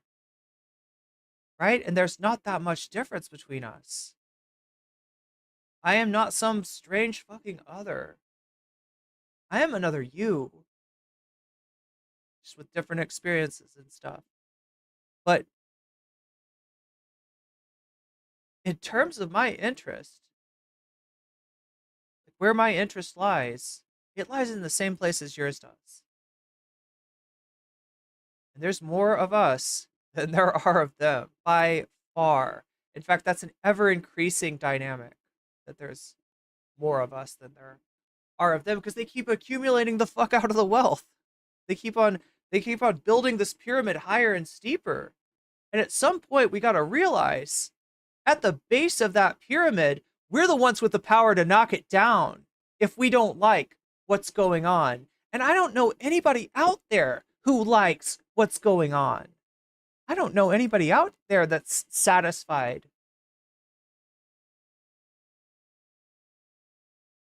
Like, even if you got enough money, you don't have enough time, do you?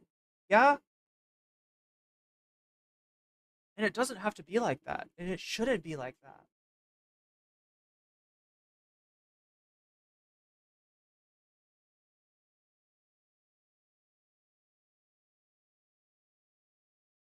Oh, there we go. I am you and me, and we are all together.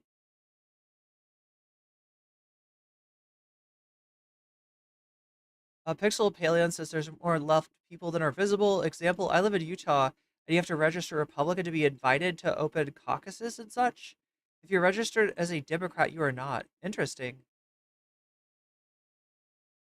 Yeah, Utah is kind of interesting in that it was the one state that almost didn't accept Trump. I mean, like, they ended up coming around to Trump, but it's like the one Republican state that like was just kind of like, this guy? Really? Is that who we're picking?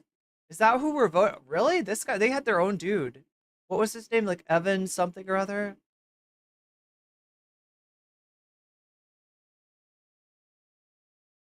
What I propose, Smack City, can only take place once we get beyond the invisible boundaries that alienate us from each other.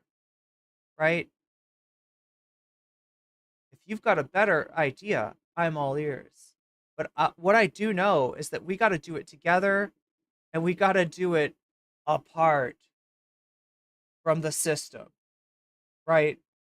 From the people that are in control right now. Davy Cliff super chatted $9.99. I mean, capitalism has just created a generally more antisocial and atomized. Oh, yeah, it's designed to do that. Yeah. I mean, that's how are you to keep us under control? If we could pull together, they got no chance. But if we are living each man and woman, each person their own island, then we're really easy to control. I would just use Twitter. Fuck. Turn half the country into Nazis. You know, it's really easy, apparently. It's really easy. Like, on one hand, call college students anti-Semitic, while at the same time, you allow real anti-Semitism to burgeon. In the name of free speech. That's where you just gotta have more free speech. By free speech, I mean more Nazis. More brazen Nazis.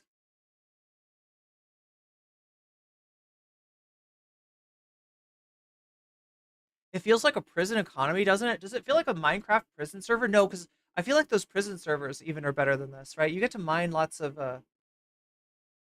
I don't even know. I've never played on one of those servers, I'll be honest. I'm sorry, I don't know why I brought that up.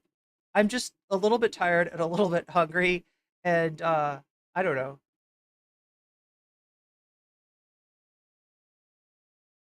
It's making me create strange connections. And always to Minecraft. No, I've been watching Minecraft lately. I don't know what is up with that. Right? I kind of got over the game, like, for a while. Like, I just got tired because there's like less and less updates coming out, and when there is an update, it's not really that significant. But there is some cool new stuff in it now that I want to check out, and there's a lot of I've been seeing some cool maps. Remember when he called someone Palestinian as a slur? Yeah, Chuck Schumer. That's right. What happened to the oatmeal idea? I don't know. I should eat some oatmeal. My favorite is like oatmeal. Okay, it's just gonna sound weird. Maybe this is gonna sound weird. I actually put a little bit of kale in my oatmeal, or like collards, or like, yeah, like a little bit of like leafy greens in my sounds so weird. Okay, I know. It's actually good though. It's actually good. I don't understand why, but it is. It's delicious. And then I like cook my oatmeal along with the greens, and then I add flaxseed to make it like thicken up a little bit, and then I chop a banana and pour berries, frozen berries though. That's the key. And if you can get frozen bananas, that's even better. Because frozen bananas, they somehow taste better, and I don't know why. They're like sweeter. I don't know. And also the cool thing about that is that, like, when you put like frozen fruit and mix it with hot oatmeal, then it all evens out to being just like edible. You know how oatmeal can just sit there for hours and hours, and you're like, it's too hot. It's the, it's the, what's her name? The Goldilocks. Yeah, it's the Goldilocks thing that happens. And I don't want to wait. I don't want to wait for my oatmeal to cool down, because I'm afraid that it'll cause like three bears will eat my oatmeal. Is that how that works? Chia seeds are good. Yeah, chia seeds are really good. Oatmeal in my oatmeal. You want oatmeal flavored oatmeal? Does anybody out there like? Oh yeah, no, the last thing that I put in my oatmeal, and this is probably because like I sometimes, I don't know, I sometimes feel like I'm not getting enough iron. So I put a little bit of blackstrap molasses into the oatmeal. You are speaking to me with this oatmeal. It's good stuff. It's good stuff. I don't take a lot to please, honestly. I've had to learn to, live at a very basic level, just to do what I want to, just to follow my passion. But yeah, I mean, the grocery prices have definitely not helped that. So frustrating.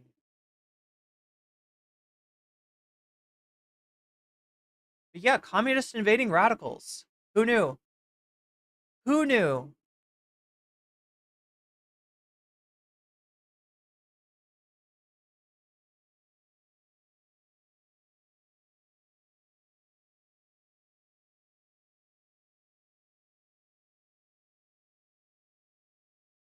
Yeah, Smack City, I'm not calling Trump voters Nazis, all right? I'm guessing there's lots of different kinds of people that vote for Trump, not just Nazis, right? It's not all Nazis. And no, seriously, the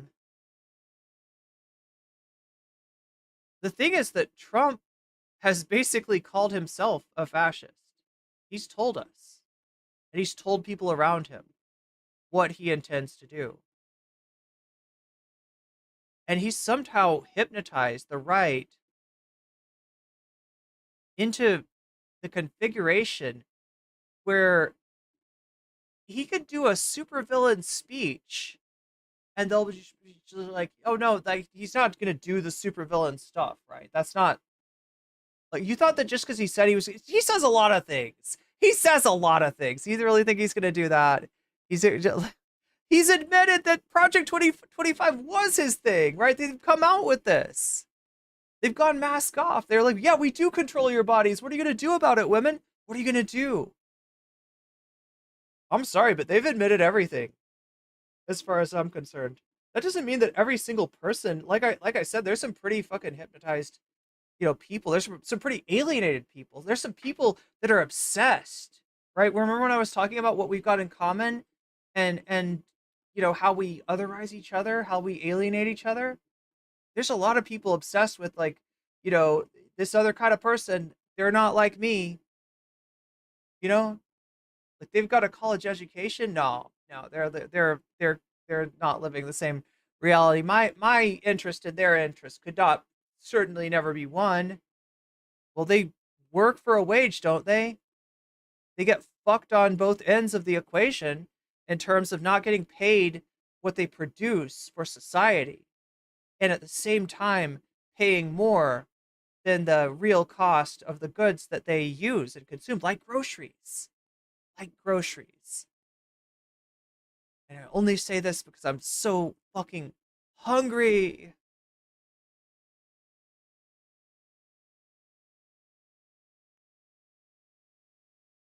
So people are following ideologies and power systems that entrench closely or have similar goals of division, segregation, power from that of the Nazis. One easy thing we see is that binary thinking and gender roles and an attack on anything that diverges. Blue for boys, pink for girls, that type of thinking.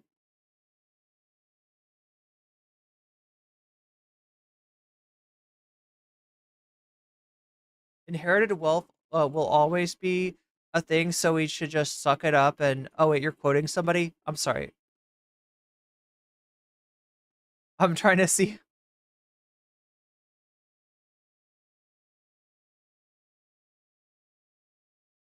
Paraphrasing somebody, right?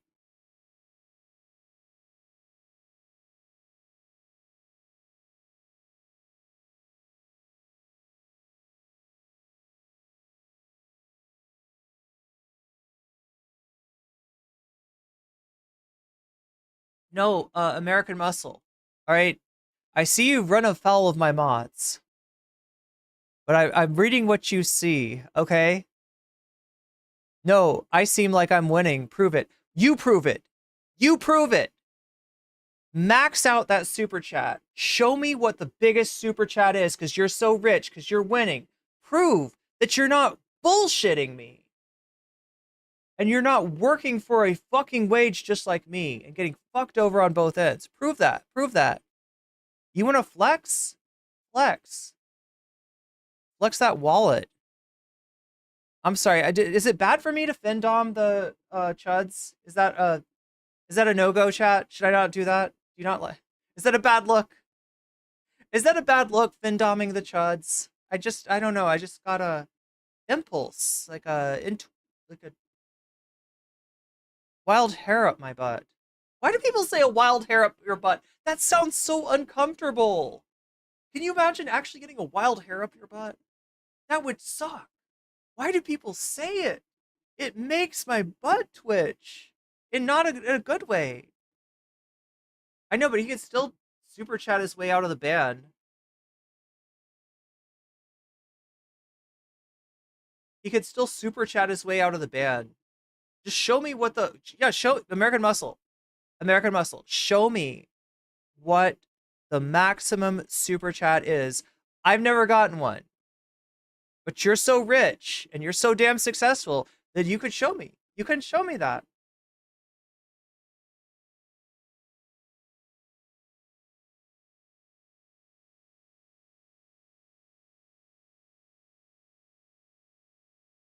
This guy's thirsty.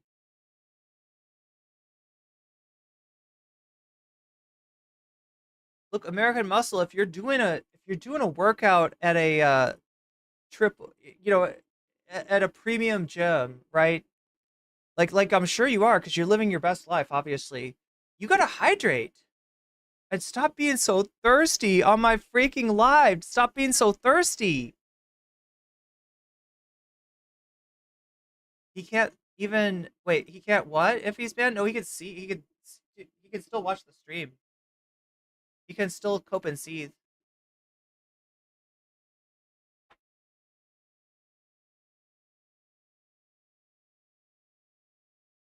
I'm thirsty too, but in a completely different way.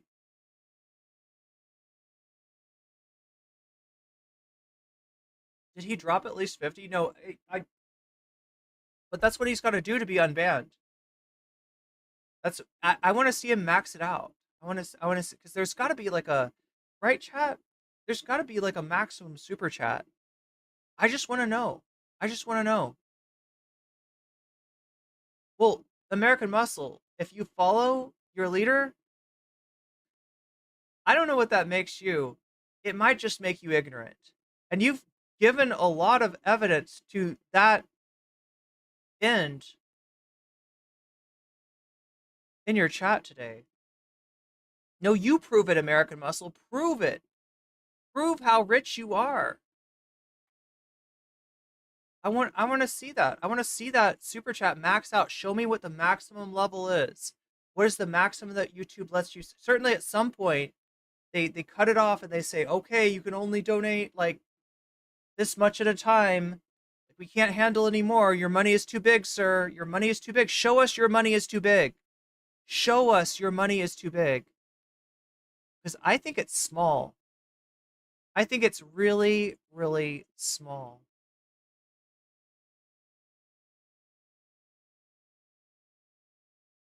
The max is 500 in VTuber terms. That called going Canadian? That's called going Canadian?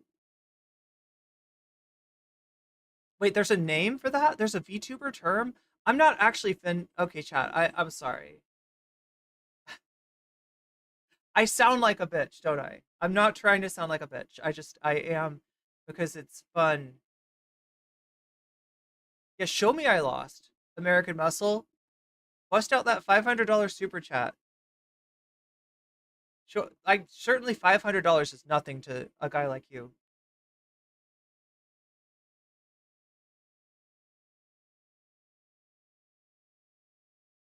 I know you have no reason to be upset, so like that kind of begs the question, doesn't it?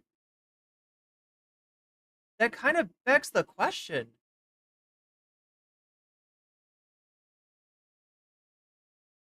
Attack of the Hank says, in exchange for your passionate speech about how capitalism corrupts us, it captured a deep emotional truth. Buy yourself some. Oh my God, you're so sweet. That's so sweet of you. That's super nice, Attack of the Hank. Thank you. And chat, just understand, I'm not trying to findom you all right? That's not like I'm not actually. I don't think I have the right personality, right? But I will definitely findom American Muscle because he likes it. That's what he's here for. He's here to be fucking findomed, like the gross little pay pig that he is. Oh no, Chad! It's so natural. Why does it feel so natural? Why does it come so naturally? Yeah, America has spoken. Give me $500. That's right. That's what America says. You have to prove your dominance. You have to prove that you're the dominant culture.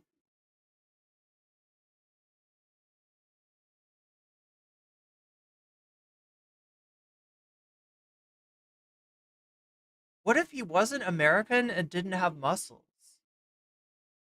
What if he had a disease where it was like muscular hypertrophy was super challenging? What if he only had bones? What if he's a skeleton? That would be the ultimate thing. He's like a French skeleton, not an American muscle. Maybe that's his secret. Pixel Paleo, super chatted $10. I officially make more than American Muscle as a lesbian. Yo! Fucking get mogged. Get mogged, American Muscle. Canadian hypertrophy. There we go. Or hypo. Wait, what's the opposite? I should know. Is it it should be like hypotrophy, but that doesn't sound right. Oh my God, I fucking know. I'm not blaming the Democrats for you not busting out with that $500 super chat that I know you're typing in your credit card number for right now. How can you prove to me that you're not a skeleton? That you're not like a French Canadian skeleton instead of American muscle? That's what we're asking, right? That's what we're asking. Maybe it's all compensation. A Marine! Oh my god. Okay. That's great. Can you please give us some copy pasta? Wait, is the copy pasta? No, Navy SEAL. You're supposed to be a Navy SEAL, god damn it. Can you try again? Can you lie better? Can you please lie better? Tell me you're a Navy SEAL. I'm not impressed by a fucking Marine. I shouldn't, like, I can't make fun of members of the armed forces, so I'm certainly not gonna do, have a go at you over that, right? That's TOS right there. But I will say that I doubt that you really are a Marine. And I know that you're not a Navy SEAL. And if you're not a Navy SEAL, you can't write copy pasta. So you can't make these big claims. I feel, was there something else too? Yeah, I'd get mogged. That was important. Wait, I feel like I missed something. I feel like you offered something even more enticing. Oh, so hummus. Are you gonna buy? Yeah, buy me some hummus. Do you know how much hummus I could buy with $500? Do you want to see me eat an absurd amount of hummus, like an unhealthy amount of hummus, with a crunchy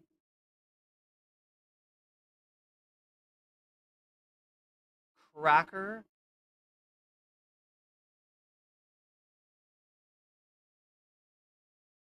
Did you just get? Did you just get cock blocked by Stream Elements? I feel like you did. He's a Marine in Call of Duty. We got to get this guy to come to Tyler's chat. Well, yeah, he'll probably donate to Tyler, though. That's what I'm pissed about. He'll be like, oh, okay, Tyler's a fellow Marine. I'll donate. And I won't get that $500 that I'm promised. Roasted red pepper. Yeah, do I support hummus? Absolutely. As long as it's not Sabra. I'm not a big fan of Sabra. I don't think that's good hummus. I'm okay with store-bought hummus. All right? I'm not against the idea of store-bought hummus, but there's good store-bought hummus and there's bad store-bought hummus.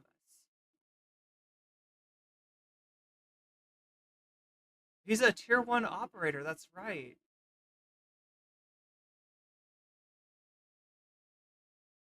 Hummus mukbang. Oh my god. I probably shouldn't eat it with like a saltine cracker though. That's gross, right? You gotta eat hummus with salt. You gotta have some self-respect. You can't just be dipping saltines into that, even though it's good. What is, oh, corn chip. That's, are you calling Stream Elements fascist? American Muscle, are you against? Are you anti-Israel? Are you calling Israel fascist? You do realize where Stream Elements headquarters are located, right? Who's responsible for the 67 soldiers killed under Donald Trump? Are you really a member of the armed forces? I would think you'd know more about this shit. You're just embarrassing yourself. And you're, yeah, broke. That's right, Joe. American Muscle, absolute 100% broke. 100% broke. Will not even open up that crypto wallet. And make it rain. Make it rain, American Muscle. Tyler could check his Marine cred. Yeah, you're probably right. Half the mods are vets. Chug the hummus. Chug a jug of hummus. Oh my god. Oh my god, chat. I would like to say that I'm above that, but I am so hungry right now. I am so hungry. Hungry for this money.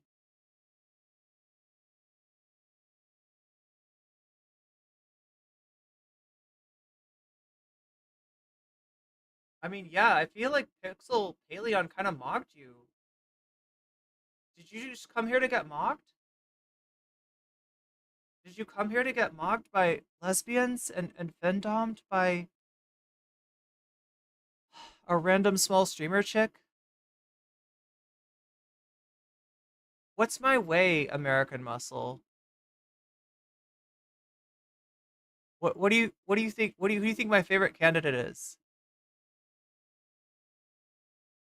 Oh my god, I forgot about Trumpy Trout. Yeah, American Muscle. Do you have a Trumpy Trout at home? Like, we need to test how much you love Trump, right? Like, which products do you have? Pixel Paleo. Super chat Oh my $10. god. Me covering American Muscles bill. Oh my god. Oh my god, American Muscle. Get mogged twice as hard.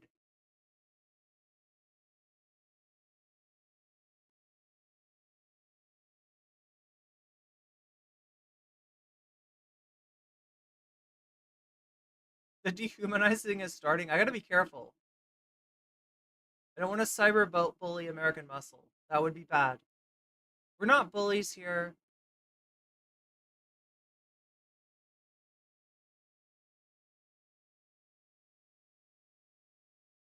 But we probably should think about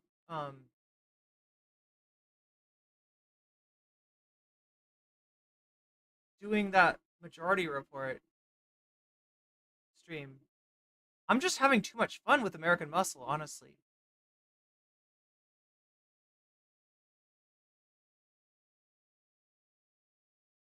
Probably, yeah, too much fun. It's not healthy.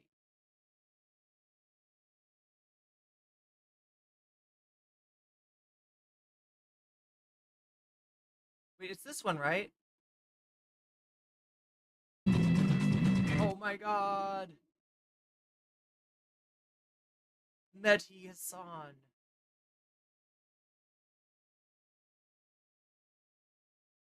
I'm sorry, Twitch chat. I was like ignoring you a little bit.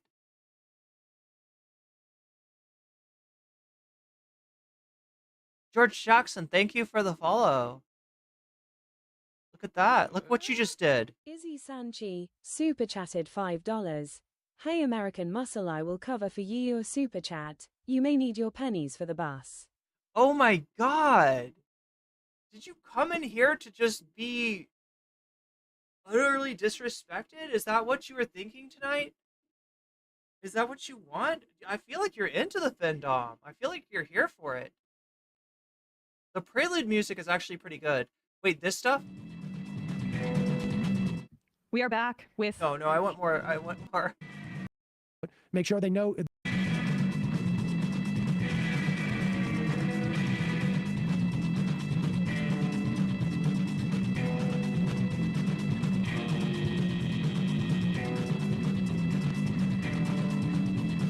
Oh.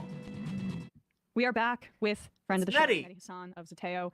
Thanks so much for coming on and wrapping up this week in news. Did something What a week to do. Yeah. I mean, I get, overall big picture thoughts, Mehdi. I haven't even begun to process what organizing for Palestine, for example, is going to look like under a Trump administration. But looks like they're floating Mike Pompeo again. They're bringing the gang back. Sanctions on Iran is going to be a top priority, says Steve Mnuchin. Great. Netanyahu's just appointed a new ambassador to the US. He's Nice pro-war cabinet for the peace candidate Trump. a harness who lives on a settlement, who's a total far right. Can you imagine, though, thinking that Trump's... Just fucking look at Trump and be like, oh, yes, I'm the candidate for peace. Oh, my God. No. Annexation is sending a very clear signal, Netanyahu, as to what he wants Israeli government policy to be in Washington, D.C.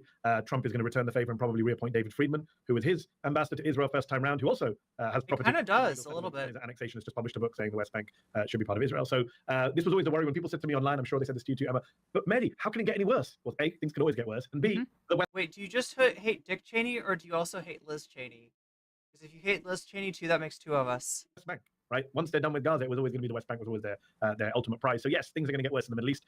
Marco Rubio, Mike Pompeo, these are the kind of America First isolationists, yeah, right, who are being lined up to do foreign policy under Trump. He appointed Brian Hook to run his State Department transition team. Brian Hook is a long-standing neocon, served in the first administration, did the maximum pressure campaign against Iran, has long wanted a war with Iran. So sorry, I hate to say I told you so. And normally I jokingly say I hate to tell you so because I love saying I told you so. But actually I do hate to say I told you so because it's horrible.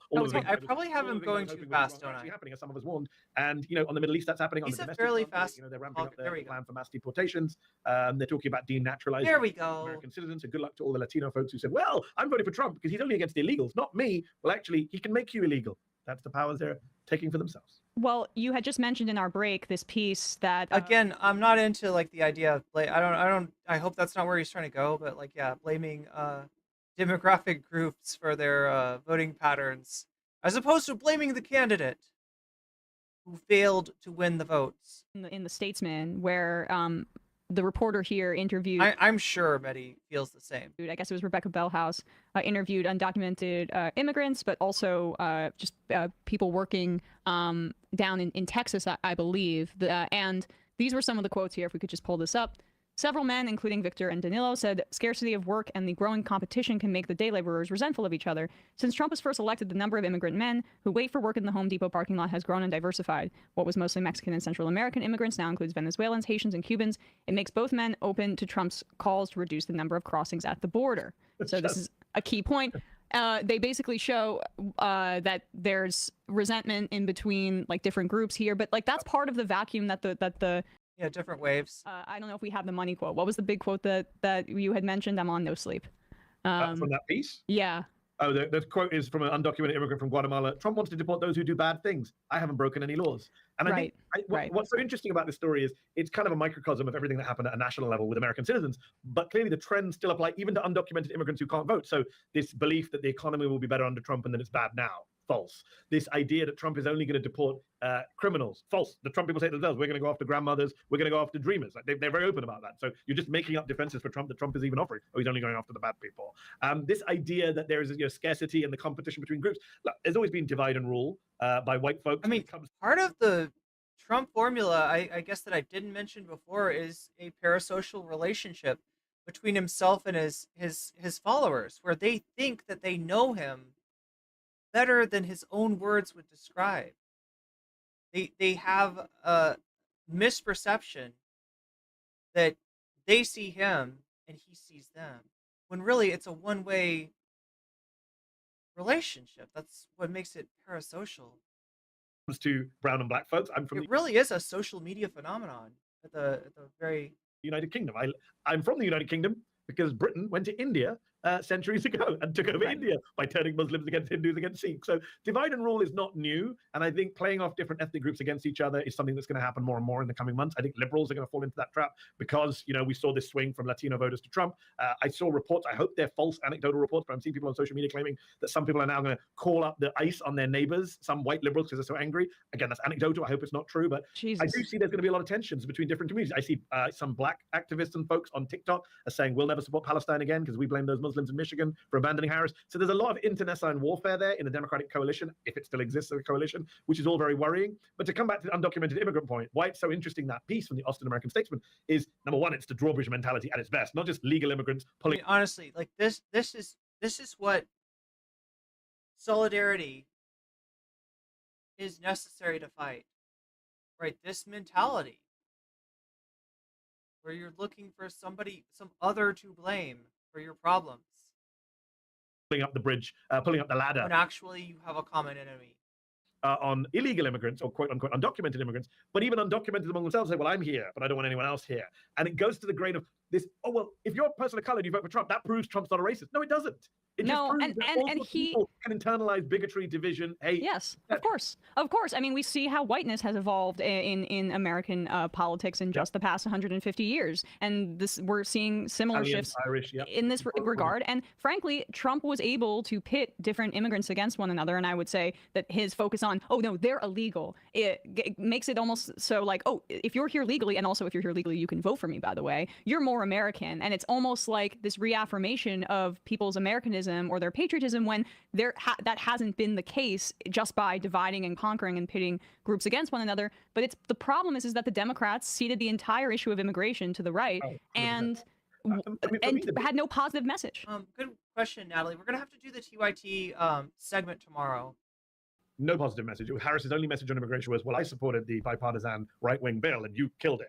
Right. It was a purely tactical argument. It wasn't about a vision for America, about how you bring people together. And I'm not saying immigration is an easy issue to win. Like the quote-unquote border crisis has permeated well beyond the headlines. It is a real issue. People do bring it up spontaneously, even in migrant communities. I get that. But the fact, and Harris was never going to transform the immigration debate in 100 days. Let's be realistic. I get all those issues, but the reality is that when you've kind of seeded the ground, it's a huge problem. I also think the media, again, sorry, media failures. I know no one votes on policy, but the reality is Trump was allowed to sell his messages. It's about illegals when his actual message is not about illegals. Stephen Miller on day one is saying, we're going to expand our denaturalization commission. And one point I always make to people who fall into this right-wing trap of, playing one side against another, legal against legal, black against brown, Mexican against Muslim, is, you know what? The white supremacist doesn't care whether you're legal or illegal, doesn't care whether you're black or brown, doesn't care whether you're a Muslim, Arab, or a black Christian. They hate you. And, the example I give is El Paso. I know we've all memory hold all the hate crimes and violence and domestic terrorism from Trump term one, but if you go back to El Paso and the Walmart shooting, and I think, one of the biggest massacres of Latinos in modern American history, pretty sure that shooter who went in there saying invasion, invasion, borrowing Trump and the GOP's rhetoric, didn't go in there and check with people whether they were legal or illegal before he shot them. Oh, yeah. Well, it's the same thing with the cats and dogs rhetoric about Springfield. Those migrants were here legally under temporary protected status. But no, I think they're illegal. And at the end of the day, he just declared them illegal through fiat. All the mockery of that didn't matter. I mean, this is my most lib point of the day, but I do need to just put it out there in case there are women that are watching this. I've been having a lot of conversations with women of some friends of mine too, of different, backgrounds and different races, whatever. And the same through line is emerging, and they all voted for Harris, right? So it's not the full picture, but where do you go from here in the sense where she, despite all of her campaign failures, was clearly more competent, smarter, more empathetic, articulated herself, destroyed him in the debate, and he did nothing. He came out there, he swayed around to music, he made ridiculous statements. It's so reflective of how many women exist in our society, and the fact that he ran this explicitly misogynistic campaign that got rewarded, that was really the thing that stuck with me. And it's just like, I do think that we need to acknowledge that there is that element here, the misogynoir and the racism, and also 100%. the fact that she, whether it's true or conventional wisdom or not, on a national campaign, felt that she was very hamstrung from communicating issues in a way that might have made a difference because of this perception of her being too liberal. And we just have a really long way to go. And that, Emma, it's not even too liberal. As you say, it's just about being a black woman Democrat means you can't say certain things that a white Republican can. I mean, we all know that if she had spent 20 minutes talking about the vagina of a prominent American sportswoman, it would have been the end of her campaign. She would have drawn down the rates that night. Trump got away with it. He didn't just get. I'm imagining the Saturday Night Live Kamala, right? Talking about, I don't know, would it be like Martina Navratilova's vagina or something? I don't know, chat. I don't know. Who's the female equivalent of Arnold Palmer? I can imagine that. Be like, and the other women in that locker room were always quite impressed by. They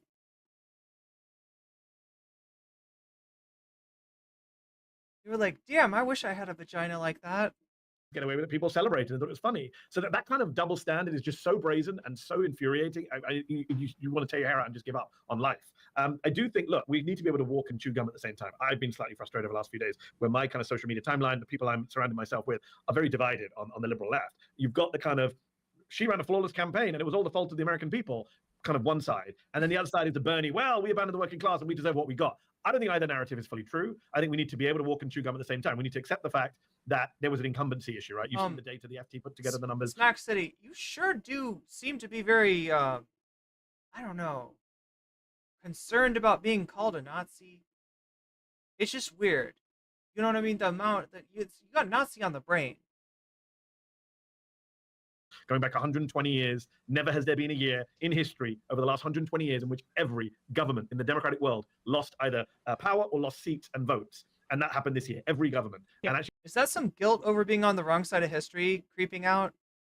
Harris did better than a lot of other incumbents. So that's one thing. You may not be a Nazi, but you are kind of on the same side with Nazis. Thing to bear in mind that she was going against very real headwinds, post-pandemic, anti-incumbency, post-inflation, frustration that is global, not just American. So that's one point. But on the other point is, Harris didn't run the best campaigns. It clearly was a flawed campaign. It wasn't flawless at all. She went on TV and said, I wouldn't do anything different to Biden. Insane. What a dumb thing to say. I think everyone can now agree on that. Even supporters of hers told me at the time she should have distinguished herself. She made a lot of mistakes campaigning with Cheney, all of that stuff that we can talk about. But again, I'm torn. So I say on the one hand this, on the one hand that, and then I jump around. I go, okay, but her campaign was not great. But then I come back to what you just said, which is, okay, her campaign wasn't great, but she wasn't talking about pets being eaten on a live debate stage. She wasn't swaying to music for 45 minutes, talking about Arnold Palmer's genitalia and saying migrants should be put in a UFC fighting league. Trump was, and he won. So Trump really was, and I mean, these are all good points. And just to add, earlier this week he was saying that I would want to see Mike Tyson in a ring with Kamala. Yes. Like how do and we have someone write in all black women are tired of being reminded that you can do everything right and it's still not good enough. That's like I think the depression and there's all these material structural issues with the Democratic Party, but that is the thing that I keep returning to is he was saying I want her to get beaten up and then rewarded the next day. And Liz Cheney being put in front of barrels, like he doesn't like women, we know that, and he wants to inflict. I mean, look, there were problems with the campaign. Don't get me wrong, right? There were problems with the campaign. I don't want to diminish the difficulty that probably came from a double standard too, but both can be true. Violence on women. His own first wife accused him of inflicting violence and rape on her. So let me just get back to the point about the black women thing. Any black woman running for president in America for any major job faces implicit bias, right? The case about Harris was it was explicit. It wasn't like a Republican doing nudge wink. It was Trump saying she's lazy as hell. She's a stupid woman. She's low IQ, right? It was just brazen. And he gets away with it. She loses. And what's really frustrating is some on the left. This is why I'm going to criticize both sides. I'm going to do both sides, which I hate doing. But I'm going to do both. The liberals are going around saying, we're blaming the American people. We did nothing wrong. Some are. And some on the left are going around saying, well, you can't blame the American people. You have to blame the campaign. And I'm saying, what are you talking about? We can criticize the campaign, but also criticize the American people. I'm sorry, let's not infantilize the voters. As bad as as solid as the incumbency argument is, as bad as the inflation. At the end of the day, though, the campaign has to work with the voters. Like that's what I keep on coming back to. Right. But yeah, I mean, rather than it shouldn't be an excuse, but at the same time, it shouldn't be that hard to recognize that this implicit and I would say explicit, bias exists. Inflation in 2022 was as limited as the Democrats' economic populist appeal was. I can take on board all of that. That doesn't forgive anyone voting for Trump. I'm not going to forgive anyone voting for Trump. Sorry. That requires agency. You chose. You could have sat at home. You could have voted Stein. You could have expressed your displeasure in multiple ways. You chose to embrace the convicted criminal found liable for. We should have held a primary. Lori Myers, I might agree with you.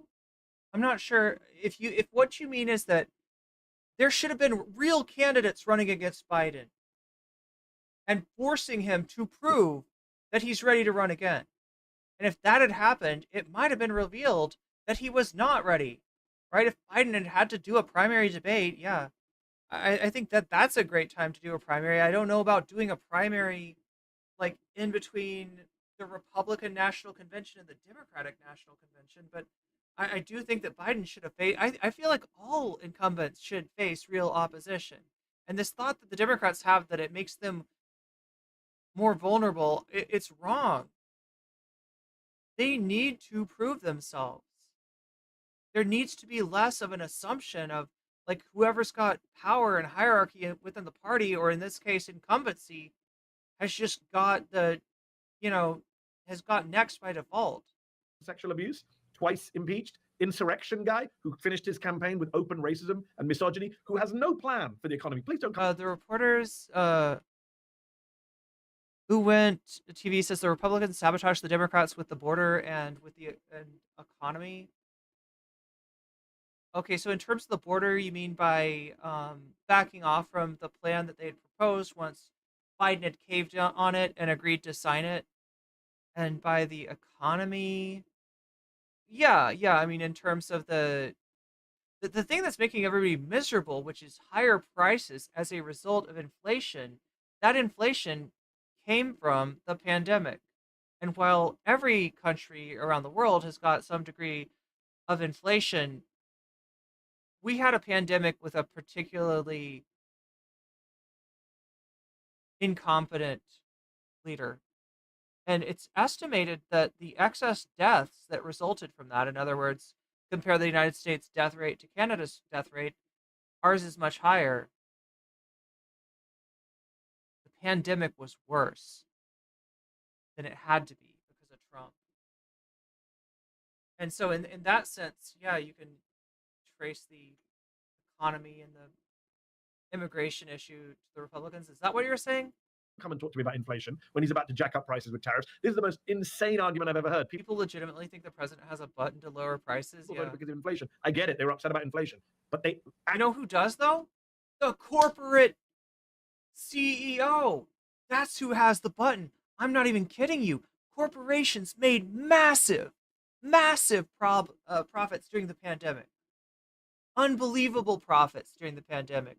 And they did that because prices were going up. There's a perception of prices going up. So who's going to notice if prices go up a little extra?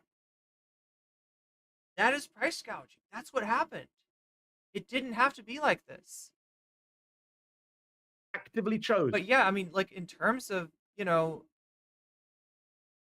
could Biden have done more about that? Yeah.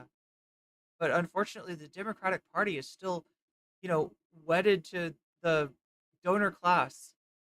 To put in a person who's going to drive up prices. So I do think we need to have a conversation about the American public, the misinformation diet. Just reading a piece on Salon about like how many people were living in bubbles. You've seen the Ipsos Mori polling from a few weeks ago that's all over social media, which shows that voters who thought crime was up and border crossings were up and inflation was up, they were more likely to vote for Republicans. And those who believed it was down, which is the factual truth, that crime is down, border crossings are down, inflation is down, were more likely to vote Democrat. We have to have that conversation. I know Democrats don't want to look like they're being... You got, okay, so I agree with you on 90% of that, Betty, but you got to realize that in terms of the economy and the perception of it being up and down, that's affected by the combination of a lack of a rise in wages, a rise in real wages since like the 70s, and the way that prices got high, they got artificially high, and then they stayed artificially high, and many profits were made, right? That part's real. And that's where this perception that when somebody tells you the economy is great and you're not able to pay for groceries, that's where that fucking comes from. Being elitist or lecturing the voters. But there is a big swath of American... Yeah, housing has not gone down at all. That's voters true. who no longer follow facts and figures. No, It never goes down. There's never any attempt to like... read newspapers, don't care about facts and figures, get their news from Facebook or their Republican uncle. That's a problem. We need to be honest about that. And we've been raising the alarm about the kind of... Lori Meyer says, we actually needed to say, hey, you idiots, having 20 million extra people is a huge spike in our GDP. It creates demand, it creates jobs. We want more Americans. We just acted like Republicans light. Yeah, that's their problem. That's their biggest problem. That's their biggest problem, is the Democrats are hooked on this idea that they need to lower the distinctions between themselves and the Republican Party, and in actuality, they need to heighten those distinctions. Manosphere influencer space on this program for quite a while, and it was reflected in the numbers with 18 to 29-year-old men. TV president in a TV country makes everybody laugh. He's so funny and memeable and silly, and he does a dumb dance. And like, I mean, I don't understand. Like, that is really at a certain level. How else can you explain it? No, how else can you explain it? The silver lining, though, Emma, is Trump is sui generis. So can Republicans replicate this over the long term? Not necessarily. Certainly not J.D. Vance, who's got the charisma of a chair. Totally, right. So and certainly not his kids, who are all dumb as shit.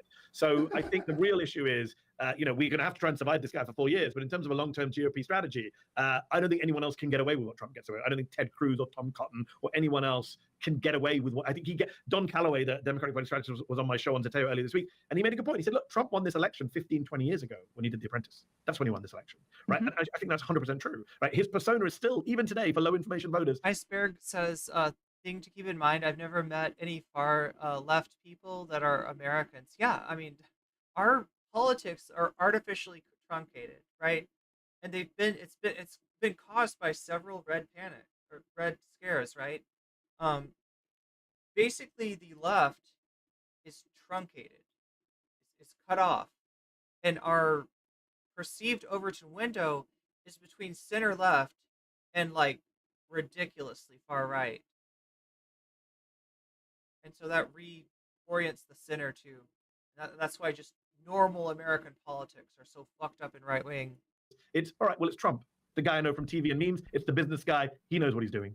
Yeah, and he is overperforming MAGA Republican. Very Nice TV says there was no counter messaging.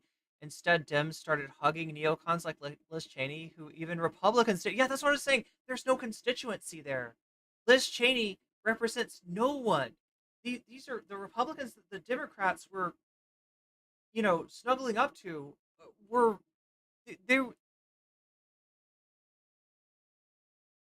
zero clout, zero aura Republicans. That's what we're dealing with. Down the back, like, so they're going to do it again. The Republicans. This is a mandate for our politics. No, it's not. No, it's not. It's a structural issue with the Democratic Party that has broken apart its coalition by trying to appeal. Lori Myers, 1981, says, "We know what happened in the few southern states that tried to force agricultural workers to have IDs and prove citizenship. It destroyed those markets. There was a really good argument for migrant and illegal, quote unquote, labor, but we didn't even try. They never do." To suburbanites. There's also massive issues of misogyny and racism and purchasing power for people. Then it's not going as far as it used to. There's economic pain. We haven't had a real robust social program, fully socialized since Medicare, that has helped people in any real material way in this country. So I'm guessing this is what, when people were telling me to put this on the bonus goal, on the what am I trying to say, on the poll, this is what I think this is what really connected with people, what Emma's getting to right now. And that's the toxic stew and the incumbency thing. And let me just be difficult and throw in some kind of caveats. I don't know if you saw the excellent reporting about the child tax credit, which helped bring down poverty by half. Right, it expires at the end of 2021. Joe Manchin refuses to extend it. Every Republican, including Romney, refuses to extend it. What's interesting is the White House had assumed there would be a public backlash and that people would be kind of standing outside their members of Congress offices like they did for the ACA, and they didn't. And the polling showed that I think people understand. I don't think people understand that provision. A lot of voters, while they benefited from the child tax credit, also notice that's not universal. That's not a universal program. That's a child tax credit. Thought it was too liberal and it needed more work requirements. And I think we have to deal with the fact that Americans, it's not that easy, as Bernie puts it. You just offer a bunch of lefty policies which are good for the economy and morally right to do, but they don't necessarily translate into electoral, especially when you racially code them. For a lot of poor white people, they see quote unquote welfare queens, right? They see the Democrats offering goodies which they benefit from, but they also don't want their black or Hispanic neighbor to benefit from it, or they think they're over benefiting. These are conversations we have to have, because that's the reality. You can put out all the social programs you want, but I don't know. Like, am I wrong, chat? Do you think people are aware of the child tax credit other than just like a line that they fill out on their taxes? Country's still plagued by racism and racial divides. That's always going to, influence them. And by the way, come back to the ignorance point, you mentioned abortion. I saw so many young women, not one, multiple, on social media, saying stuff like, well, abortion, jobs didn't happen under Trump, it happened under Biden. I know. Like, when do we start doing civic education? When do we explain to people? That's the Aiden Ross take right there. How the American political system even works. That's literally what Aiden Ross said. The average American does not understand the. Aiden Ross said, when asked, I don't remember who he's talking to, right? But he's asked, like, so you support Trump? Why do you support Trump? He's like, well, my sister needed to get an abortion, and she had trouble getting it, right, because of the change in the laws, because of the Dobbs decision, essentially. And so I'm voting for Trump. And the person does like a double take, and it was like, excuse me? But he really did think that because that change in the law happened under Biden, that it was Biden who did it. Separation of powers. Does not understand the Supreme Court. Right? Our schools have failed us miserably. Yeah, chat, we could have had Aiden Ross on our side. Just think of it. One had to have a point where we've defunded. I'm sure that would have swung the election. Education to the point where our schools are colorful prisons, and then we wonder about like civic education for people. But the Medicare drug prices that Biden did a good job of negotiating. Do you know when they're going to take effect? Yeah, Trump's going to take 26. Trump's going to get advantage. That was a ridiculous move to wait. What was it, 8 years, 6 years, whatever, for it to kick in. All these things that. Oh, he thought he'd win re-election because he's the most arrogant politician I've ever seen. Yeah, the Republicans get it right. I mean, he really is. Trump putting his name on the checks. They delayed. They literally hurt people in America by delaying sending the checks out. We know that now from one of the recent many books that came out. Was it Woodward? One of the books pointed out that the reporting showed that the Treasury folks had to sit and have a whole internal discussion. Actually, I think it was FOIA emails that came out where they actually were struggling. They were like, "We need." Yeah, understand this. The stimulus payments that happened under during the pandemic were delayed. Just so Trump could figure out a way to put his name on them and to make sure Americans were aware. this is coming from Trump. Now, I still say that is that is my favorite Trump policy, but I know that it's not a policy that he wanted to pass. I know that it's a policy that he had to pass, right? And he's still a scumbag for delaying those payments so that he could put his fucking name on them. We need to get these checks out, but we don't know how to put Trump's name on it. And they had to delay the entire process to put his name on it. The guy understood the importance of putting his name on it ahead of an election. You think the Autobahn should have a speed limit for non-Germans?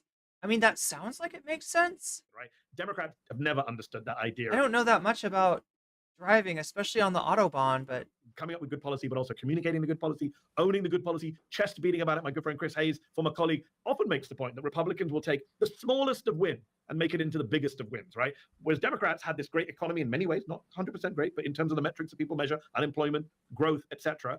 And they didn't chest beat in the same way. The modesty, fake modesty, and all that crap. You watch, and I've tweeted this, and I'm sure you've said something similar. January 20th, January 21st, whenever it is, Trump will be bragging about how strong the economy is. Oh, absolutely. And you know, at the end of the day, the traditional metrics I think are a little capitalistic, and they're more about the marketplace and elite people who already have a lot of shares or whatever, who are judging this kind of thing. Unemployment's what we all care about, right? Labor force participation is at its highest in living memory. Unemployment's at 4%. That's a good thing, and we should celebrate that. Absolutely. And he did that, and remember, normally when you break inflation, you do it through higher unemployment, right? That was what Jerome Powell, the Fed chair, who's now refusing to resign under Trump, hilariously, Biden should have got rid of him, he was a Trump appointee, but he had made that point. He goes, well, you know, if we have to have higher joblessness, oh well, that's what we have to do to bring down prices. What the Biden administration miraculously did was to bring down prices without giving us a recession. And by the way, when people say, oh, stop blaming the American voters, vibe session, etc., 6 in 10 Americans in the summer of this year said they believed we were in a recession. I don't know how journalism and democracy copes with that. I don't know either, but I do know that the Democrats can't pursue. Again, like, this is because the recession is the only language that we have to express, I am not okay. I do believe that a lot of Americans like myself included, are not okay. As is. This path, even though Biden did improve domestically on Obama's neoliberal austerity agenda. The antitrust stuff was phenomenal. Yeah, we'll see how like the child tax credit. JD Vance talks a big game about Lena Khan. Guarantee you, she's not going to be sticking around, of course. But like, I mean, the Democrats have, I think, it's difficult for them to pair that message where there were some good things on the economy, and I know you have to run, so this will be my final question for you. They do good things on the economy, but then they target suburban voters and Republicans, and they don't. Those are the people that already are on board with the message about the economy being good, because the economy is good for them, right? If you're making over $100,000, that makes sense. They don't think it is either, unfortunately. Yeah, I don't know what the answer is. I guess I don't know. I mean, the fact that Trump ran. Yeah. I was going to say, I think the fact that some of the policies are still doing well in ballot initiatives in Missouri and Montana and all these places, Wisconsin, like, that's good, right? It's crazy that people in Missouri turned up and said, we're going to protect abortion rights and we're going to raise the minimum wage. We're also going to vote for Josh Hawley and Donald Trump. That to me is crazy. It reminds me of the Winston Churchill apocryphal quote where he said the best argument against democracy is 5 minutes in conversation with a voter. But it is crazy to me, but it also reminds me that policy-wise, we know this, the Washington Post did this before the election. When you roll out Democratic Party policies without saying they're Democratic Party policies, everyone supports them. Trump voters prefer them to Trump policies, right? So let's not get into the whole policy game. The policies are one. The issue is, who's the right messenger? The issue is, how populist are you willing to be? The issue is, how do you deal with a media environment in which the right have basically, turned us into a reality-free universe? These are some of the issues that Democrats have to really think about going forward. And look, is it depressing that another woman was defeated in the United States, that every other country in the, not just Western world, but democratic world, India, Pakistan, Bangladesh, have all had women leaders, but the United States, for some reason, can't bring itself to elect a woman leader. Not just can't bring itself to elect a woman leader, but both women lost to a brazen misogynist. That is a fundamental problem for American society. And one last point I'd make is, we're not talking enough about American society. I'm less worried about the laws Trump passes, and I'm much more worried about the kind of country and society he turns us into and what he does to our social fabric. He's a man who has one singular skill. He brings out the worst in people. And sadly, I think that's what we're going to see in the coming months. I think you're right. Mehdi Hasan, Zateo, please support their work over there. Phenomenal work on the issues of the day, but also Palestine and foreign policy. Really appreciate your time today. Thanks, Emma. Thanks for having me. Thanks for coming on. All right, folks. With that, I mean, I honestly was expecting a little bit more of a critical bent towards the Harris campaign from Mehdi, especially in terms of their inability to separate themselves from Biden, their, both sidesing to absurdity of the issue of Gaza, right? The depression of their base. Yeah, I was a little surprised by that. But I think some good points were brought up, and yeah, Emma and the Majority Report are an absolute treasure. Do you know who else is a treasure, chat? One topic at a time. A YouTuber named One Topic at a Time. We're going to raid into one topic at a time. Because after this stream, I think you need something maybe to relax your brain. And it looks like that's what One Topic is watching. So yeah, everybody get in. Get in if you want to survive. Get in. I can't do. Is that like a? Is that a Terminator reference? I don't even know. I don't even know, Chad.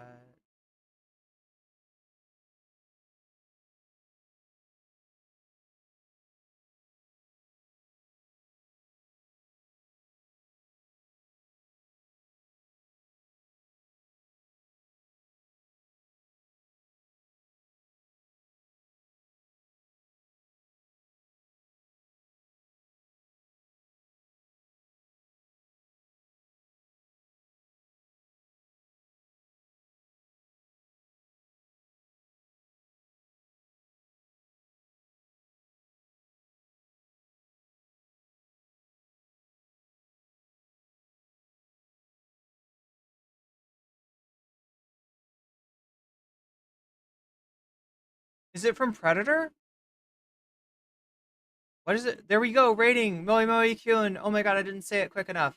And I'm also gonna raid you in the other chat to our good friend. Our good friend? I can't talk right. I'm sorry. I have to cut the stream. You know, it's really late, chat. Much love. Oh my god, no, I didn't think Patreons. I'm so ungrateful. But I will be rating you on the YouTube side as well. Let me see if I can get this together really quick and just thank Patreons because it's really important to do. I want to make sure that I do it every single time, if not twice during a stream. Twice is twice as nice. And I appreciate my Patreons. So yeah, we have various tiers of Patreon. At the first level, you get access to my videos when they go up. You get them uncensored and uncut. Wow, that sounds weird. That makes it sound like there's nothing like. It's not that kind of content, okay? But you know what I'm saying. The videos for YouTube, right? You get those, and you get those first before anybody else does, right? At the $5 level and greater, you get a fancy shout out. So fancy shout out to Temporal Insanity, fancy shout out to Funky Monkey, fancy shout out to Moe Noib, fancy shout out to Crystal Saphira, fancy shout out to Just Julie, fancy shout out to Jules K, fancy shout out to JR, fancy shout out to Good for Gabby, fancy shout out to Zara Xerex, to Rachel K, and to Omega Star. And with that,